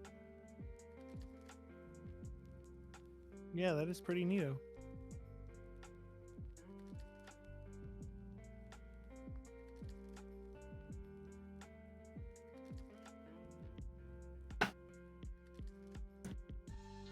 But yeah. But because of the demigod kind of aspect of it, again, I feel like a lot of games would be very wary of adding these. Honestly, this would work for a fate-like kind of game, because in that thing, the servants are they're all exemplars. That's it. Everyone's commanding an exemplar. Or playing one. So, oops, all exemplars. Skill increases. At 3rd level and every 2 levels thereafter, you gain a skill increase. You can use this increase to become either blah, blah, blah, blah, blah. Okay. Ability boosts, ancestry feats, spirit striking. Your power cannot be contained, escaping in sparks and embers through your weapons as you wreak violence. You deal 2 additional spirit damage with weapons and unarmed attacks in which you are an expert. This damage increases to 3 if you're a master and 4 if you're legendary. Okay. Dominion epithet. Your divinity has grown in power along with your deeds, allowing you to begin claiming dominion over aspects usually reserved for the gods. Choose one of the following epithets which affect your weapon icon. Born of the bones of the earth. Your dominion is over stone and soil, the colosseums of creation, and the pillars holding up the stage of history's great legends. You gain the hefty Holler feat. You can choose for any spirit damage dealt by your exemplar abilities to instead manifest as levitating segments of stone or bone, changing the damage type to bludgeoning and replacing the spirit trait with the earth trait. Your As weapon mentioned, we love us poetic names, so I'm all about these. Yes. Your weapon icon gains the following abilities.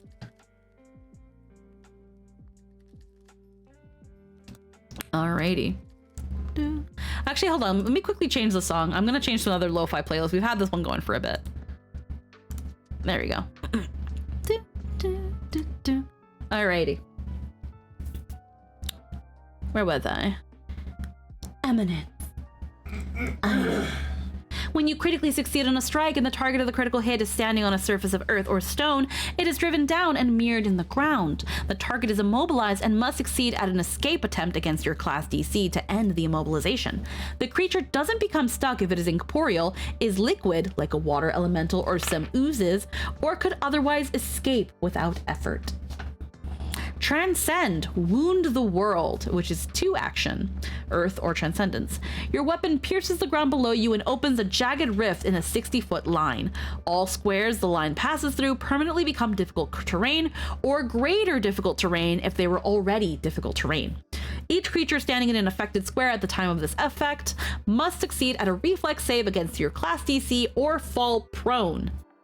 Creatures that fall prone take 2d6 bludgeoning damage from the rolling earth. This damage increases to 4d6 if you are 12th level and 6d6 if you are 17th level, if you live that long. Restless as the tide. It seems like Exemplar can fight pretty much any way they want, so it won't immediately feel samey, especially when archetypes and multi-class dedications.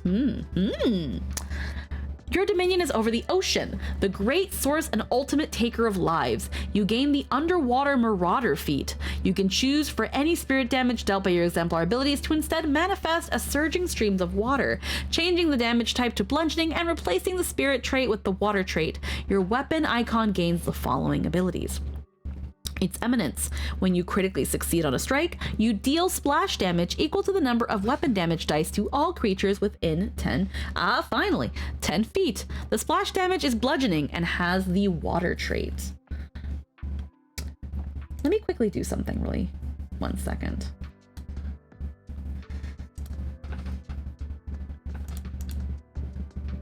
Yeah. I'm just trying something out real quick. No. Okay, never mind. It just does that anyway. Whatever. Alrighty. Don't bother. Let's see. Transcendent sees claim. Okay. Last time, I swear. No, it's okay. It's okay. It's okay. It's because I also have a button that helps reposition my model, but it first zooms me in first. That was redundant. It zooms me in first and then like repositions me, which I'm starting to think I should probably, the reason I made the multi-action switches is so I didn't have to have 4 separate buttons, but I feel like it's less scuffed if I have 4 separate buttons, unfortunately. I tried to streamline the process and it just looks silly is what I'm saying. Not so much the shrimp time, it's just whenever shrimp time finishes and I want to put my model back where it's supposed to be, I have to essentially zoom in on my face and then go back when I can just press the button, which I really like shrimp time. Oh no, I love shrimp time too. It's really funny. And it's also a good timer because it lasts 10 minutes, so that's how I know if I'm going too slow or too fast. Anywho. Transcendent sees claim. A roaring whirlpool swirls around you, gathering your enemies together to receive your divine punishment. All enemies within 60 feet must succeed at a fortitude save against your class DC, or be swept up to 15 feet to another location of your choice within the affected area and become off guard until the start of your next turn. This effect is forced movement. You then strike one enemy within your reach. Peerless under heaven. For as long as there have been gods, they have made war, and you aim to stand atop the pile when the fighting's over. You can choose for any spirit damage dealt by your Exemplar abilities to instead manifest as powerful impacts, cutting slashes, or temporarily conjured physical armaments, removing the spirit trait and dealing physical damage instead. If dealt as part of a weapon attack, this damage is of the same type as the weapon. Otherwise, it is your choice of bludgeoning, slashing, or piercing damage. Your weapon icon gains the following abilities. This one. Huh, interesting. Divine skill at arms guides your weapons, granting it the critical specialization effect for its weapon group. Transcend, reap the field. Requirements: your previous action was a successful strike, and you have not yet rolled damage. Effect time seems to lag as you blur across the battlefield, deciding the fate of many in a moment. Do not roll damage for your strike. Stride up to half your speed and make an attack against a different foe, using the same multiple attack penalty. If your second attack is a success, you deal damage to both creatures. If it is a miss, you deal damage to neither. Whose cry is thunder. There's a lot. Holy moly. The sky overhead is yours to command as lightning strikes your soul. Any bonus to saving throws you gain from an Exemplar ability also applies against effects with the electricity trait, and any resistance applies to electricity damage. You can choose for any spirit damage dealt by your Exemplar abilities to instead manifest as crackling lightning, changing the damage type to electricity, and replacing the spirit trait with an electricity trait. Your weapon icon gains the following abilities. When you critically succeed on a strike, lightning strikes a target within 30 feet for 4d6 electricity damage. This damage increases to 7d6 if you are 12th level and 10d6 if you are 17th level. Transcend, judgment from clear skies. Electricity, sonic transcendence. As you fire or hurl your weapon, it becomes a line of booming lightning. Make a ranged strike with your icon against a creature within your weapon's first range increment or 30 feet, whichever is better. Who dares email me? Not important. Make a ranged strike with your icon against a creature within your enemy's weapon's first range icon against a creature. If the strike is successful, the target and each creature within 15 feet of it must succeed at a basic fortitude save against your class DC, or take 1d6 electricity damage and 1d6 sonic damage from the mighty thunderclap of the weapon's impact. This damage increases to a 2d6 electricity and 2d6 sonic if you are 12th level, 3d6 and 3d6 respectively. If you are 17th, your icon then returns to your hand. Holy moly, there's still quite a bit. Holy moly. But we're like, I feel like we're going through this a little bit faster than we did with the Animist. Ah, man. Okay.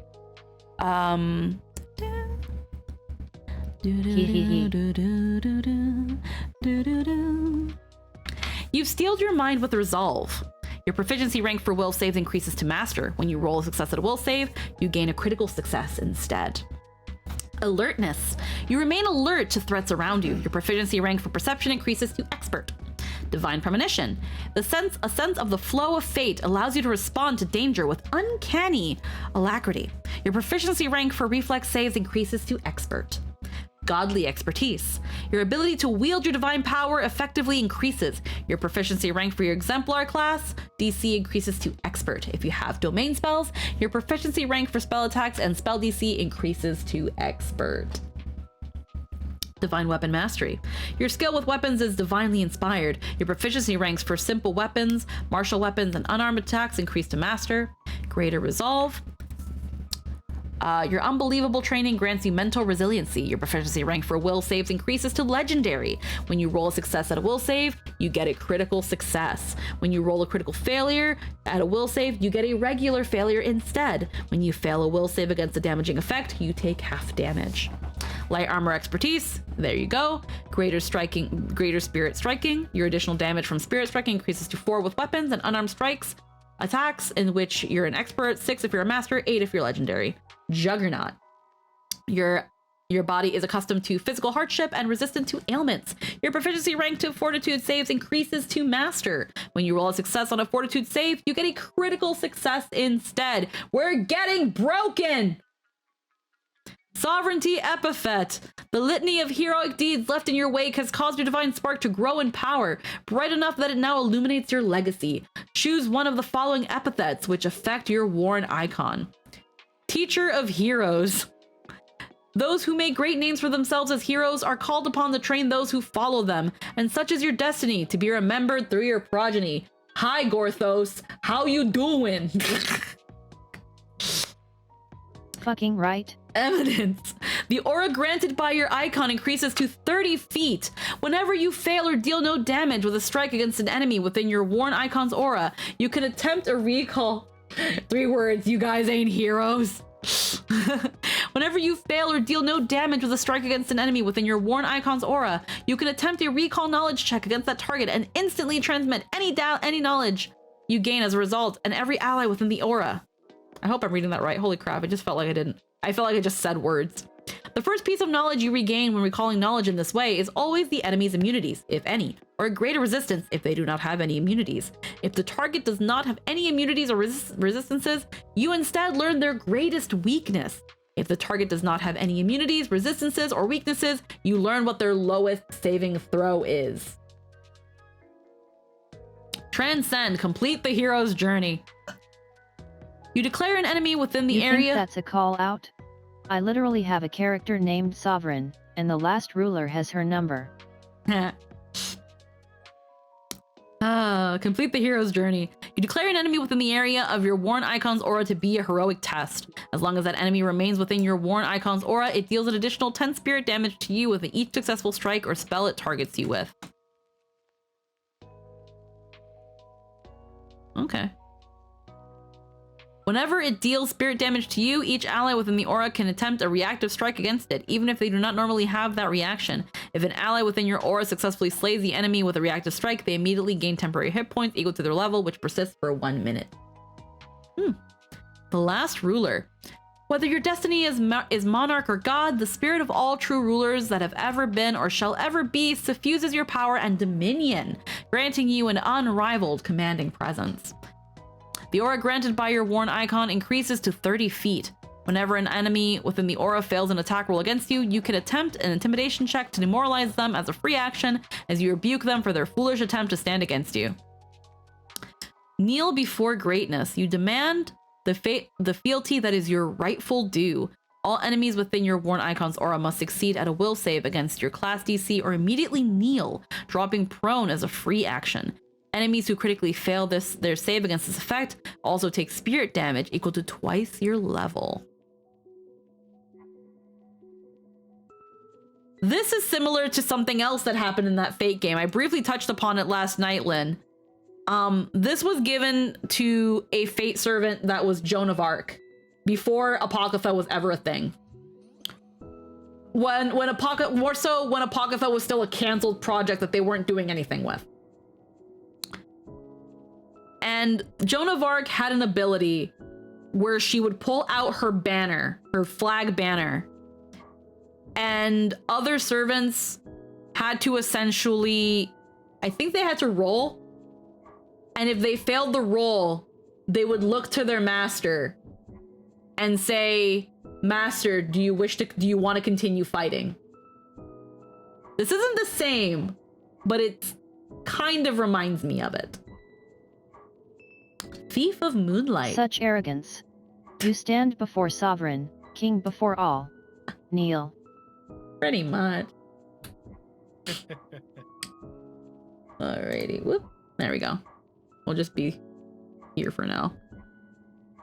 We're a little bit on the crooked side. One second, I'm trying to fix me. There we go. It'll work.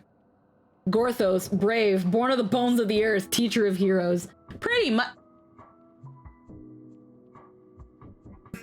That wasn't me. That wasn't me. Sophie, how dare you? Sophie.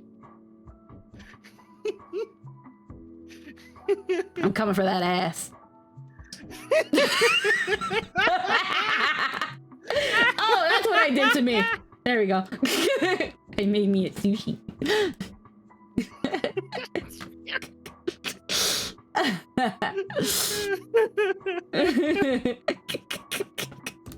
I love this. I love this model. I did a really good one earlier when Tia was still here with another setting. I have to go back and clip that later. It was funny. Ah, man. I love it. Alrighty. Oh no, it's not me ass. But yeah, no, so far, Teacher of Heroes, Anthony, that's just fucking Gorthos. That's just Gorthos, my dude. Yet it is.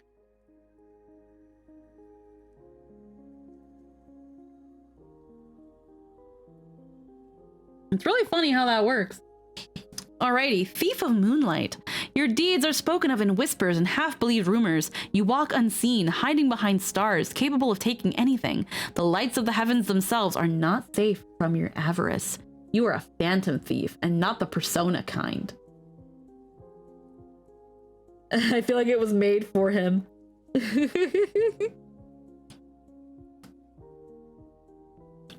Eminence, the aura granted by your worn icon. Again, we were looking at Animist and being like, yo, you can literally either be an Omyoji or just fucking really lean into Shaman King.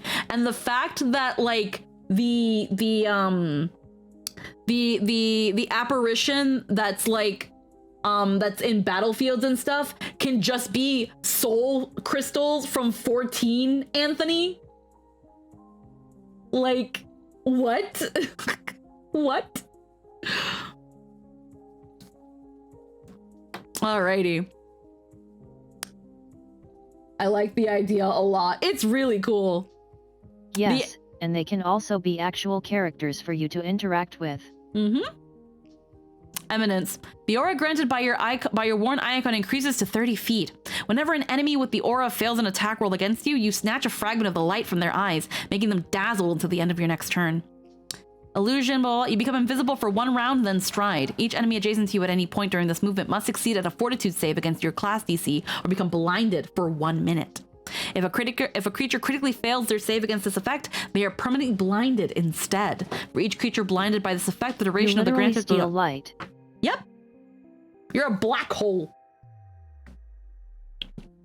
You're a black hole. Can't wait to stick my dick in it. Anywho, Deific Master. Don't ask how. You just freaking do it. You're like a... Huh?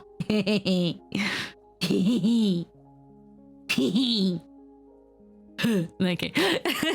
You have achieved mastery over the divine power that flows through you. Your proficiency rank for your Exemplar class DC increases to Master. If you have domain spells, your proficiency rank for spell attacks and DC increases to Master. Ow. The biggest suck. The biggest of suckage. It's okay, said member will me miles long, for a nanosecond. Vigilant senses. Through your adventures, you developed keen awareness and attention to detail. Your proficiency rank for perception increases to Master. Light armor mastery. It's exactly what it says in the fucking 10. Icon. La la da da da. La la. Okay, sorry. As an Exemplar, you gain 3 icons. One that marks your body as more than mortal, one piece of worn raiment, and one weapon to carve your story onto the world. Choose one icon from each category. Your noble phantasms! Your icons can be etched in runes, upgraded, or otherwise modified as normal for items of their type. Fate go! If you acquire a new object of the same general type, you can switch your icon to a new object by spending 1 day of downtime with the new icon as you saturate the object with your divine energy. You can use this process to make an existing magic item, like a Cloak of Illusions or a Searing Blade, into your icon if the item is equal to your level or lower. This makes the item a divine item, removing the arcane, occult, primal, or magical trait from the item and adding the divine trait if it didn't have it already. Body icons. Body icons accentuate a physical trait of an Exemplar's body, and so cannot be stolen, disarmed, dispelled, or otherwise taken away. Also, Anthony, if you're still here, Exemplar could have also worked for the male Gerudos. Probably more Kuro than Gallon, but could have worked for both of them. I think, at least. Alrighty. Eye-catching spot. A fetching beauty mark. Diarmud! Hi, Diarmud. How you doing? How is that spot working out for you? Diarmud, everybody. A fetching beauty spot under an eye or a smile as warm as the sun distracts foes and captures hearts alike. Eminence, your beauty becomes supernaturally enhanced, distracting foes and imposing a -1 circumstance penalty to melee attacks rolled against you. Welcome and well met, yeah. Come home to... Transcendent captivating charm. You focus your attention on a creature within 30 feet, overwhelming their senses. They must succeed at a will save against your class DC or be fascinated by you until the start of your next turn. The condition ends if you use a hostile action against the target, but not if you use a hostile action. Why didn't Gallon have a beauty mark? Not that he needs one. He's already gorgeous, but like, why? Why didn't he have one? It's never too late. Ha ha ha. You just take a pencil or a pen, just Nah. boop, and there it is. Nah. He's fine the way he is, but that was just something that I was like, why did... I feel like Deco didn't think about it when he finalized Gallon's design, which is probably why. But like, they're only... It's hard. Here's the thing. It's kind of hard to imagine a beauty mark on Gallon when I think about it. Obviously, your safest bets are under the eyes. But then there's like under the lip, like kind of all around like the chin area, because it draws your attention. But there's something about the under eye beauty marks that are very, very nice. But again, they're also just kind of whatever. The ones around the mouth I'm not so keen on. The ones on the eyes can also, depending on how piercing and attention grabbing the eyes are, the beauty mark can really, really kind of like just be like a nice little cupcake sprinkle, like a garnish. But yeah, Diarmud. There you go, Diarmud. For beauty marks, we got 3 primary locations for that sexy look. Under the eye. The corner of the mouth. Today. Oh yeah, they usually sometimes put one on the boob, but like, Gaze sharp as steel. Your eyes glint with an almost tangible sharpness, letting you spot the tiniest dove in the horizon or the swiftest arrow in flight. Your vision sharpens and allows you to sense an enemy's attack almost as soon as it begins, granting you a +1 status bonus to perception checks and a +2 status bonus to your AC against ranged attacks. Hi, Mithril. How are you doing? Hello and welcome. Happy Friday. Transcend. A moment unending. You take in every movement around you, allowing you to react to things you ordinarily couldn't. You gain the reactive strike feat until the beginning of your next turn. Scar of the Survivor. A scar on your body commemorates a time someone tried to end your story and failed. A testament to your resilience and fortitude. Hi, Sekibaku. How's that tum-tum wound going? Except she's not a demigod. She's just a mutant. Divine energy spreads outwards from your scar, reinforcing your flesh. You gain the benefits of the Die Hard feat and a +1 status bonus to fortitude saving throws. You've been vibing and farming in Genshin? Hell yeah. Transcend. No scar but this. Healing. Your wounds knit shut with hardly a scratch. You regain 1d8 hit points at 3rd level, and every 2 levels thereafter, the healing increases by 1d8. Skin hard as horn.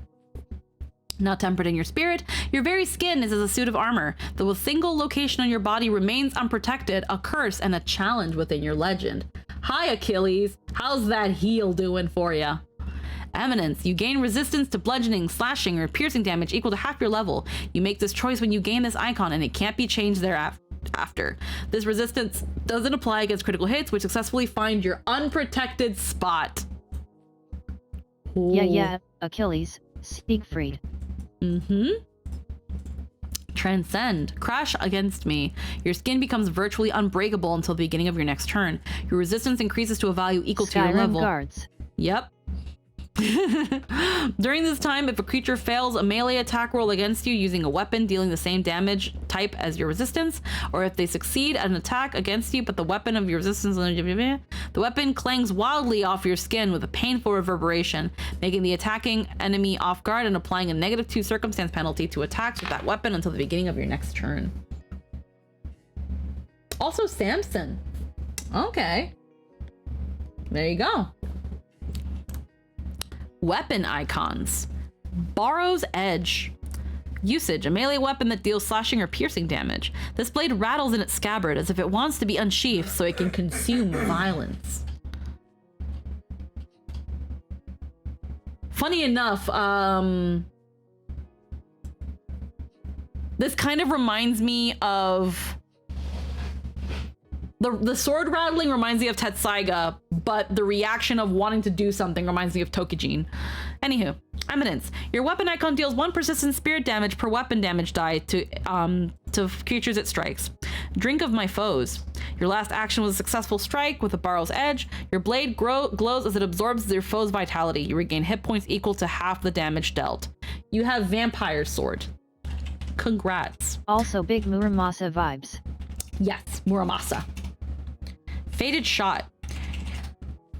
Your missiles shine as they fly through the air like falling stars. Your weapon icon deals 1 additional spirit damage per weapon damage die to creatures it strikes. You fire a projectile into the air with your weapon icon, which becomes a shower in a 5-foot burst with 60 feet. Each creature in the area must succeed at a basic reflex save against your class DC or take spirit damage equal to your normal strike damage with your weapon icon. If your weapon icon has a deadly or fatal trait, when a creature critically fails their save against the effect, roll the spirit damage they take using the adjusted strike damage those traits would normally apply to your weapon. You can choose before using this ability to give it the non-lethal trait, in which case reducing a creature to 0 hit points merely places them into a dreamless slumber. Gleaming Blade. Terrifying. Yeah. The sword glitters with such sharpness it seems to cut the very air in front of it, the faster it can be drawn.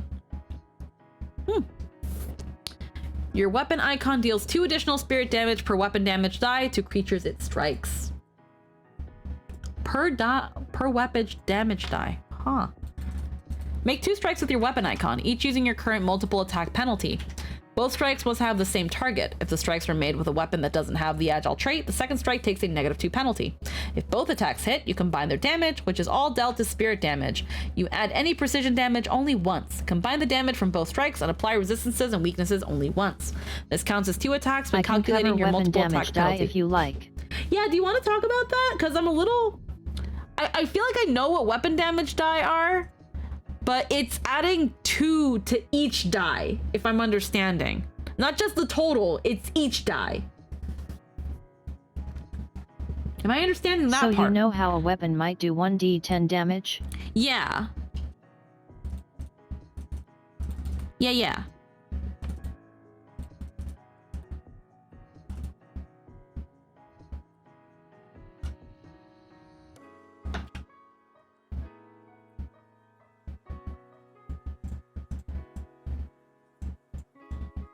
That's a weapon die.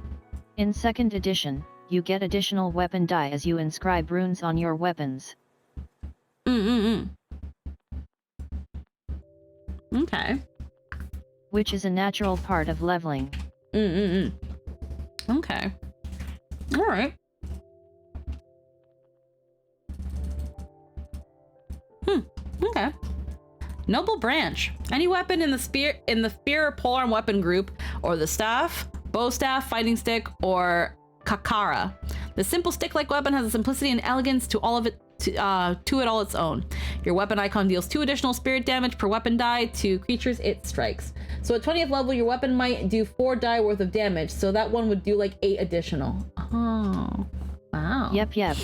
Okay. Eminence. Your weapon icon, yeah. Requirements: your last action this turn was a successful strike with the noble branch. Your channel a pulse of energy down your weapon at the moment of contact. The target of the required strike takes spirit damage equal to your weapon damage dice. Titan's Breaker.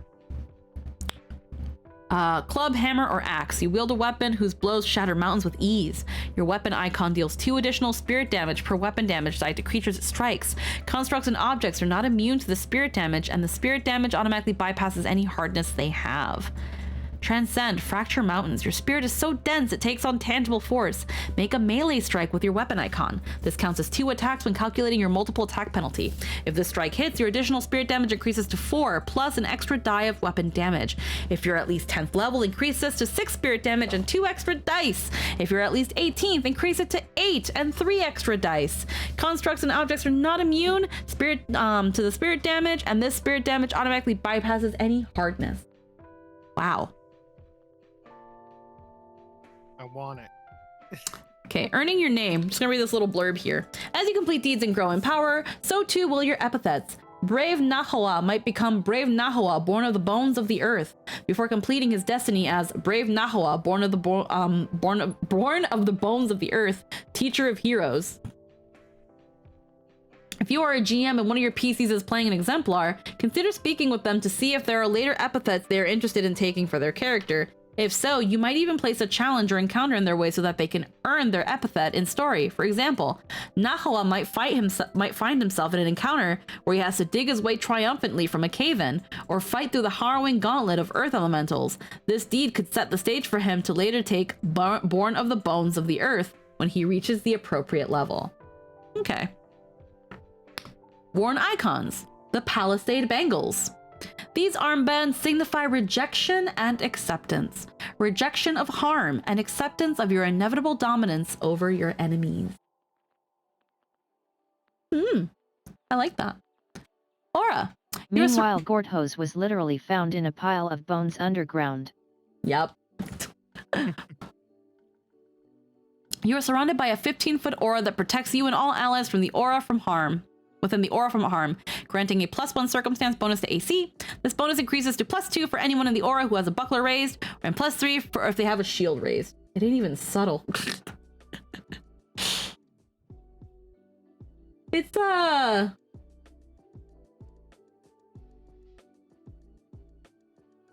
don't know exactly what it reminds me of.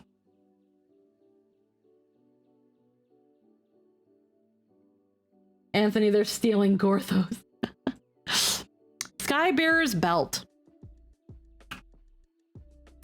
This girdle wraps around your waist, magnifying your strength to the point you feel you could carry the sky itself. Strength flows outward from you, allowing all allies within 15 feet to carry 4 more bulk than normal before becoming encumbered and up to a maximum of 8 more bulk. You, but not your allies, can attempt to disarm, grapple, shove, or trip creatures up to 2 sizes larger than you. Bear allies' burdens. You move with a speed belying your strength, carrying your allies as easily as straw dolls. You stride at any point. You are adjacent to a willing ally. You can pick them up. You can deposit them into an adjacent square at any point during your movement. If an ally was benefiting from your Eminence aura and you began this movement, they do not count against your bulk limits when being carried during the move. 1,000 League Sandals. Worn sandals. Worn and trustworthy, your sandals have carried you this far, and they'll carry you much further still. Your sandals ease your travels on the path ahead, granting you and all allies within 15 feet of a +10 status bonus to your speed. Marathon dash. Your anklets carry you where you need to be. You stride, and each ally within your aura at the start of the movement can stride as a reaction. Put on the Titan Wrestler feat on his character with Skybearer's belt, and oh baby! Yeah! Victor's Wreath. A symbol of victory, whether a laurel worn around the head or a medal that hangs from your neck, reminds you and your allies that victory is the only acceptable outcome. You inspire your allies to greater glory. Lim likes speed. Yeah. Give me those flip-flops of agility. Give me them flip-flops. You and your allies within 15 feet gain a +1 status bonus to attack rolls. One moment to glory. You rally your enemies, carrying them from the brink of disaster to the verge of victory. Each ally in your aura immediately makes a new saving throw with a +2 status bonus against one ongoing negative effect or condition they are currently affected by, even if that effect would not normally allow a new saving throw. That one sounds nice. Exemplar feats. I feel like Animist had a lot more stuff going on, but like we're obviously the last page is all the people involved in this.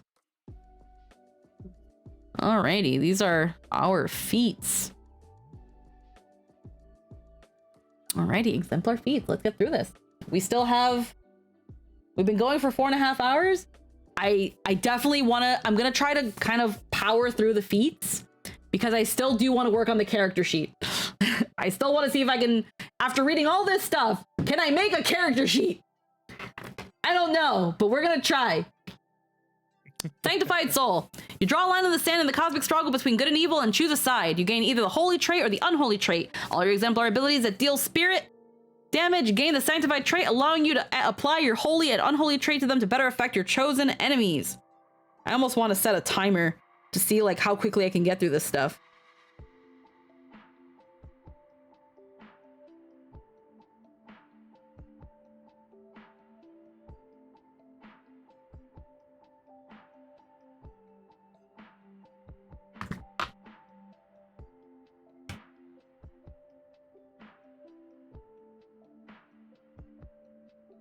Alrighty. Let me get a timer. Let's see how fast I can do this. Stopwatch. That works. Okay.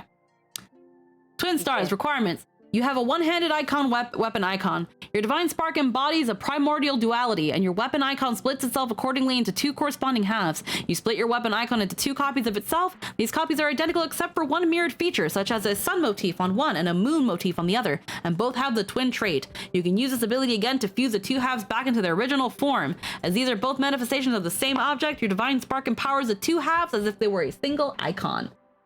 There you go. Fucking yin and yang. There you go. Fucking twin blades or a fucking... There you go. Vow of mortal defiance. You are not sanctified with the holy or unholy trait. Kanshou and Byakuya. There you go. Kanshou and Bakuya. There you go. Any weapons... I heard you guys were doing nerd shit. Fucking... Hi, Sophie. How we doing?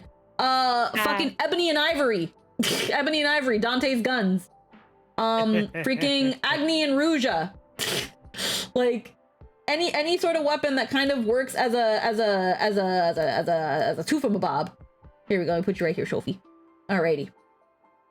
Having seen the wreckage left by the gods and their servitors as they play in their great war of good and evil, you've come to the only reasonable conclusion, that they must all be cut from their silken thrones. You swear a vow to defeat one creature within 60 feet that has the holy or unholy trait. The first time each round that you deal damage to that creature, you deal additional 1d6 spirit damage. You cannot use Vow of Mortal Defiance again until you or the target is defeated, flees, or the encounter ends. Hi, Kratos! How are you doing? And any really, I must slay the gods things, but Kratos comes to mind. Hi, you want to be Kratos? Here you go. Go be Kratos.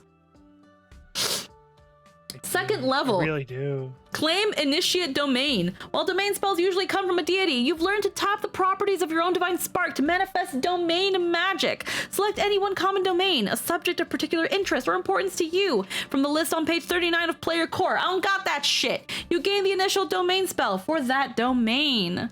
Domain spells are a type of focus spell. It costs 1 focus point to cast a focus spell. If you start with a focus pool of 1 focus point, you refill your focus pool during your daily preparations. You can regain 1 focus point by spending 10 minutes using the refocus activity to draw energy from your inexhaustible divine spark and convert it into normal spell casting energy. Okay, you Oh get wow, you can yoink domain spells? I That's guess so. actually a pretty big deal. SMT persona protagonist, aka you gain cleric shit. Yeah, it seems like you can do that. Nice. Focus spells are automatically heightened to half your level rounded up, much like cantrips. Focus spells don't require spell slots, and you can't cast them using spell slots. Certain feats give you more focus spells. The maximum focus points your focus pool can hold is equal to the number of focus spells you have, but can never be more than 3 points. The full rules for focus spells appears on page 293 of Player Core. Leap the Falls. Reinforcing your legs with divine energy, you can leap the battlefield as powerfully as a salmon clearing a waterfall. Your body icon gains the following ability. You gain the powerful leap and quick jump skill feats. There you go.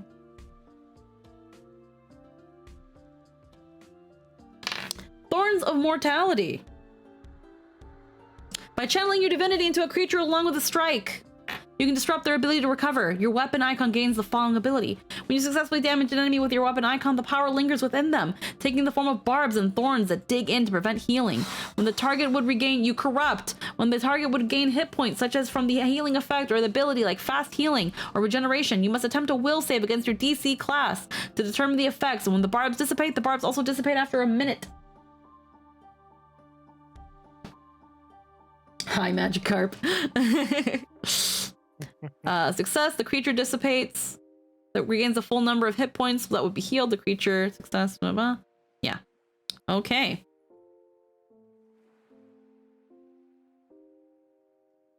Hurl at the horizon. Requirements. Your weapon icon is a thrown or melee weapon. Your weapon flies from your hand as it's propelled under its own power. Your weapon gains the thrown 15 feet trait or increases its thrown distance by 10 feet if it already has the thrown trait. Only the worthy. You can designate your icons as movable only by your own hand, leaving them fixed in place as surely as they were lodged in stone. Whenever you release either your worn or weapon icon, you can spend an action to command it to remain motionless. While motionless, an icon can be moved only if 8,000 pounds of pressure are applied to it, or if a creature uses athletics to force open the icon with a DC equal to your class DC. You can release your icon over an adjacent prone enemy to hold them down with the icon's motionlessness. While so released, you can't use the icon, but the enemy must succeed at an athletics checks to stand or to move. The icon automatically fires back to your hand when the effect is broken, or if you spend an interact action to hold out the hand and draw it back. And those 2 feats make Thor viable. There you go. Through the Needle's Eye. Has to be a ranged weapon. Your shot flies with the perfection your will demands. 2 action feat. Make a strike within your weapon with your weapon icon. If the strike is successful, the target must succeed at a fortitude save against your class DC or become blinded for 1 round or until they use an interact action to clear the blood from their vision. Motionless Cutter. Your weapon icon is a melee that deals slashing damage. Your weapon is so sharp, even an insect aligning upon its motionless blade would be severed. Your weapon icon gains the following ability. Severing 4 dragonfly wings. Make a strike with your weapon icon. If that strike is successful, you can immediately make an additional strike against another target within your reach. Your multiple attack penalty does not apply to the strike, but you take a -2 penalty to the attack roll for each other attack you have made this turn. You can continue making strikes in this manner until you have made a total of 4 strikes or you miss with a strike, whichever comes first. Reactive Strike is a reactive feat. The trigger, a creature within your reach uses a manipulate action or a move, makes a ranged attack, or leaves a square during a move. It's a reactive. You swat a foe that leaves an opening. Make a melee strike against the triggering creature. If your attack is a critical hit and the trigger was a manipulate action, you disrupt that action. This strike doesn't count towards your multiple attack penalty, and your multiple attack penalty doesn't apply to the strike. A lot of these have been what they say on the tin. Binding Serpent Celestial Arrow. Your weapon icon is ranged or has the thrown trait. As you prepare to fire your weapon, you invoke Divine Serpents that bind your enemies. Your weapon icon gains the following ability. Coiling Serpent. 2 action. Make a strike with your weapon icon. If the strike successfully deals damage, the target must succeed at a reflex save against your class, DC, or the arrow transforms into a multitude of ethereal snakes that coil around the target, immobilizing it until it succeeds at an escape attempt against your class DC. Okay. Yep. Reactive strike gives you an attack of opportunity, Essentially. which isn't something everyone has in 2nd edition. Yeah, it's an attack of opportunity. Okay, additional icon. Your story has grown rich enough that 3 icons can't contain its full complexity. You gain a 4th icon, which can be of any type. Claim advanced domain. Prerequisites. Yep. Your meditation into your own divine spark has unlocked deeper domain magic. You gain an advanced domain spell of one of your domains. You can select this feat multiple times. Each time you must select a different advanced domain spell from a domain for which you have an initial domain spell. Huh. You can just stack these. Interesting. Dominion Signifier. Your weapon gains an embellishment that further underscores your dominion over godly aspects.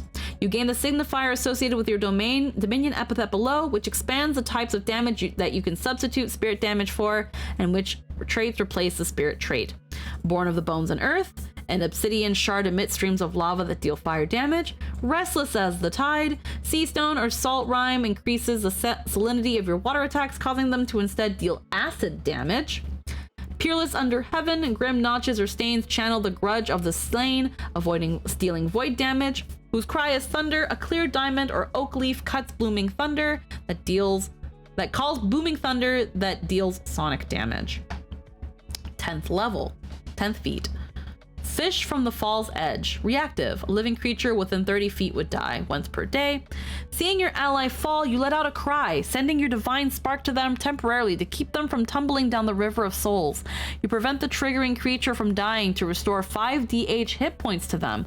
The ally is invigorated by the touch of your divine power, gaining a +1 stat bonus to their saving throws and 1 AC for 1 round. Your divine spark remains with your ally, preventing you from gaining any of your icon's eminence feats until the start of your next turn, when it returns to an icon of your choice. This is a good way to save that best friend of yours. You ever wish that you could fucking save Patroclus or Patroclus? I feel like I said his name wrong. You ever want to save your Patroclus? There you go. This will help you do that.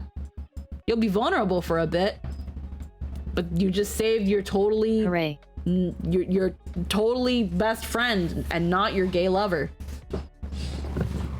Don't worry. They're just roommates. They're just roommates. Gal pals. Use this on your dog. Yeah, use it on your dog. Use it on your horse. Use it on your boyfriend. Use it on your girlfriend. Use it on your non-bindy partner. Save them. Use it on your chocobo. Journey of the Sky Chariot. Small wings, flaming wheels, or other signifier of flight sprout from your worn icon as it gains the power to lift you from the ground. Your icon gains the following eminence effect. You gain a fly speed of 20 Use it on 20 an feet. enemy just to really confuse your party. It doesn't say ally. Yeah, just anyone. Just, well, no, it says here, seeing your ally fall. The trigger Damn. is a living creature within 30 feet would die, but it says seeing your ally fall, you let out a cry, blah, blah, blah, blah, blah. The ally is invigorated. It does say ally. All right. Journey of the Sky Chariot. High Mercury's boots. How are you? Mated birds and paired flight. You have 2 weapon icons, and both icons have the throne trait. Your icons bond like a pair of one-winged birds. As long as you hold one icon, the other will return to find its partner. Both icons. Okay. The ally part is flavor text, so mechanically speaking, it's just anything dying. Yeah, it's a living creature within 30 feet would die. But I think the idea is that you're using it on an ally. And again, it says here on the more mechanical side of things, the divine spark remains with your ally, preventing you from gaining any of your icon's eminence, blah, blah, blah. I don't know. I feel like the DM's discretion with ally or not, but I see what you mean, Lynn. Transcend, rejoin the fight. You throw your weapon icons to either side of the creature, and they seek each other out, converging on the target. Make 2 thrown strikes against a target within the first range increment of your weapon icons, each at your current multiple attack penalty. The target is flanked for both sides, typically making them off guard against both attacks, and if both hit, the target also takes an additional die of weapon damage. The weapons then return to your hand. Compliant gold. You can command your weapon to shrink or grow for convenience or power. Even when your icon is not empowered, you can shrink it to a negligible size and keep it tucked behind an ear, in your hair, or in a similar discrete location. High power pole. Yeah, seriously.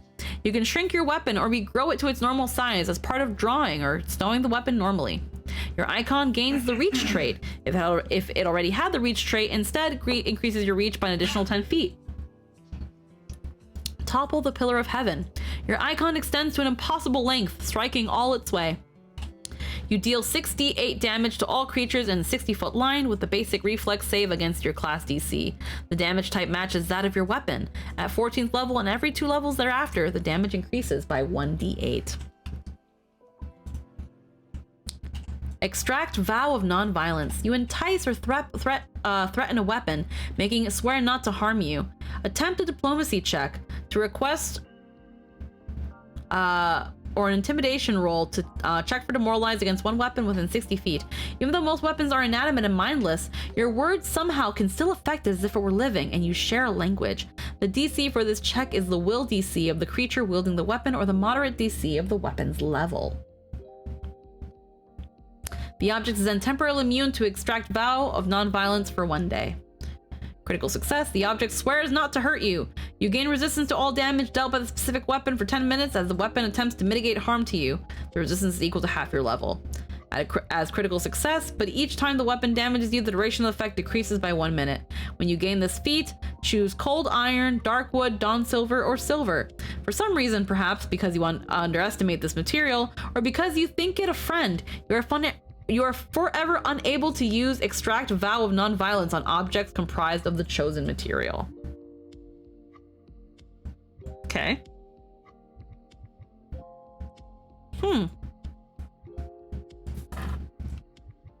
Warped by Rage.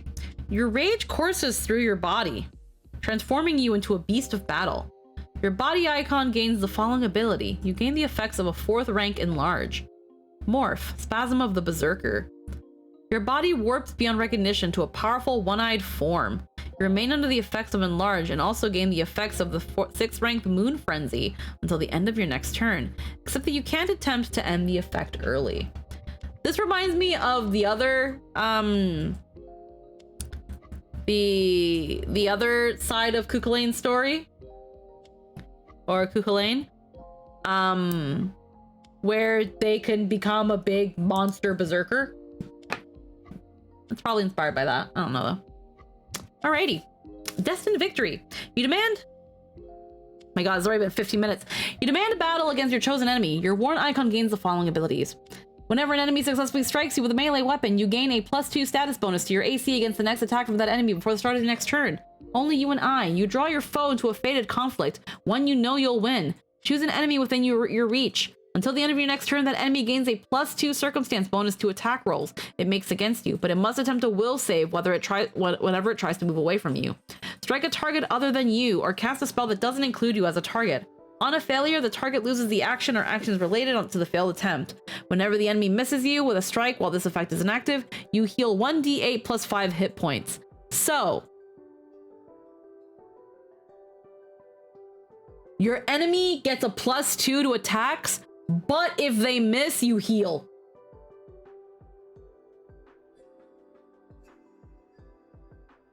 Yeah. Infinite Blade, Celestial Arrow. Big risk. Each shot you fire multiplies itself with spiritual blades, rings, and other missiles that shower upon your foes. Your weapon icon gains the following abilities. Whenever you successfully strike an enemy with your weapon icon, up to 2 enemies adjacent to the target take spirit damage equal to your weapon's icon's damage die as they are struck by duplicated missiles. You fire an arrow into multiples into a dense cloud of weapons. Heaven reigns unending. Whew. Make a ranged strike against each enemy you are aware of within your weapon's first range increment.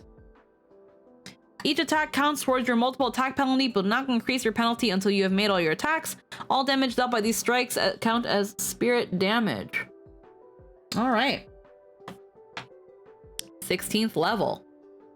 7-colored cosmic bridge. Your divine spark shines in a ride of shimmering colors, capable of carrying you through the world as fast as light itself. Your weapon icon gains the following abilities. Your weapon scatters rainbow-colored light across nearby surroundings, each a possible destination. When you successfully strike an enemy, you can choose to teleport to an unoccupied location within 10 feet as a free action. Leading arc through heaven and earth.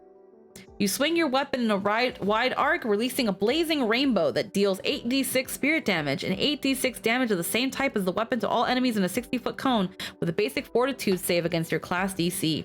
As the rainbow ripples out, you use it as a bridge to teleport into any location within the area's effects area. Blah, blah.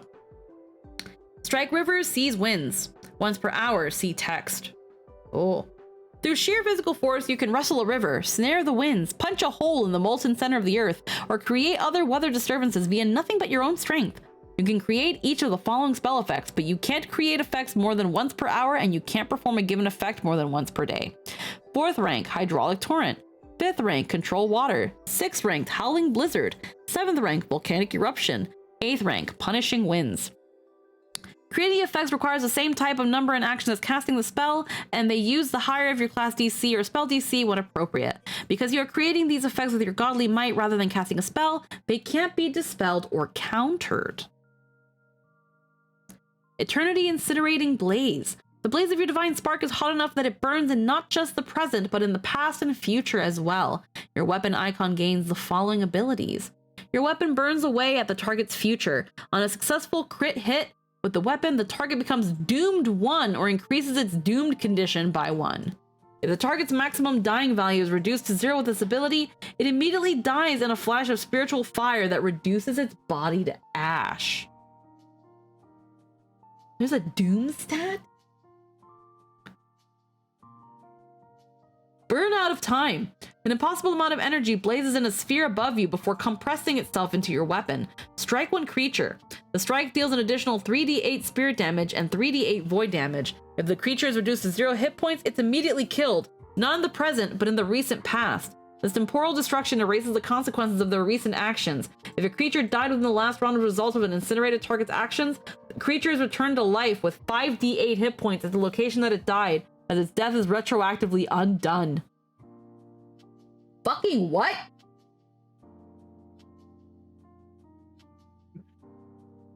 What the fuck? If you kill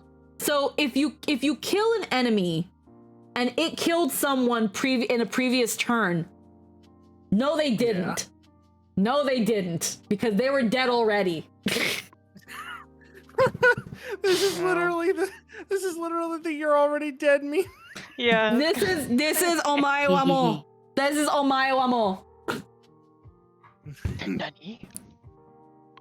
That's literally what it is. If you kill something and it killed something in its last turn, no you didn't. They're alive.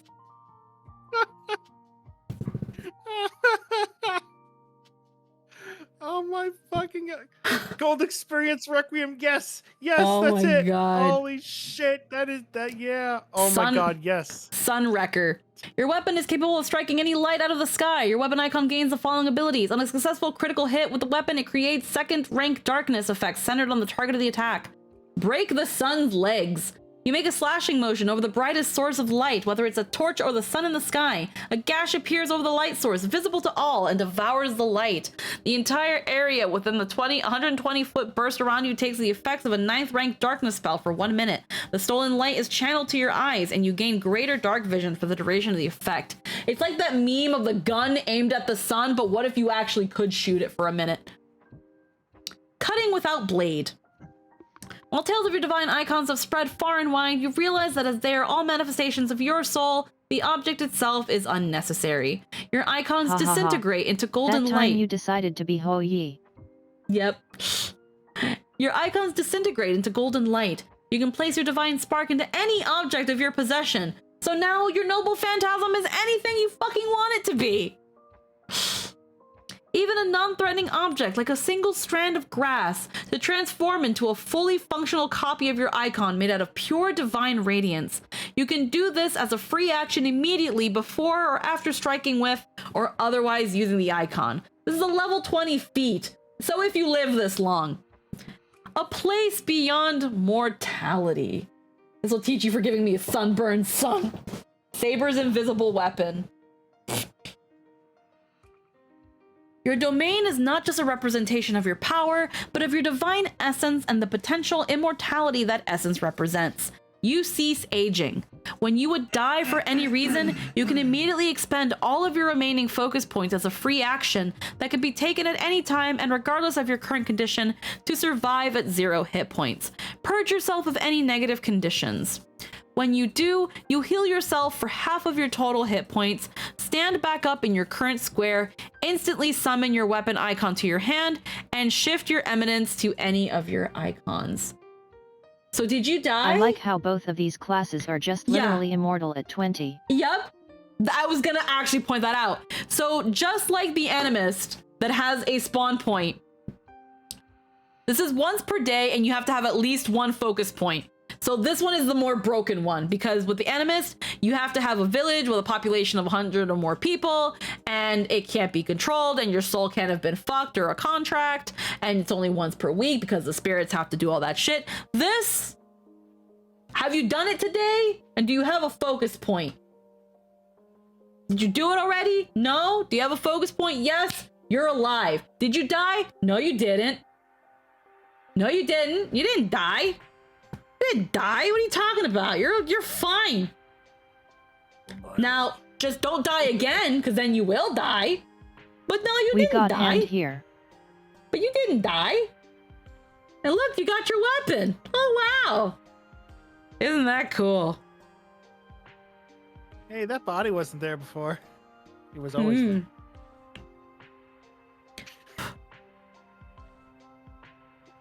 That sounds so fucking. So yeah, that's I want that. I love how both classes just they have a you don't need to die. That's who cares. And that's pretty much all of the Exemplar. Now, both classes are pretty busted. That's what the playtest is for. How busted are they?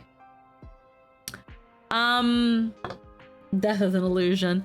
It's that thing of one can counterbalance, again, those last couple feats and the fact that they are the last couple feats at the very highest level. Most characters never get that high. And even then, there are other feats you can also choose. So it doesn't mean that every Animist is going to end with the return to spawn, that not every Exemplar is going to you just don't die. So we'll see where the playtest takes these. Because obviously, when they're properly playtest, when there's proper feedback, they can either nerf some things or buff other things or change wordings or remove or add altogether. We don't know. But that being said, we've got Normally, many classes can basically only permanently die through old age. Both of these classes ignore that. Yeah, both of these classes just ignore that. And that's the thing of where even though Animist is not a rare class, it's still I can still see it having some things that are potentially kind of busted. But either way, if I was playtest material for a reason. Yeah. And we'll see obviously how playtesting and feedback and just them playtesting within themselves, because I know Paizo's probably also running their own playtests. Full release won't be until the end of next year. Yeah, so we're not these aren't going to be coming out till winter 2024. So these can change a lot. Those abilities, those feats might not be there. They might be more restrictive. They might be changed altogether. Or again, just completely removed. We don't know yet. But so far, these classes be busted. But they both still very tied to spirituality, divinity, spirit damage, a lot of spirit damage, and overcoming the mortal plane. And transcending into spiritual and divinity. They both have that. That was the general vibe. They took the concept of spirituality, of divinity, of mortal and spiritual planes, and, you know, again, divinity and godlyhood, and said, let's make a caster, and then let's make a fighter. And they did that. They did exactly that.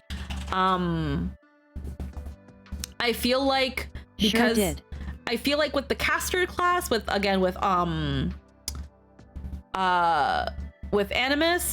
because of all the spells that you're juggling, or it seems like the spells that you're juggling, the feats that you have to keep track of, and all that stuff, honestly, you can almost have like a one-person campaign with just an Animist, because their spirits can be other characters. Yep. Like the spirits can be, whether they, I'm not sure if you can achieve it by making them other players, but these spirits can be NPCs. They have personalities. They have things they like and dislike. You can have just a one-on-one a D&D game with an Animist and still have right there a potentially a very colorful cast. And then when it comes to having maybe more players involved, you would only maybe need We talked about 2 how or I 3 want more. to do an On My OG campaign, centered around one character, where the rest of the players are Shikigami. Yeah. Like you can do that. Or again, if you I really, think that'd be super fun. it probably could be. On paper it sounds good. Or again, you can just lean in, maybe restrict a couple things with the Animist where they can only have 1 or maybe 2, and you can have a Shaman King game. You can do like a Shaman King like thing with, you know, the objects being swords or whatever, because I think even Shaman King, they weren't bound by swords, they were just bound by usual simple weapons and objects. You'd have to bend things a little bit, but you can probably even run a Degrayman like campaign with something like this, where the apparitions can be the innocents and things like that. Is that again like stretching and playing around with a bit and bending a bit too much? Possibly, but that seems to be kind of the point sometimes with Pathfinder, that you can just really kind of fuck with it. That's why they kind of allow for a lot of variety with the whole, like, again, essentially what I hear, all of the flavor. One of them was bound to a snowboard, so it's possible. Exactly. Like, you can make it a more modern... And heck, with the Animist, if you did that, if the Animist uses the possession ability, that Shikigami player gets to run the character while the usual player sits back and goes, actually you worry about the combat. I'm going to go cook 3-week-old bacon. like freaking, some could say you could even try to do a Persona game with Animists. I feel like that'd be a little bit more for Exemplar, but you can make it work with Animists. Any sort of genre that implies channeling other beings, you can run an Animist. And in this case, and I'm using this to segue into finally this character sheet. Originally, before Priscilla became a character for the Fairy Tale game, and I've talked about this before, but I'll talk about it for those who didn't know. Priscilla originally, a long time ago when Deco held his very first Kingdom Hearts game, there was a potential for a second campaign, and I had made Priscilla for that. And Priscilla was originally going to come from the world of Candyland. And Candyland had fallen to darkness. And Priscilla lost a lot of her candy-based friends to the darkness. Whether they were killed by Heartless or whatever happened, her friends is dead. And in Deco's homebrew, she would have worked as a summoner. Break the cutie trope. But her summons would have been her friends, who would have been essentially summoned as other sorts of beings, not literally summoning her friend, but they would be essentially twisted and molded into entities, whether it be the form of, let's say, maybe fucking Henry, the chocolate bar icon of Candy World, was now a giant fluffy teddy bear. Or something akin to Tibbers from League of Legends. I had a couple little ideas. I know as a placeholder, I was like fucking some Five Nights at Freddy's looking shit, because she was supposed to be a very macabre, twisted Candyland sort of thing. I thought it was a kind of a cute idea to go for I wanted to go a more darker edge to see kind of see if I could even do that and have fun with it. I wanted to go for something a little bit darker. But looking at Animist, Priscilla, possibly with what we've seen today, could work as an Animist. We can look at the apparitions. We can bend things probably a little bit. And certain apparitions can be her friends. Now, again, you can attune to you can attune to up to you can have two apparitions that you can attune to at a time at the beginning, but that doesn't mean you don't have other spirits with you. So she can have her friends with her, maybe in the form of an object or something, as we've also explained before, that we can probably put these in crystals or again, they can be an object. Grab your pastels and tell the dog to go in another room. It's Priscilla time. And that's that thing where maybe, she had remaining items that belonged to her friends. Maybe it was trinkets, maybe it was friendship bracelets that she had made for them before everything went to shit, and their spirits attached to these friendship bracelets or something. I don't know. But her friends are now in these objects, and as she grows as an animist, her friends awaken from those objects, and she is able to summon and utilize them. Would I make her as dark as I did before? Maybe, but maybe a bit more of a hopeful insight too, in that this is how she is able to rejoin with her friends, where in death she still has her friends beside her in the form of these aspirations, these spirits that now help her achieve whatever is going on in her journey of the campaign. If we had done this in Pathfinder with the Animist class. So, that being said, now that I have given you all that drivel, trying to essentially explain some sort of Animist story for her, I need to try to fucking understand this. And I don't have the core book, so this might be hard. I don't have the core book, so this might actually be hard. And I can't, can I put anything in this? No, we're gonna have to open this in Acrobat or something. So let me go over here. So the remastered character sheet. I'll put that over here. I could even make a Kamen Rider joke that no one would get. You probably could. I'll get it. I mean, Nightshade will get it.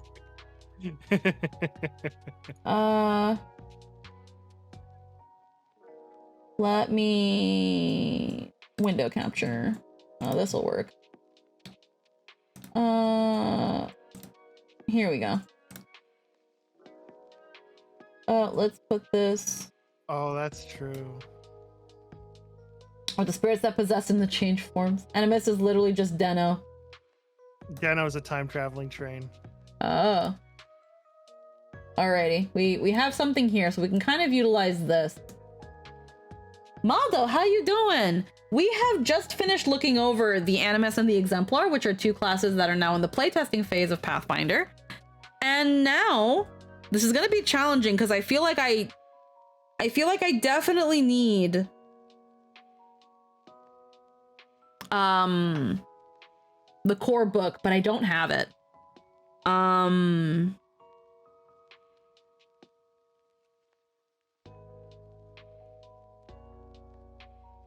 But we'll see.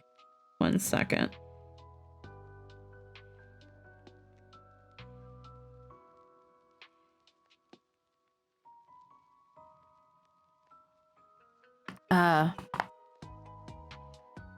I've never played Pathfinder either. I'm trying to kind of learn the system, but also just learn mechanics and TTRPG in general. And again, we've just finished looking over the Exemplar and the Animist, and I'm gonna see if, with what I know, if I could try to fill this sheet out. But again, I don't have the core book, so this might be hard. So I feel like at the end of the day, when I think about which is the most busted, I feel like it's going to be the Exemplar. Again, it's a rare class already off the bat for a reason. Not even just because of the idea of and the concept, but because like shit like the fact that they take simple weapons and they do more damage with them. Now, here's the thing actually, now that I think about it.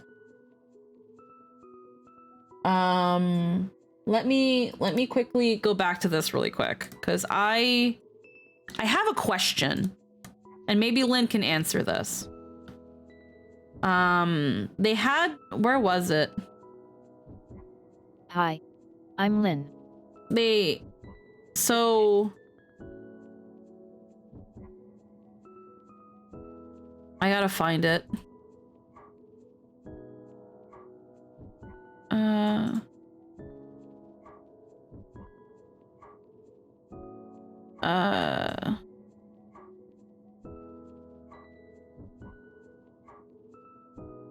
Okay, so humble strikes.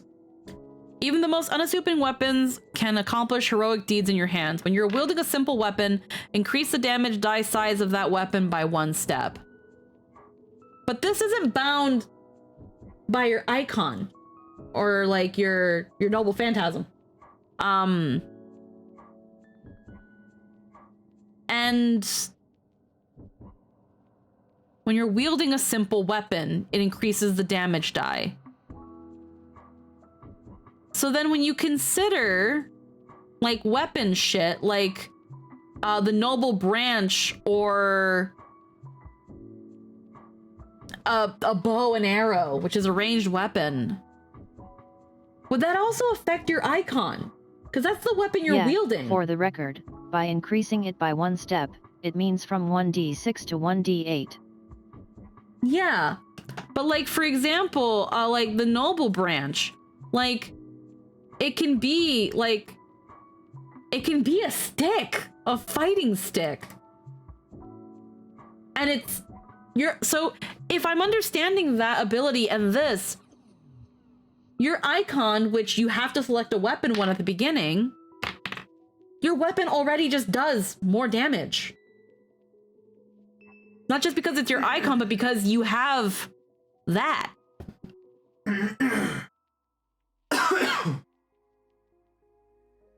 It depends which kind of weapon you choose. Simple weapons are a category of weapon. But that's the thing, your icon can be a simple weapon. Like that's the thing. Like again, for one of the icons, one of the things, it just says a ranged weapon. It can just be a basic bitch bow and arrow. How they're written, if your icon is a simple weapon, it does more damage than usual, though simple weapons generally do less damage. The bonus does an icon weapon get? It depends on what you want to make it, because again, your weapon, again, your weapon, like for example, Fated Shot, it has to just be a ranged weapon. And it can be a simple bow and arrow, and it'll have this thing if you choose it, plus the additional die, plus the upgraded die, because it's a simple weapon. And yeah, so both would stack. It's gross. It depends which kind of weapon, yeah. What bonuses of the icon. So if you had a simple ranged weapon, both would apply. You can just be busted from from day one, from level 1, if you have that. Busted from birth. Is Lynn, but no worries. Lots of people spell it wrong. That was just something I thought about. Like I was like, when I think, I was like, which one is the most busted? Really, really. And it's like, I think it's Exemplar. Because again, with Animist, it's still you gotta kind of you have to kind of juggle all this stuff. But with Exemplar, it seems pretty, not cut and dry still, but still a lot more simpler. You hit with D20s now. So if you increase the die size for, say, a maul or a greatsword, does that become, what does a D12 become? Is a greatsword a simple weapon though, Emerald? I actually don't know. Since those are martial weapons, it probably won't happen, but let me see if that's a thing. It says simple weapons. So that's what I'm gonna assume. But okay. How can I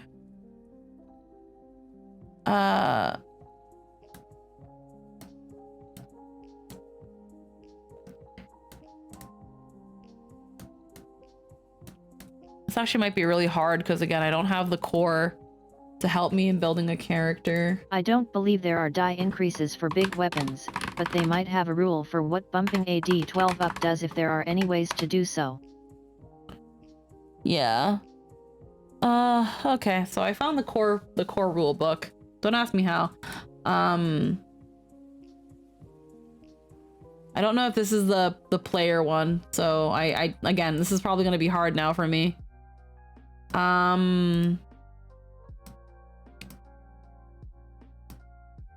So we're gonna beep, beep, beep. Alrighty. So let's start pretty quick. Let's start pretty simple. Let's fill out what we can fill out, if I can in this. Player name, we're not gonna worry about it. But can I write here? Character name. Can I fill anything?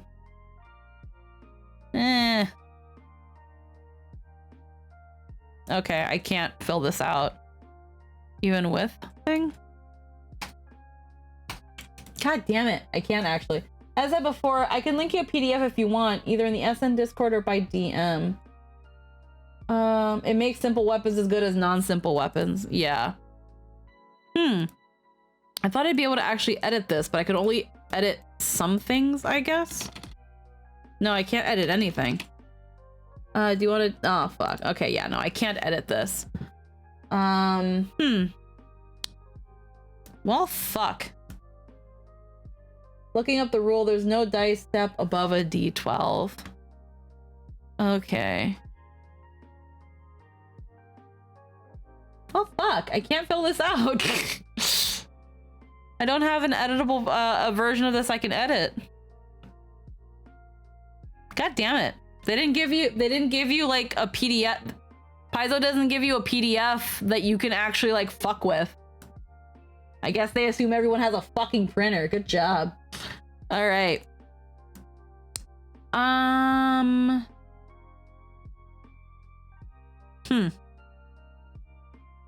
Well, fuck. Now what? Lynn, what do I do now?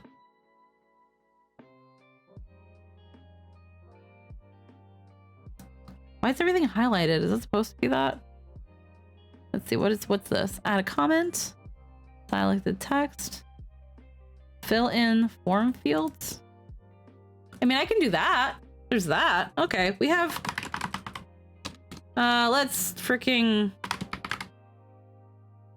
Is that how I... No, that's not how I spelled it.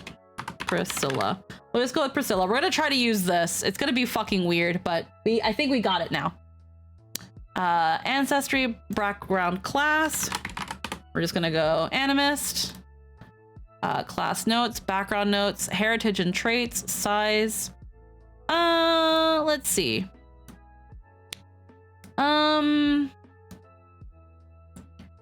What would I make her?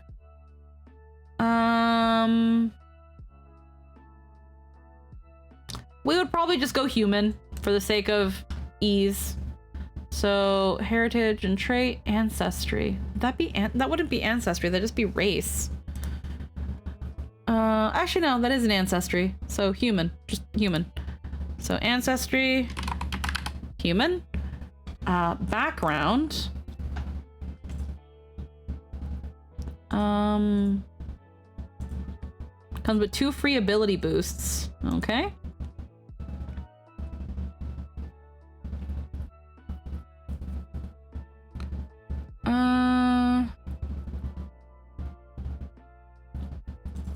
Now, because the remaster for the sheet, yeah, no worries. I found a way to kind of fuck with it. Now my only worry is because this is for the remaster, so I don't know if the core book is going to help me here, but we're gonna try. We're gonna fucking try. I'm stubborn.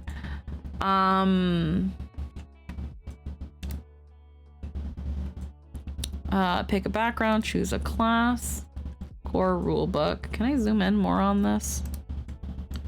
And yet, it makes sense that they don't go to 2D6 or 2D8, because the game considered every dice to be a unique entity, such that turning 4D12 into 8D6 would require additional language, so it doesn't make features like that +2 damage per damage die from +8 to +16.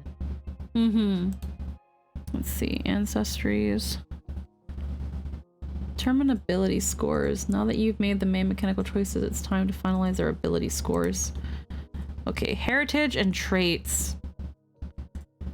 I'm guessing that's with size. I'm just gonna put M for medium. Background.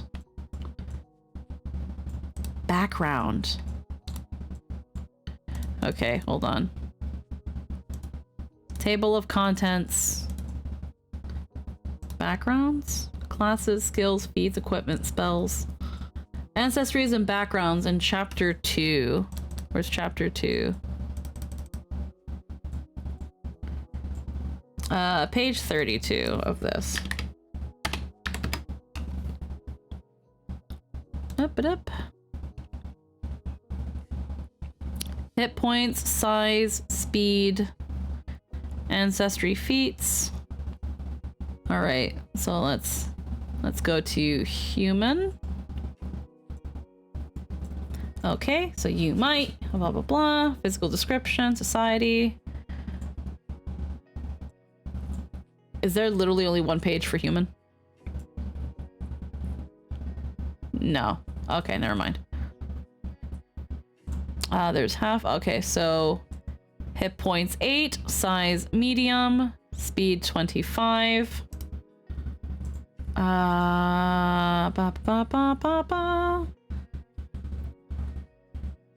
Speed 25 if I'm looking at that properly. Hit points. I'm doing what I can. Hit points 8. But with Animist, it's going to be, the hit points are going to be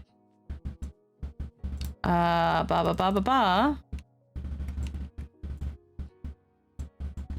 my god. So it said earlier that the hit points are determined by 8 plus your constitution modifier. So right now we're going to put it at 8. And once we figure out our constitution modifier, then we add that to this. Okay. All right. Then you add the 8 from your ancestry as well. 8 from my ancestry. Oh yeah, because it starts with 8. So Animist is 8, and then ancestry is 8 because it's human. So right now it's 16.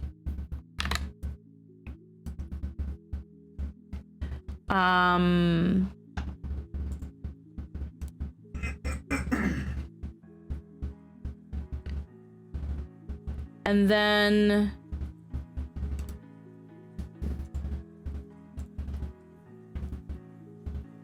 and the 8 from human, yeah, so it's 16.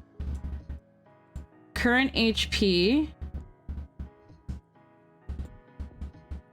Yeah. In second edition, you get health from your class and, specifically at level 1, from your ancestry. Yeah. This is their solve so characters don't die at level 1 from 1 crit. Yeah. At first level, your class gives you an attribute boost to wisdom. Okay. Languages. We're not gonna worry about that. 2 free ability boosts, which we can probably put into even more wisdom. Okay. What else here? Heritage and traits. Heritage and traits. Human heritages. There's half elf, half orc, skilled heritage, and versatile heritage. I have to like zoom in on this. Frickin' heckin' darnin'.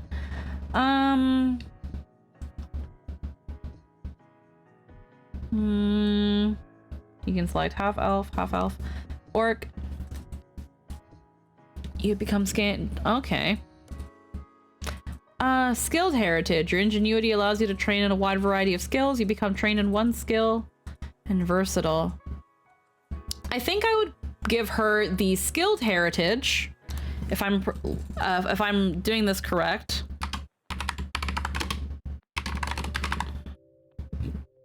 I'd give her the skilled heritage because that gives her, you become trained in one skill of your choice. At 5th level, you become an expert in the chosen skill. So then I have to find the skill that she's going to be essentially proficient in so that she can become better. And then this is half orc. Adapted cantrip. These are all human feats.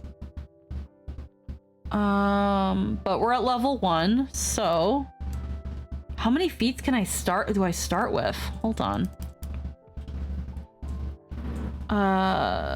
Human? Back to human?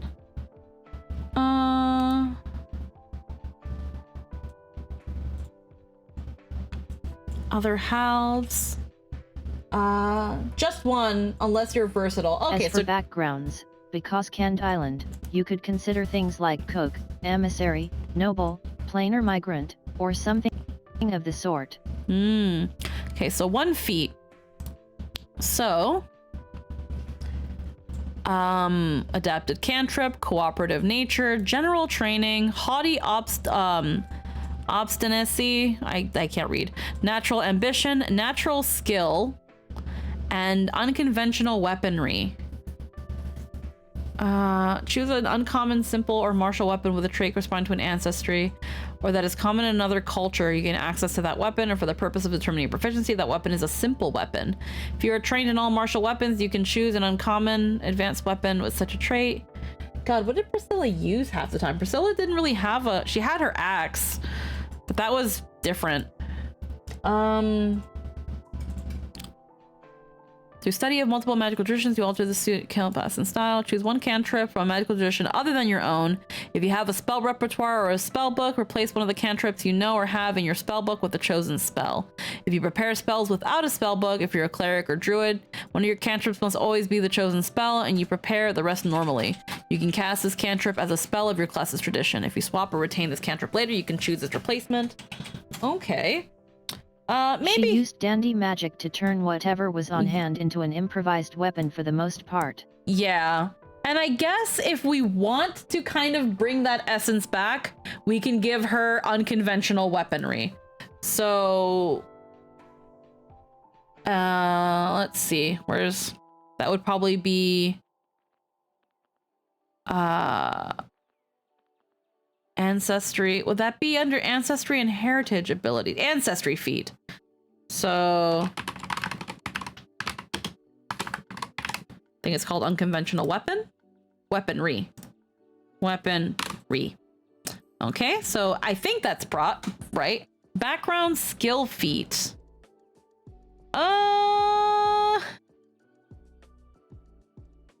Background skill feat.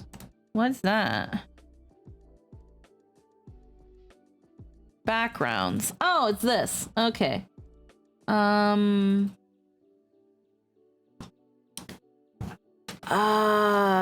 many of those could I have? Fuck.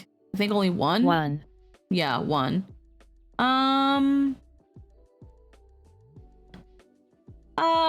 There's Animal Whisperer. Which could also kind of help on the Animist side of things. To kind of save myself some of the time, since we have been going for quite a bit, I think I'm going to go for the Animal Whisperer background. Priscilla loved being around animals, talking with animals. So Disney princess. Whisperer. Yeah, sure. Ancestry and heritage abilities. I feel like I did that somewhere. It was supposed to be here somewhere. I don't know. Can I like move this so it's not as scuffed looking? I don't care. Class feats and features. So going back into Animist really quick. If we're now going into her class. So level 1 ancestry and background, attribute boosts. Oh yeah, because we can also yeah, the benefits of ancestry and background. Yeah, okay. Apparition attunement, animist and apparition spellcasting, animistic practice, initial boon. Okay. So now we need to find, what do we do? Apparition attunement.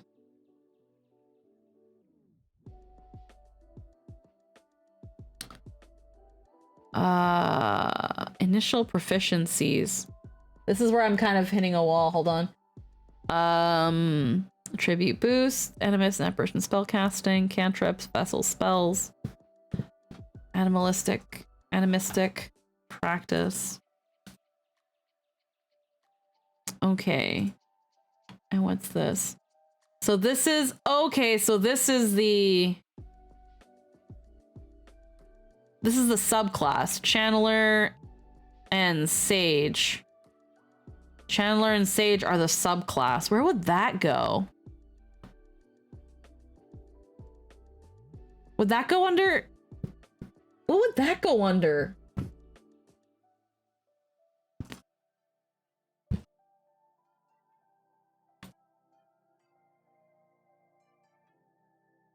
Where would that go under? Class features generally. Class features? Okay, so it'd be right here. It wouldn't be in the ancestry or background. It'd be right here. And that would be... That would be the practice, the animistic practice. At level 1, the animist chooses a practice that influences the way their power grows and develops. And in this case,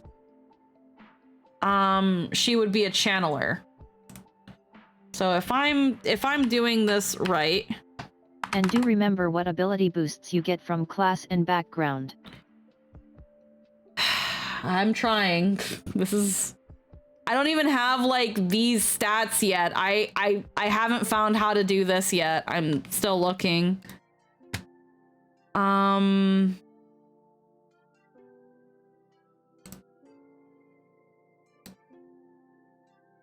So then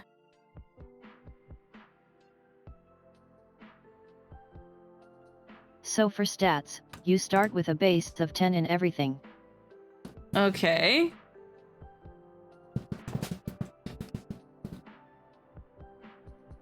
So then 10. And each ability boost you're given is a +2.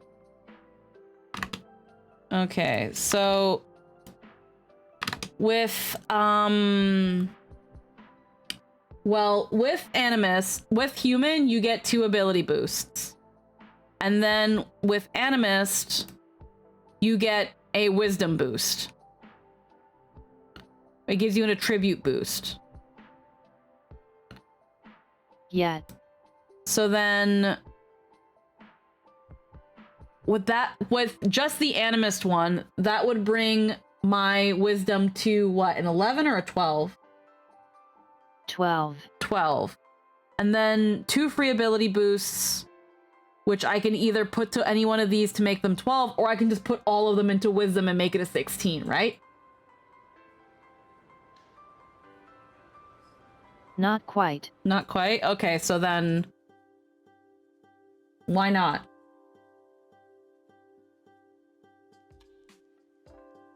Because if an ability... So for ability boosts.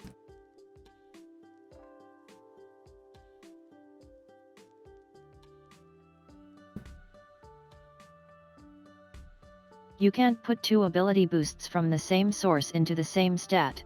Okay, you can't do that. All right.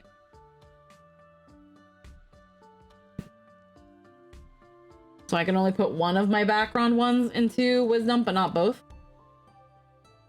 Yeah. Okay. So then with that in mind, I would take my class boost and one of my ability boosts and put them both in the wisdom, and I can at least get it to a 14. So say you wanted to max out your wisdom. Mm-hmm.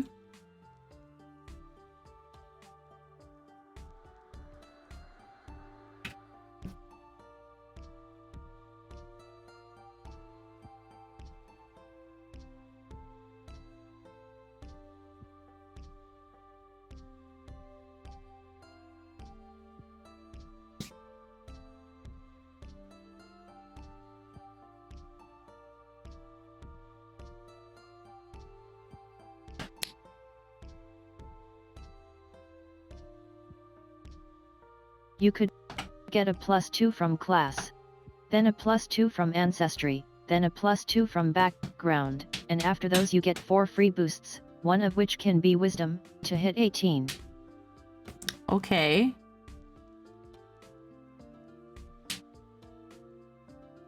So I can get it at least up to an 18. So then...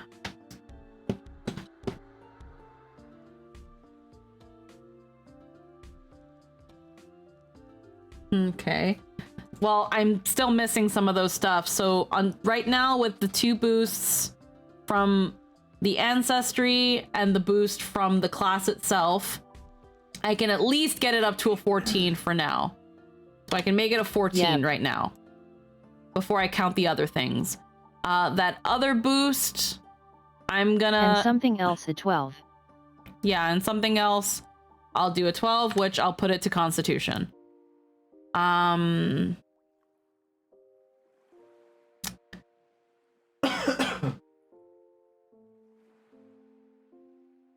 that being said,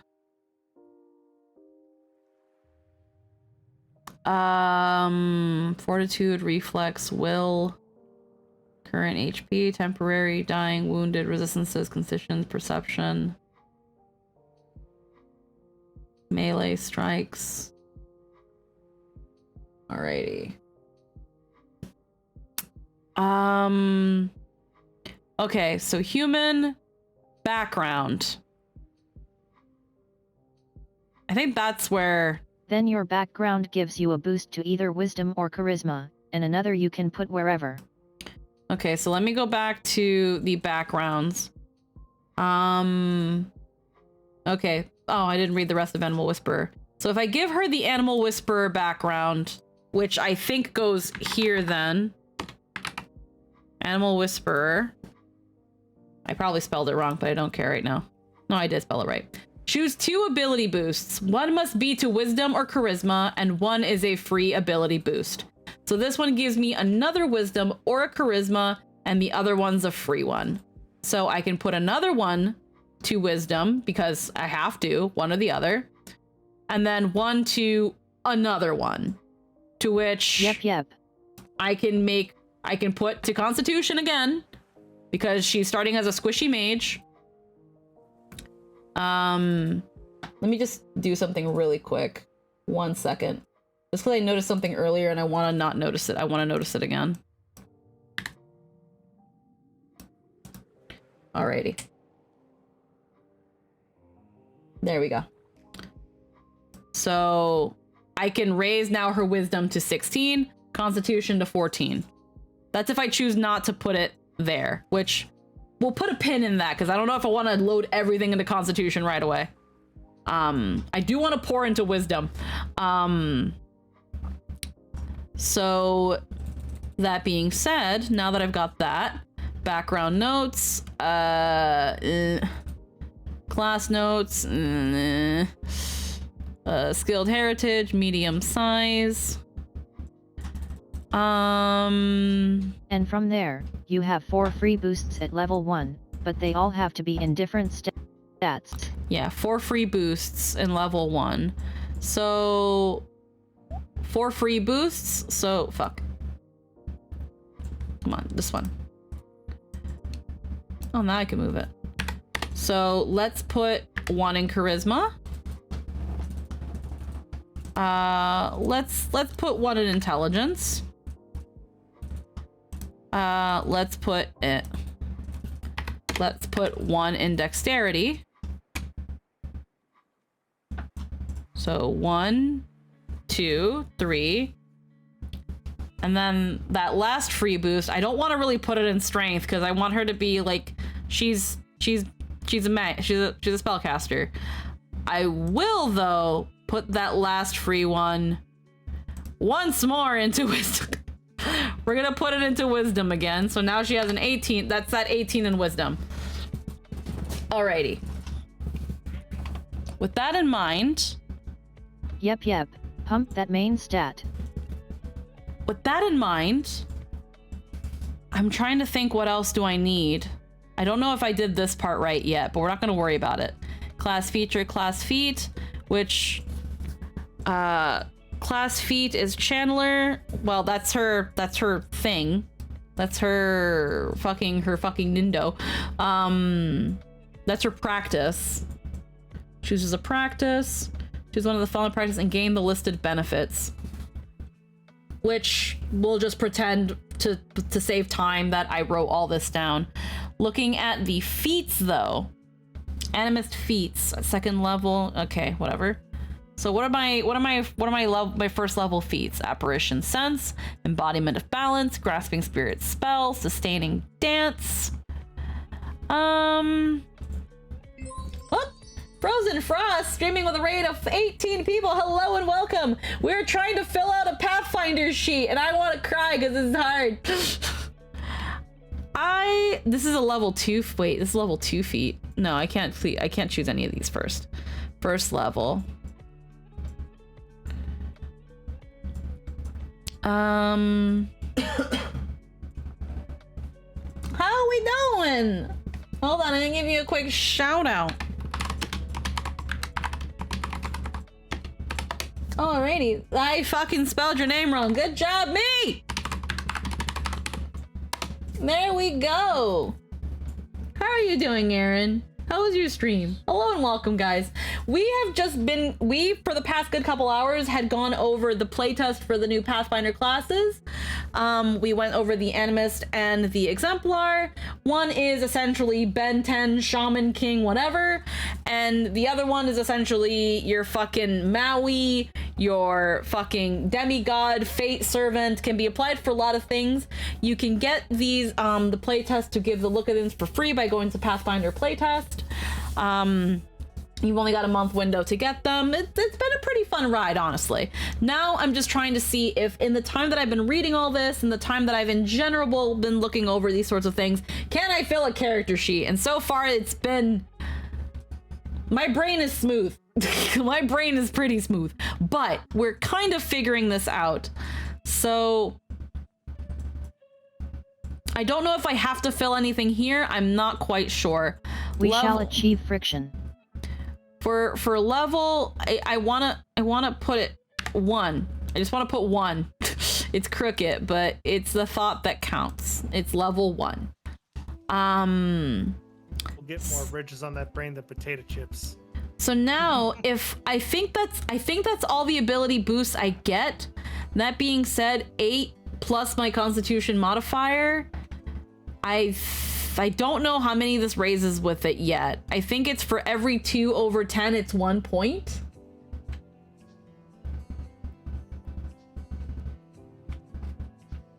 Right? Where do you put that here?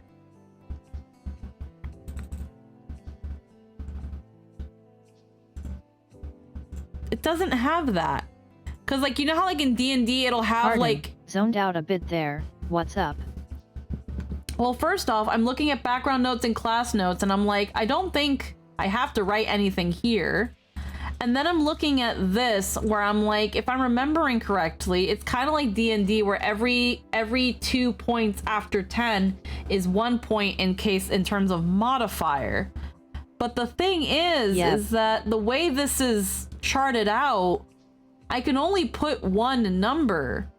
So where do I put my +1 or whatever my modifiers are? It's not here. I don't see it.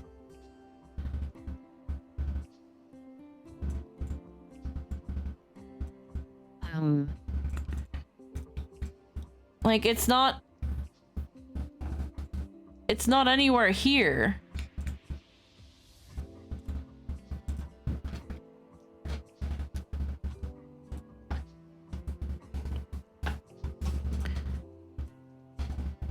Hold on, where's my... They might have changed it to get rid of attribute scores and only concern with modifiers.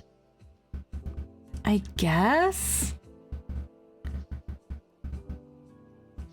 That sounds familiar.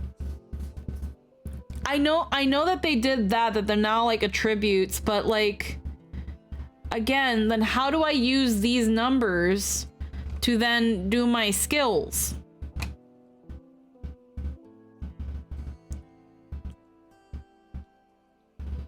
Like, I don't have the... So it'd be 012141. I guess?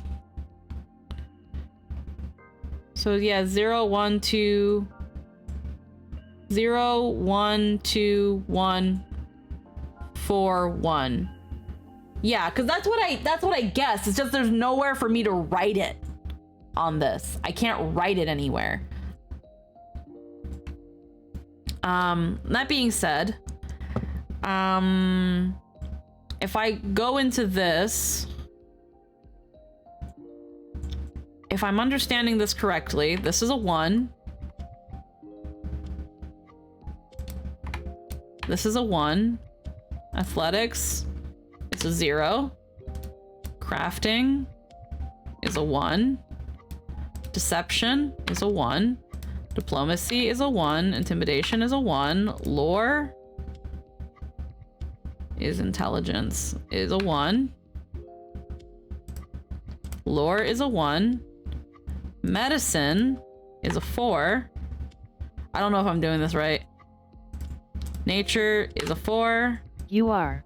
Occultism is intelligence, so that's a 1. Performance is charisma, which is a 1. Religion is wisdom, which is a 4. Society, intelligence, which is a 1. Stealth is dexterity, which is a 1. Survival, wisdom, which is 4. Thievery is dexterity, which is a 1. So then these are my skills. They're all kind of crooked, but it's the thought that counts. Yep. But it's there. I need, I guess, to do lores, which... Okay. Well, we'll look at that. I still need to get a class feat, which... And you're trained in nature from your background. Yes. Oh, let me look at it again. Oh yeah, you're trained in the nature skill and a lore skill related to one terrain inhabited by animals you like, such as plains lore or swamp lore. You gain the train animal skill feat. So we have that too. So the skill feat... Class feat and features. Where would I put that? Hi, Anthony. Where would I put that? I'm trying to build the sheet now. Nice. I just went over. So this exemplar is so fucking cool. It's busted. So stupid. Anyway, I just want to say hi and all that, Pop it. I'm going to bed. I'm so fucking tired. That's fair. You have a good night. Yeah, show me your sheet after. I don't think I'm doing it well. I don't know where to put this feat. It doesn't. The freaking the fucking. Okay, so hold on. Where it says skill or class feat, probably. Yeah, but like, there's class feats and features. There's ancestry feat, and then background skill feat. Wait, yeah, actually, wait, animal whisper. So yeah, it would be there. Okay, no, it would be there instead. Background skill feat. Yeah, okay. So then, trained in the nature skill and the lore skill related to one terrain. So it'd be such as plains lore or swamp lore, and you get the train animal. So then, under animal whisperer, we have achieved friction, reading comprehension. Train animal. So animal whisperer would be up here, and then we can get rid of this one. Train animal is the skill feat. I can't move it. Okay. Oh, congratulations, We're you did it. we're trying. You're doing and it gives you're me doing it fine. and it gives So- me nature lore. So, or trained in the nature skill and a lore skill. Okay. We can such as plains lore or swamp lore. Is it just one of the two, or is there a more broad category? It doesn't say. It's the lore skill says a favorite terrain of animals you like. So pick a terrain. It just shows plains and swamps as examples. It doesn't do Yeah. those two. Ocean, mountain, plains, arid desert, tundra, Yeah. ice sheet, Forest. jungle. I'll just go with forest. That's what came to mind for me, but because it only listed 2, I was like, what the fuck? Yeah, it's like any terrain. Candy of your cane choice. forest. Broken starship. I don't fucking know. Anyway, I'm going to sleep now. Yeah, go to bed. No worries. You're trained in the nature and lore skill related to one swamp, blah, blah, blah. Okay. You gain Look, I the... also want to see Take it care. when you're done. You're you're trained in the nature skill. When it says you're trained in the nature skill, am I putting that also under nature lore? Or am I bumping up nature? Because it says you're trained in the nature skill. So would that be an additional boost to nature?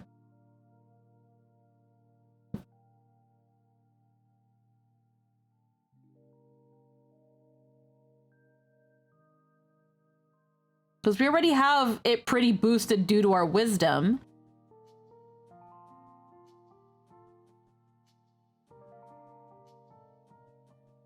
But the background also trains nature. Yeah, it means you're proficient, so you get that little box with AT. That little box with AT.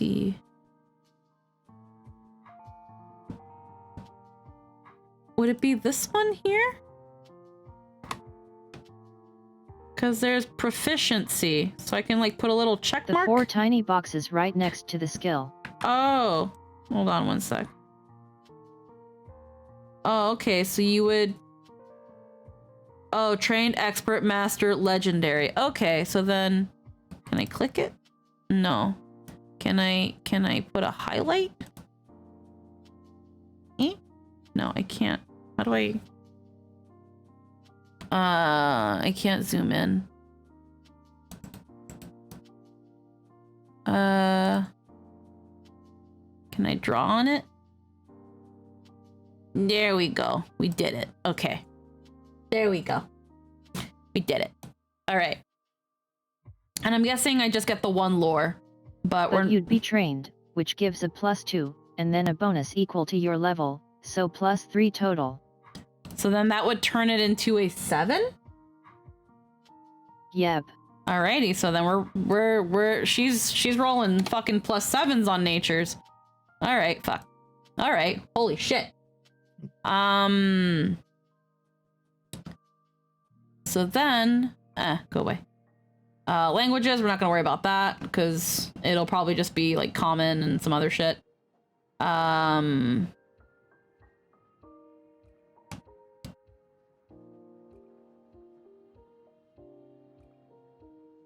AC.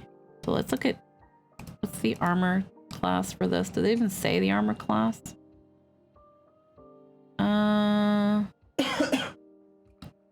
Trained in simple weapons, trained in unarmed, trained in light armor, medium armor, trained in fortitude, reflex, expert in will, trained in perception.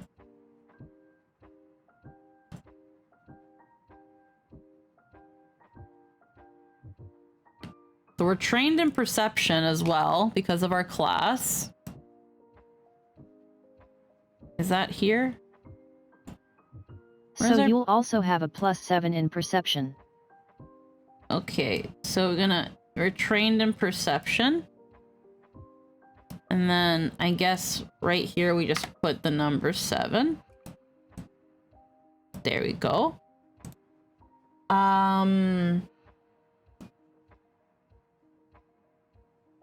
Senses and notes, special movement, armor proficiencies, which it says, oh, and fucking, Animist is also trained in religion and nature.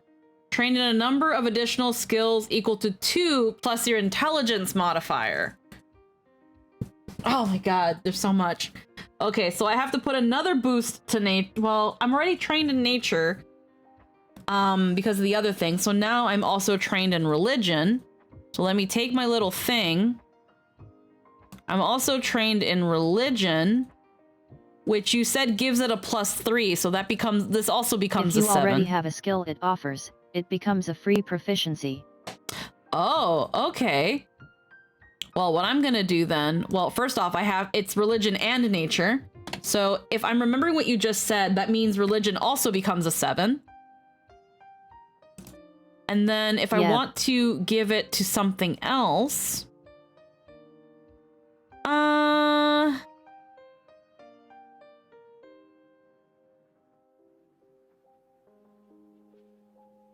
So now you have 4 other skills you can pick.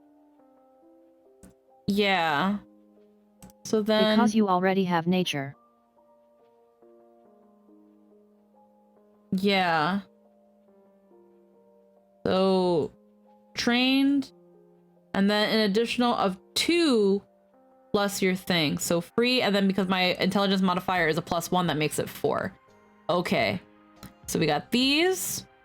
So then I can add it to 4 more. So we are gonna add it then. We're gonna add that 3, that boost, that proficiency to medicine. We're gonna just build on what she's already good at. So we're gonna build, and we're gonna build her survival. We're gonna build that to a 7. I hope I'm doing this right.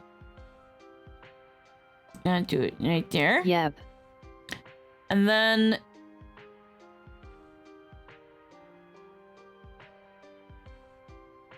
And then, with that in mind, I want to boost...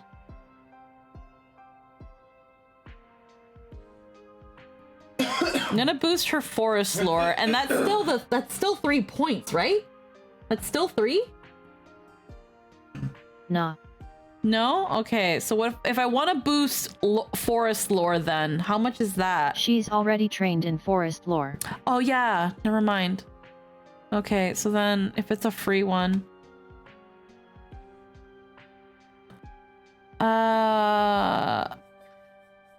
Let's then... let's do it in performance. Diplomacy. So I was thinking diplomacy and I'm thinking performance. So I boosted survival, I boosted medicine, and then performance and diplomacy. But am I adding the +3? Does the train? What I'm asking is, does the trained add 3? Okay, good. So then that makes performance 4, and then that makes diplomacy 4, and then put my little right here, and then my little right here. Okay. Oh my god. Trained in fortitude, trained in reflex. Okay, well, we're trained in fortitude. We're trained in reflex. What else does it say here? We're trained in perception. God damn it. So saving throws is trained in fortitude, trained in reflex, expert in will, and perception is, we did perception already. So we're an expert in will. So we're right there. Oh my god. But what are the numbers? Expert means you get 4+ level, so +5. Okay, so it's 4+ level. And then trained is 3. And then these two are 3+ level then? Because it's trained? 2+ level. 2+, what the fuck? Where'd the 2 come from? Proficiency. Where the fuck's proficiency? Oh wait. No, you said that was a 5. Where's proficiency? Where was that? Okay, so you know how I had you add 3 in the others? Yeah?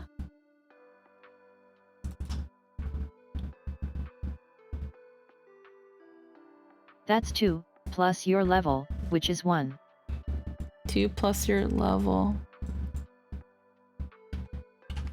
But where's the 2 coming from?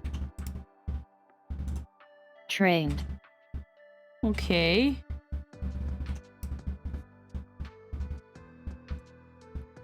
So proficiency equals 2 plus your level.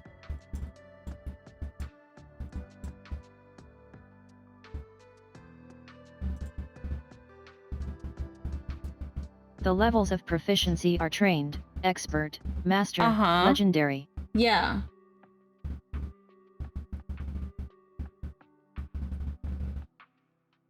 Okay. I think I get... I don't get it. I don't fucking get it. Okay. Which represent plus 2, plus 4, plus 6, and plus 8 respectively.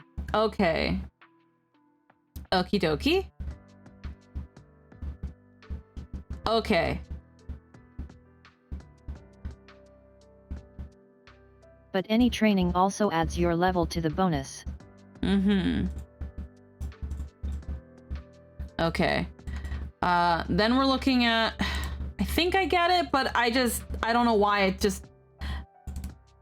Okay, so you explained... Oh my god, why isn't it fucking... the fucking folders and stuff? Okay, so if I'm understanding what you said, so trained is plus 2, expert is plus 4, master is plus 6, legendary is plus 8. And then you add whatever your level is, and that equals the total proficiency. And then that's what you add to shit. So as a level 1 character, when you become trained in something, you get a plus 2. Then you're level 1, so you add 1, which makes it 3. Which makes it 3. Okay. Okay. I think I was just thinking too hard about it then. So perception, we've got the saving throws, we've got the skills. Trained in a number of additional skills equal to 2 plus your intelligence modifier. We did that. Trained in nature and religion. Trained in a number of additional skills equal to 2 plus... Yeah. Yep. We did that already. Trained in simple weapons. Trained in unarmed attacks. So, we go here. We go... God. It's just so bad. Can I erase this? Thank you. Okay, so going... And then... Wait. That's attacks. It's... Well, but it's trained in light armor, medium armor, and unarmored, so I'm still on the right path here. And then with weapons... Where does it have weapons? I don't see it here. We won't worry about it. But we're trained.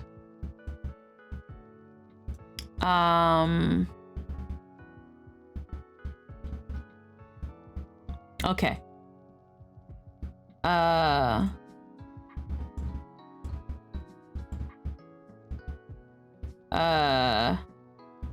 Weapon proficiencies. Here we go.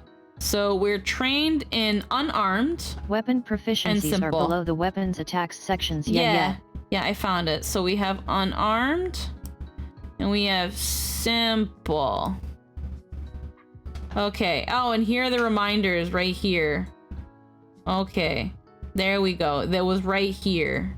I didn't see those. Okay, I'm sorry. So then...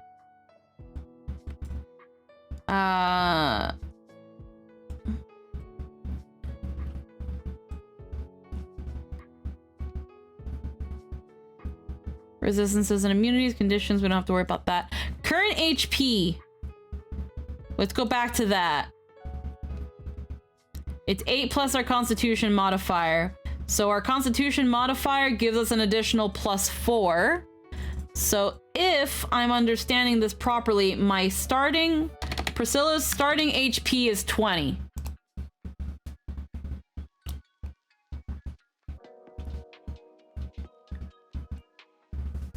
because it's her race, which is 8, and then her class, which is 8, plus her wisdom modifier, which would be 4. So I think she starts with 20 hit points. Shouldn't it be her constitution modifier? Is it her constitution? Is it? Oh yeah, I no, think it's constitution modifier. No, I'm thinking wisdom, my bad. So it would just be 2 points. So instead her starting HP is 18. Okay. Yep. Yeah. Alrighty. Hi Nightshade, what's up? I've taken care of Abel stuff. Again, if we're building just level 1, we don't have to worry about anything after here because that's gonna make my brain hurt. We're not gonna have to worry. We don't have to worry about any of this here right now. I don't think so. We're not gonna worry about it because it's just this is the bread and butter.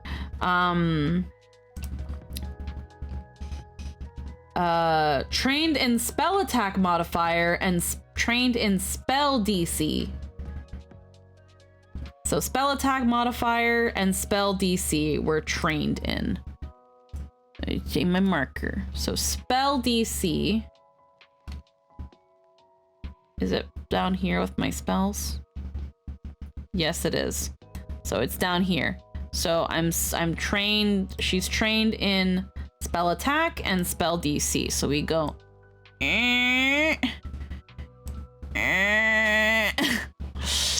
And that adds her proficiency plus her spell. So +2 plus her level, which is 3. So then her spell DC and her spell attack would be...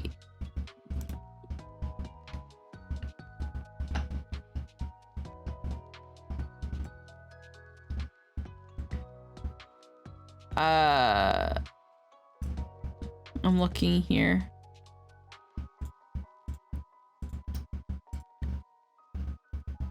What's my spell and my DCs? Does it say? I believe in you.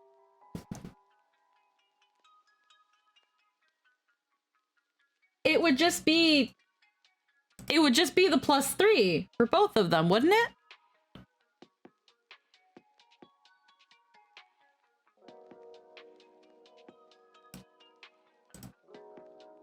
Seven. 7? Because of wisdom? Yeah. Okay. That was somewhere. So then her spell DC and her spell attack, they'd both be 7.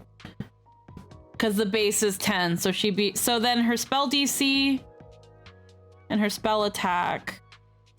Well, her spell DC would be base plus... Okay. Would be base +7. So... Spells would need to be... Would hit a... And if I'm understanding spell DC... A spell would have to roll a 17 or a higher to hit her.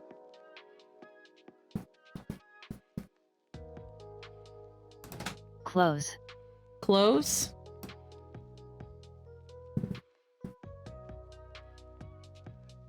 Oh, is that what? No, because spell attack is what she adds to hit. If she uses a spell, they have to roll a 17 or higher to resist it. Yeah. Okay. Okay. Okay, I think alright. And then trained in Animist class DC. Which...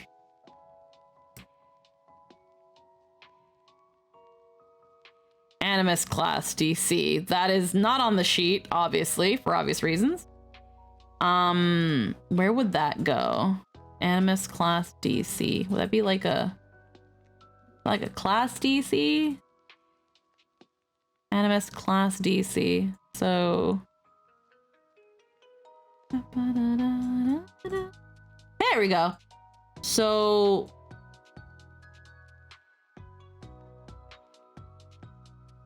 Class DC reminders. Would it be here then? Would I just write and trained? And the Animist class DC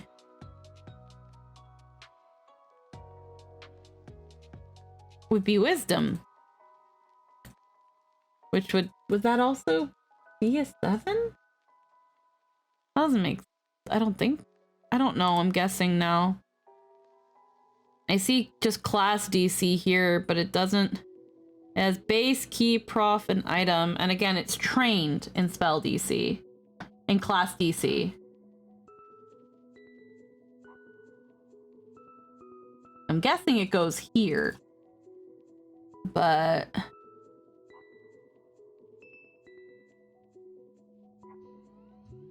Yeah, it would also be 7. It would, okay, so it would be 7. Okay, it's such a big box for just a number. That's why I'm like, kind of like, is it a number or do I just write something in here? Okay. All that's... It's actually 17, since it's plus 10. Okay, so I guess I can just write 17 here then instead. I'll just write 17. Yeah. And your spell DC is also 17 by the by. Okay, so I do have to write 17. Okay. 1 second. And then 17. Move it. There you go. Stop. Okay.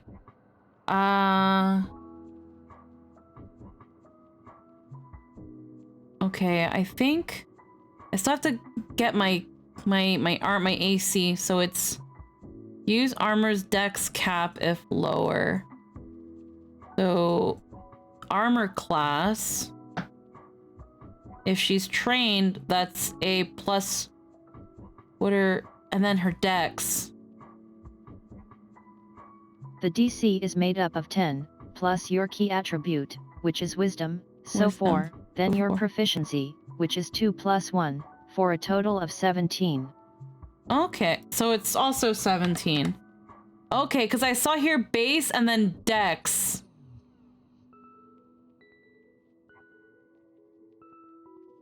So I was like, wouldn't it...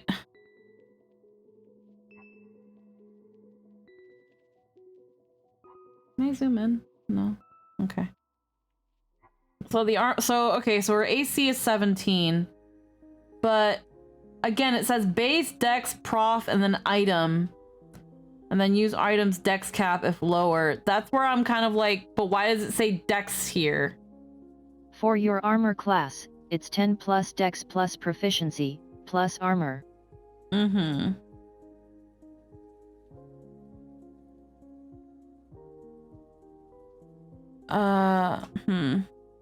So 10, plus 1, plus 3, 14. Plus 3. So 10, plus 1, plus 3, 14. So where'd the 17 come from? Because that's the thing, it's like... Because I thought it was gonna be 14 because I was putting in my dex, but then you said wisdom. I was talking about your class and spell DC.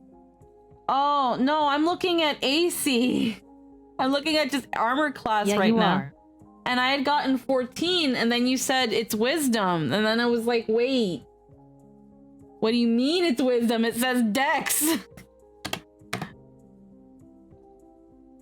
It takes me time to type things, love. I'm sorry.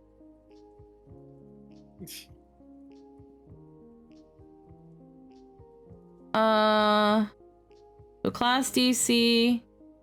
Yeah, and that's your, and yeah, this is base and then key, and then the key thing is wisdom. So that's the key attribute.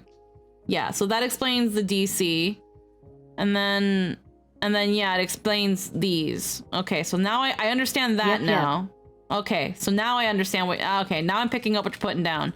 Because these say key and then prof.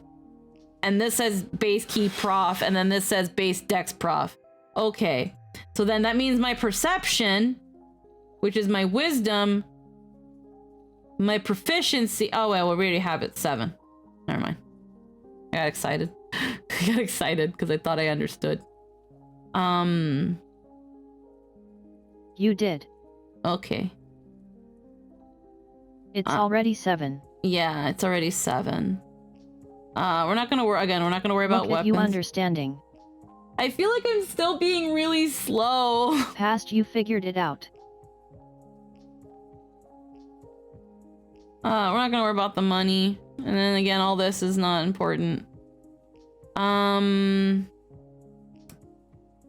Okay, looking at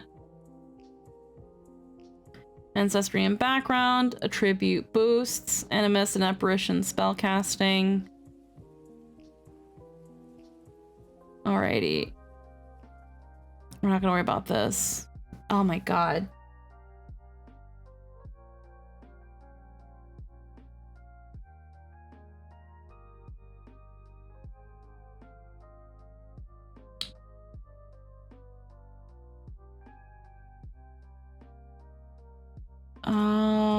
So what we can do is... Yeah, I'm just thinking of what more we can do now. Because, like, I can pick out spells and stuff, too. And then there's focus spells. I think we got the majority, though, of the kind Have you grabbed your level 1 animist feat? No. I grabbed Channeler. And I was thinking of grabbing, I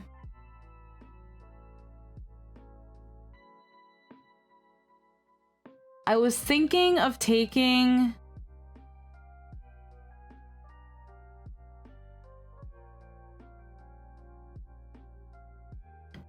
I was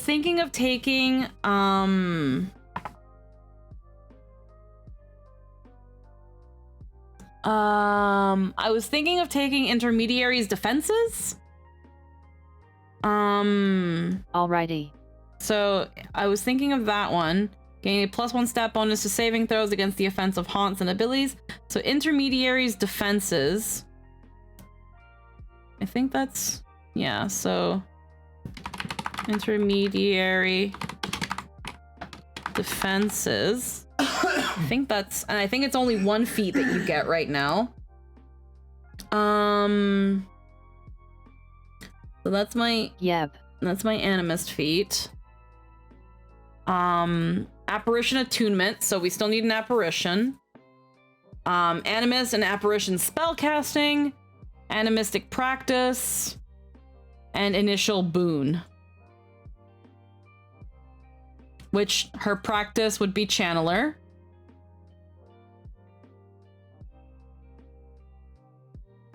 And Yep. and then her boon in that case, because I think it only lists 1, would be apparition's whirl.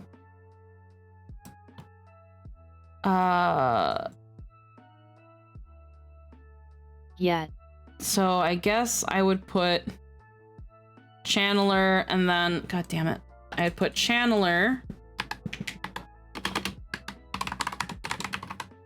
I can't spell for fucking my brain. Apparition's whirl. Apparition's whirl. And just, can we like move this? There we go. Like move these so it looks fucking nicer, please. Thank you. Alrighty. I think I got that.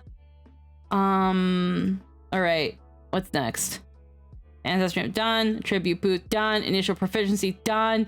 Apparition attunement. Not yet. We got the practice. We got the boon.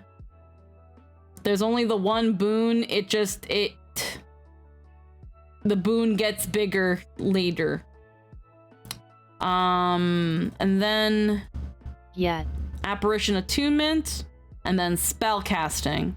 So apparition attunement. Let's fucking... Apparition attunement. Animist feats. Animist apparitions. Okay, attunement. So we need to fucking pick a fucker and two of them. I have to pick two because you start with two. Choose your apparition. Spiritual entities you attune to, sharing their knowledge and power. I haven't eaten all day. All I had was that bacon. I've eaten nothing. It is almost 11. Holy shit. Well, how dare. Well.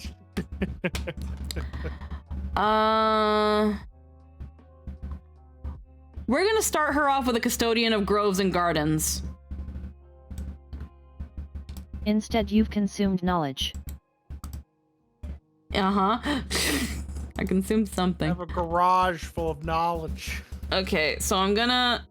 I don't know where I would put apparitions in this aspect. I don't...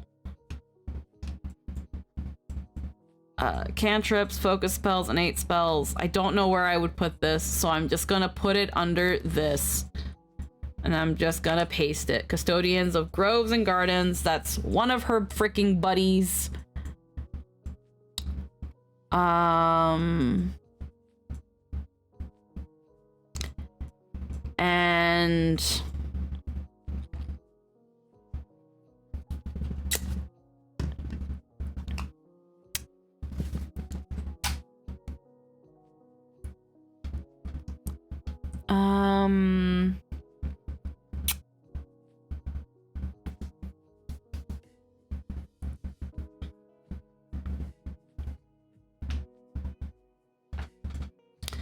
And then I think for the first two, if I'm understanding this correctly,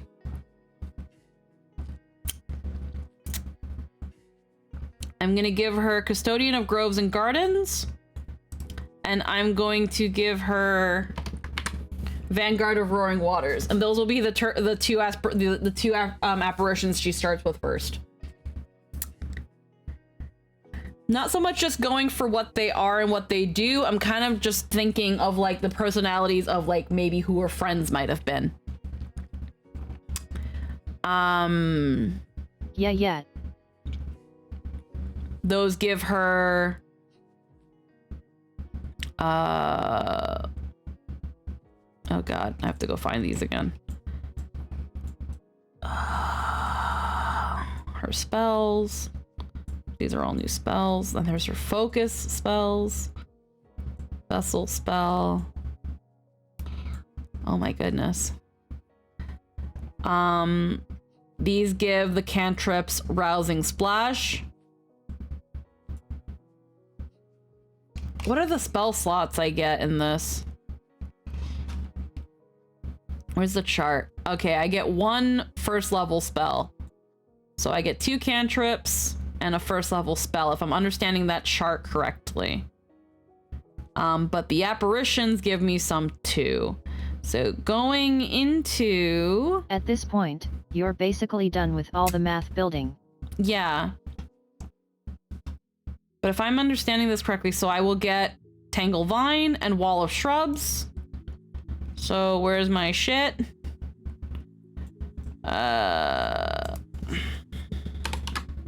I'm just gonna fucking list them here just because I don't know where else to put them. And then fucking Wall of Shrubs. Was that what I even said? Yes. And then with the other buddy, we're looking at Rousing Splash and Hydraulic Push.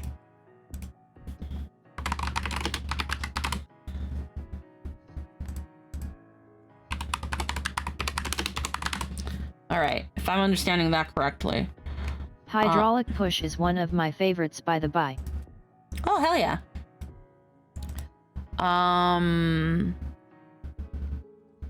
We're not gonna worry about this part because I'm kind of...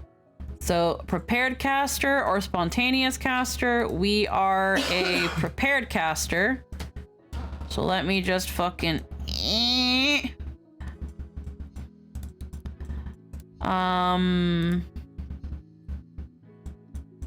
And then there's just the Animist spells. Because this is all the fucking thingy-mabobber boys. So a level 1 spell and 2 cantrips that are her own. I don't have cantrips listed here. There's no apparition special cantrips. You just summon a horizontal geyser of water out of nowhere, and it pushes someone away with extreme water pressure. It's great. Oh. Wait, these are feats. Where are the spells? Animist apparitions. Vessel spell. New spells. There's, okay, so there's, oh wait, spell 2. There's spell 4, spell 2, spell 9, spell 3, and spell 7. So there are no level 1 spells for Animist. One moment. Yeah. You can download the core preview document. These classes also use spells from the Pathfinder core thing, and I think I have that. Right, one sec. We're like, Sent you the divine spell list. yeah, we're like just at the finish line, so I think after maybe choosing the spells will be, I think once we choose the spells, I think we're actually done, and I feel like it took me forever. Divine cantrips, there's a lot here.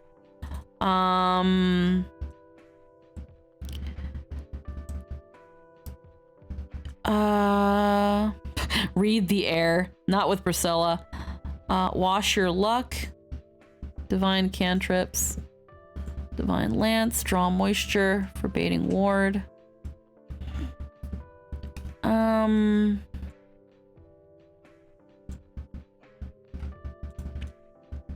After spells it's just equipment, and yeah there's a lot, but this part isn't really learning so much as picking something. Yeah. So you already know how it works. Yeah, I won't worry about picking the Animist spells, because at level 1 we don't really get an Animist specific spell. It's pulling from the divine spell list. But it's not learning so much as just choosing. Yeah, so I feel like I got a bit more help than I had hoped. I was hoping I'd probably understand some of this. Again, I did understand that with the attributes, the base was 10. But it was just like you're putting the points where it tells you to put them based on what things say. So I kind of got that. The hit points I kind of got. The armor class, I took a sec because I wasn't quite paying attention and there was the delay. Now that I know about the train stuff, this actually wasn't that hard. The weapon, once we choose a weapon, it's her strength, which would be 0, plus her proficiency, which would be 0, and her level, which would just be +1, if I'm correct, if I'm understanding that correctly. So it'd be 0 + 1, or no, it would just be 0, because if she's untrained, it's, yeah. So she would just get base, so, and then plus whatever the item gets. And then that would be her damage. Same thing with all her other stuff. Well, she has proficiency in simple weapons. So if it was a simple weapon, she'd get her +3 and shit like that. Yep. Yeah. So I get that. That took a bit. When it comes to filling out all of this, while as time consuming as it be, it doesn't seem that hard. I would need the core book. I would need the remastered core book, because while I can use the old core book to kind of help fill in some of these gaps, it's probably not going to be what works as well with this. This is meant for the remaster. So, with that being said, I'm still not... Yeah. A big thing about 2nd edition is that it's actually very straightforward. It just looks like a lot. Yeah. With that being said, am I still confident enough to build my own sheets? more than I was before. More than I was before. Am I where I wish I was? No. But that's also not realistic because this is the second time I've even looked at a Pathfinder sheet, and my first time looking at the new one. So Yeah. it's an unfair expectation. But yeah, so it seems like, obviously with the core book and looking over and maybe even jotting down some notes where it's like, okay, looking at the little side blurb and noting down what that is, and then mapping out and getting those numbers, getting all your numbers ahead of time, which I didn't do, but taking those numbers ahead of time once you've decided your ancestry, your background, your class, and seeing what all those proficiencies and stuff already give you before you start plugging it in, it doesn't seem hard. Like, obviously I was going a lot back and forth because, again, I didn't know the proficiency thing, that it was like train in this, train in that. I saw it and I read it and I was like, okay, well, that's a thing, but not quite entirely knowing what that means. Now I do know what it means. So now if I was to ever try to build another sheet from scratch, I would see trained in this and I'd be like, okay, that means this is +2, +2, +2, and then plus the level that my character would be. Depending on where their level is at, class things and all that. So for the first time I ever created a Pathfinder sheet, it was mostly Anthony that did it. So technically, this is the only real thing they sneak on you are the 4 free boosts, because they don't point that out anywhere obvious. Yeah. So that being said, because the first Pathfinder sheet I ever made, I didn't actually make, it was Anthony. This is technically my first Pathfinder sheet. Hooray. I don't know how well I did compared to other people who kind of first tackled this. I did get a little bit frustrated during some parts, but that's because, again, I think my brain just overcomplicated it. Where it was like, well, where did you get that number? Why that number? Like, I was thinking where and why, and it's not, the where is down here, why is because that's the number. That's it. There's no special reason. I think you did fine. You just kind of autopiloted for a bit. Yeah. I think bonk my life into pieces. Hi, Zilla. But I think, again, I started overcomplicating it. Again, because when you said, like, oh, it's a +2, it's a +4, it's a plus this, I was like, where are you getting the numbers? Where does it say the numbers? But what I didn't notice is that, again, these are right here. Now, I think when it comes to this sheet, I couldn't think of where else they could put this. But the fact that I didn't see this right away might be telling of where this should be. This, I'm not going to say it needs to be moved, but maybe it needs to be moved. Because, again, I look at all this, I look at all these little things, I don't know what these mean until I get to the bottom of the page. And while the bottom of the page might be a good place, I think it's one of those things that's well placed on a physical sheet. Yeah, like if I was holding the piece of paper, because I was just about to get into that. Now, this is a good place to put the key if I was holding a piece of paper. Because normally, kind of like when you're looking at a menu or like a map legend, usually those icons are at the bottom, the lower right, or the lower left. So in a physical paper standpoint, this is a good spot. And But you have to scroll down to find it in a PDF. Yeah. And that's the thing. And in a PDF or in essentially an online version of the sheet, again, yeah, like you said, I have to look down. And that's the thing where I don't know, as a lot of these games start making their way into a virtual tabletop, maybe they've got that whole thing sorted out already and I just don't know. But I guess at the end of the day, they're still always going to think about the pen and paper aspect of things, because that was kind of the root that's how it was played from the beginning, in pen and paper. But I don't know, maybe when they give people character sheets is like, are you doing an online character sheet or are you doing a pen and paper? It's also one of those, once you know aspects.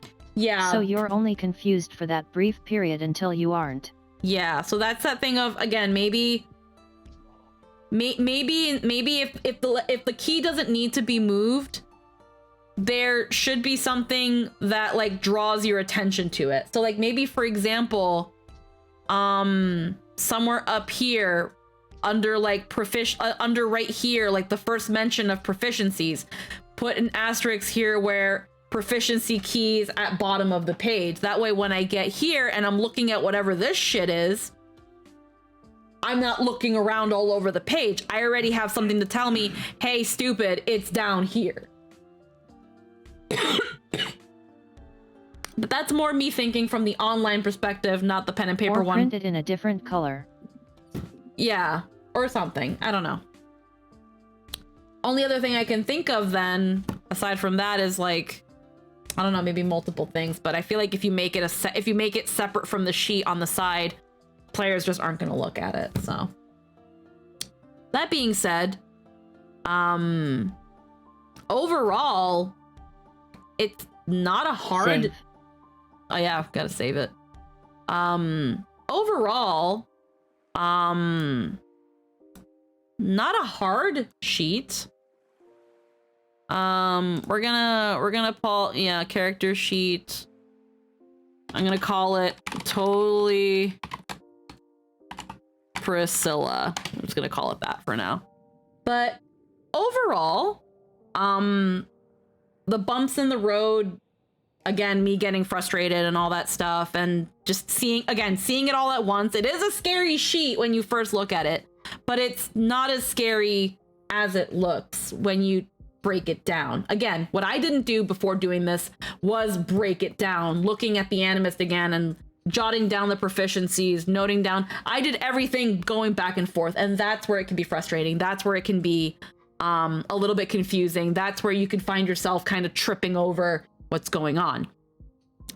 And obviously that the process is that you're looking over everything and then you go to the sheet. So I kind of went a little bit backwards. So that's on me. That being said, with that considered, this sheet is not hard. I don't think it is.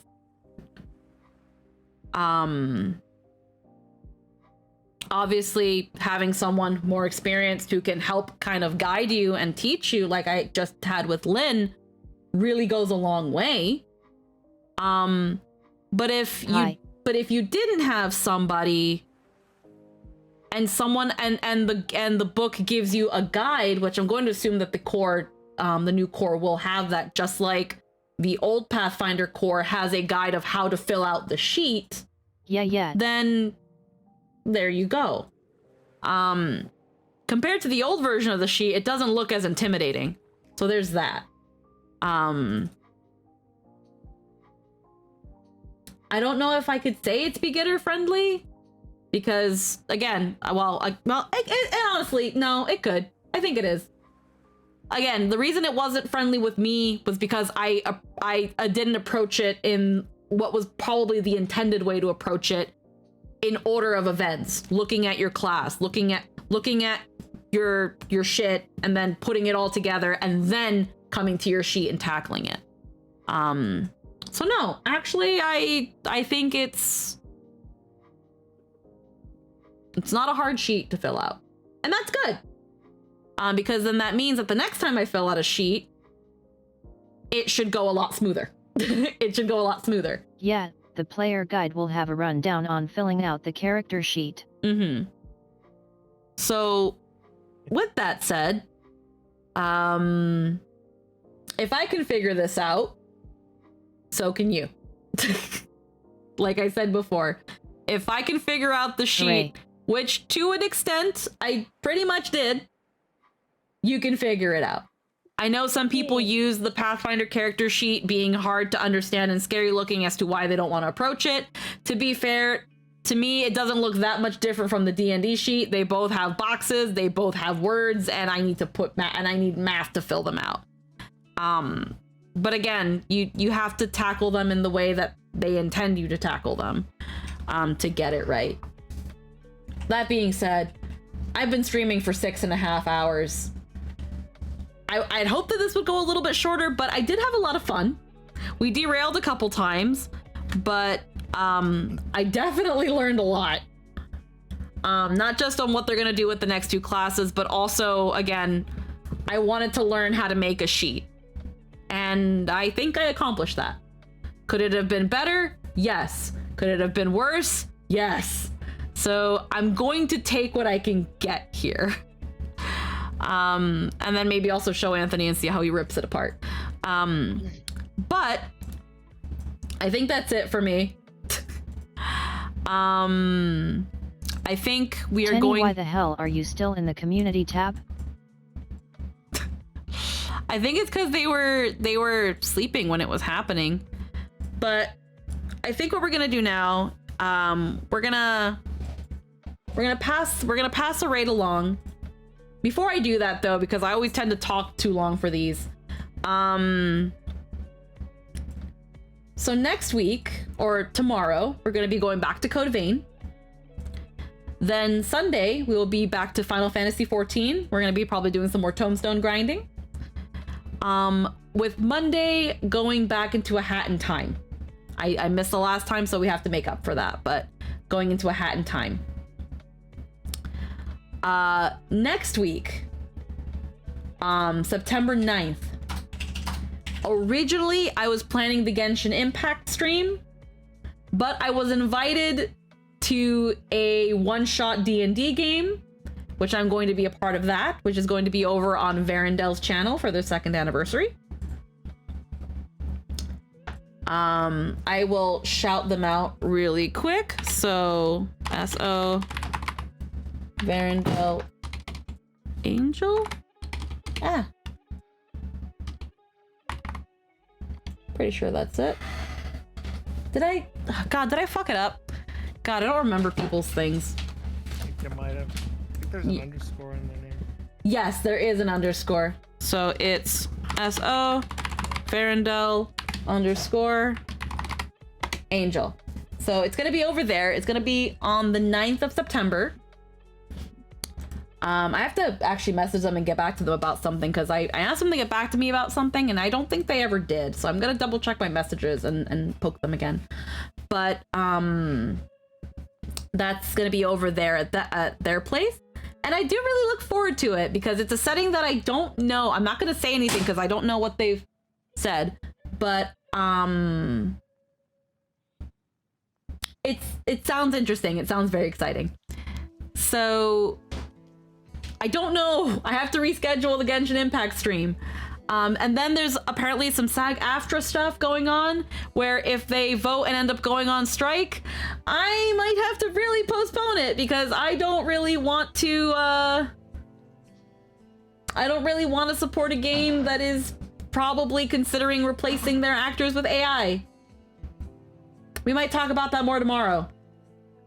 Just because I'm still kind of getting some information myself on how that's working. I've only seen so much. It's only very recent stuff. But with all that being said, we have gone for long, very long. Jester has been a sport, dealing with me talking endlessly since he got home. I'm going to pass you guys over to Norwegian, who's doing some art. They are a cute snick.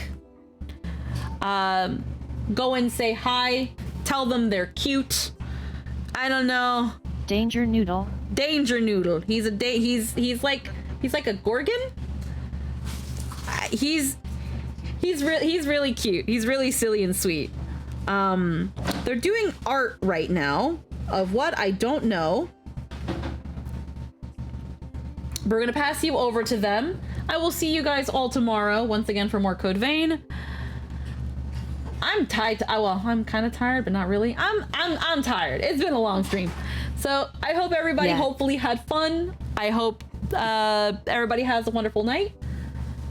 And but I'll see you guys tomorrow.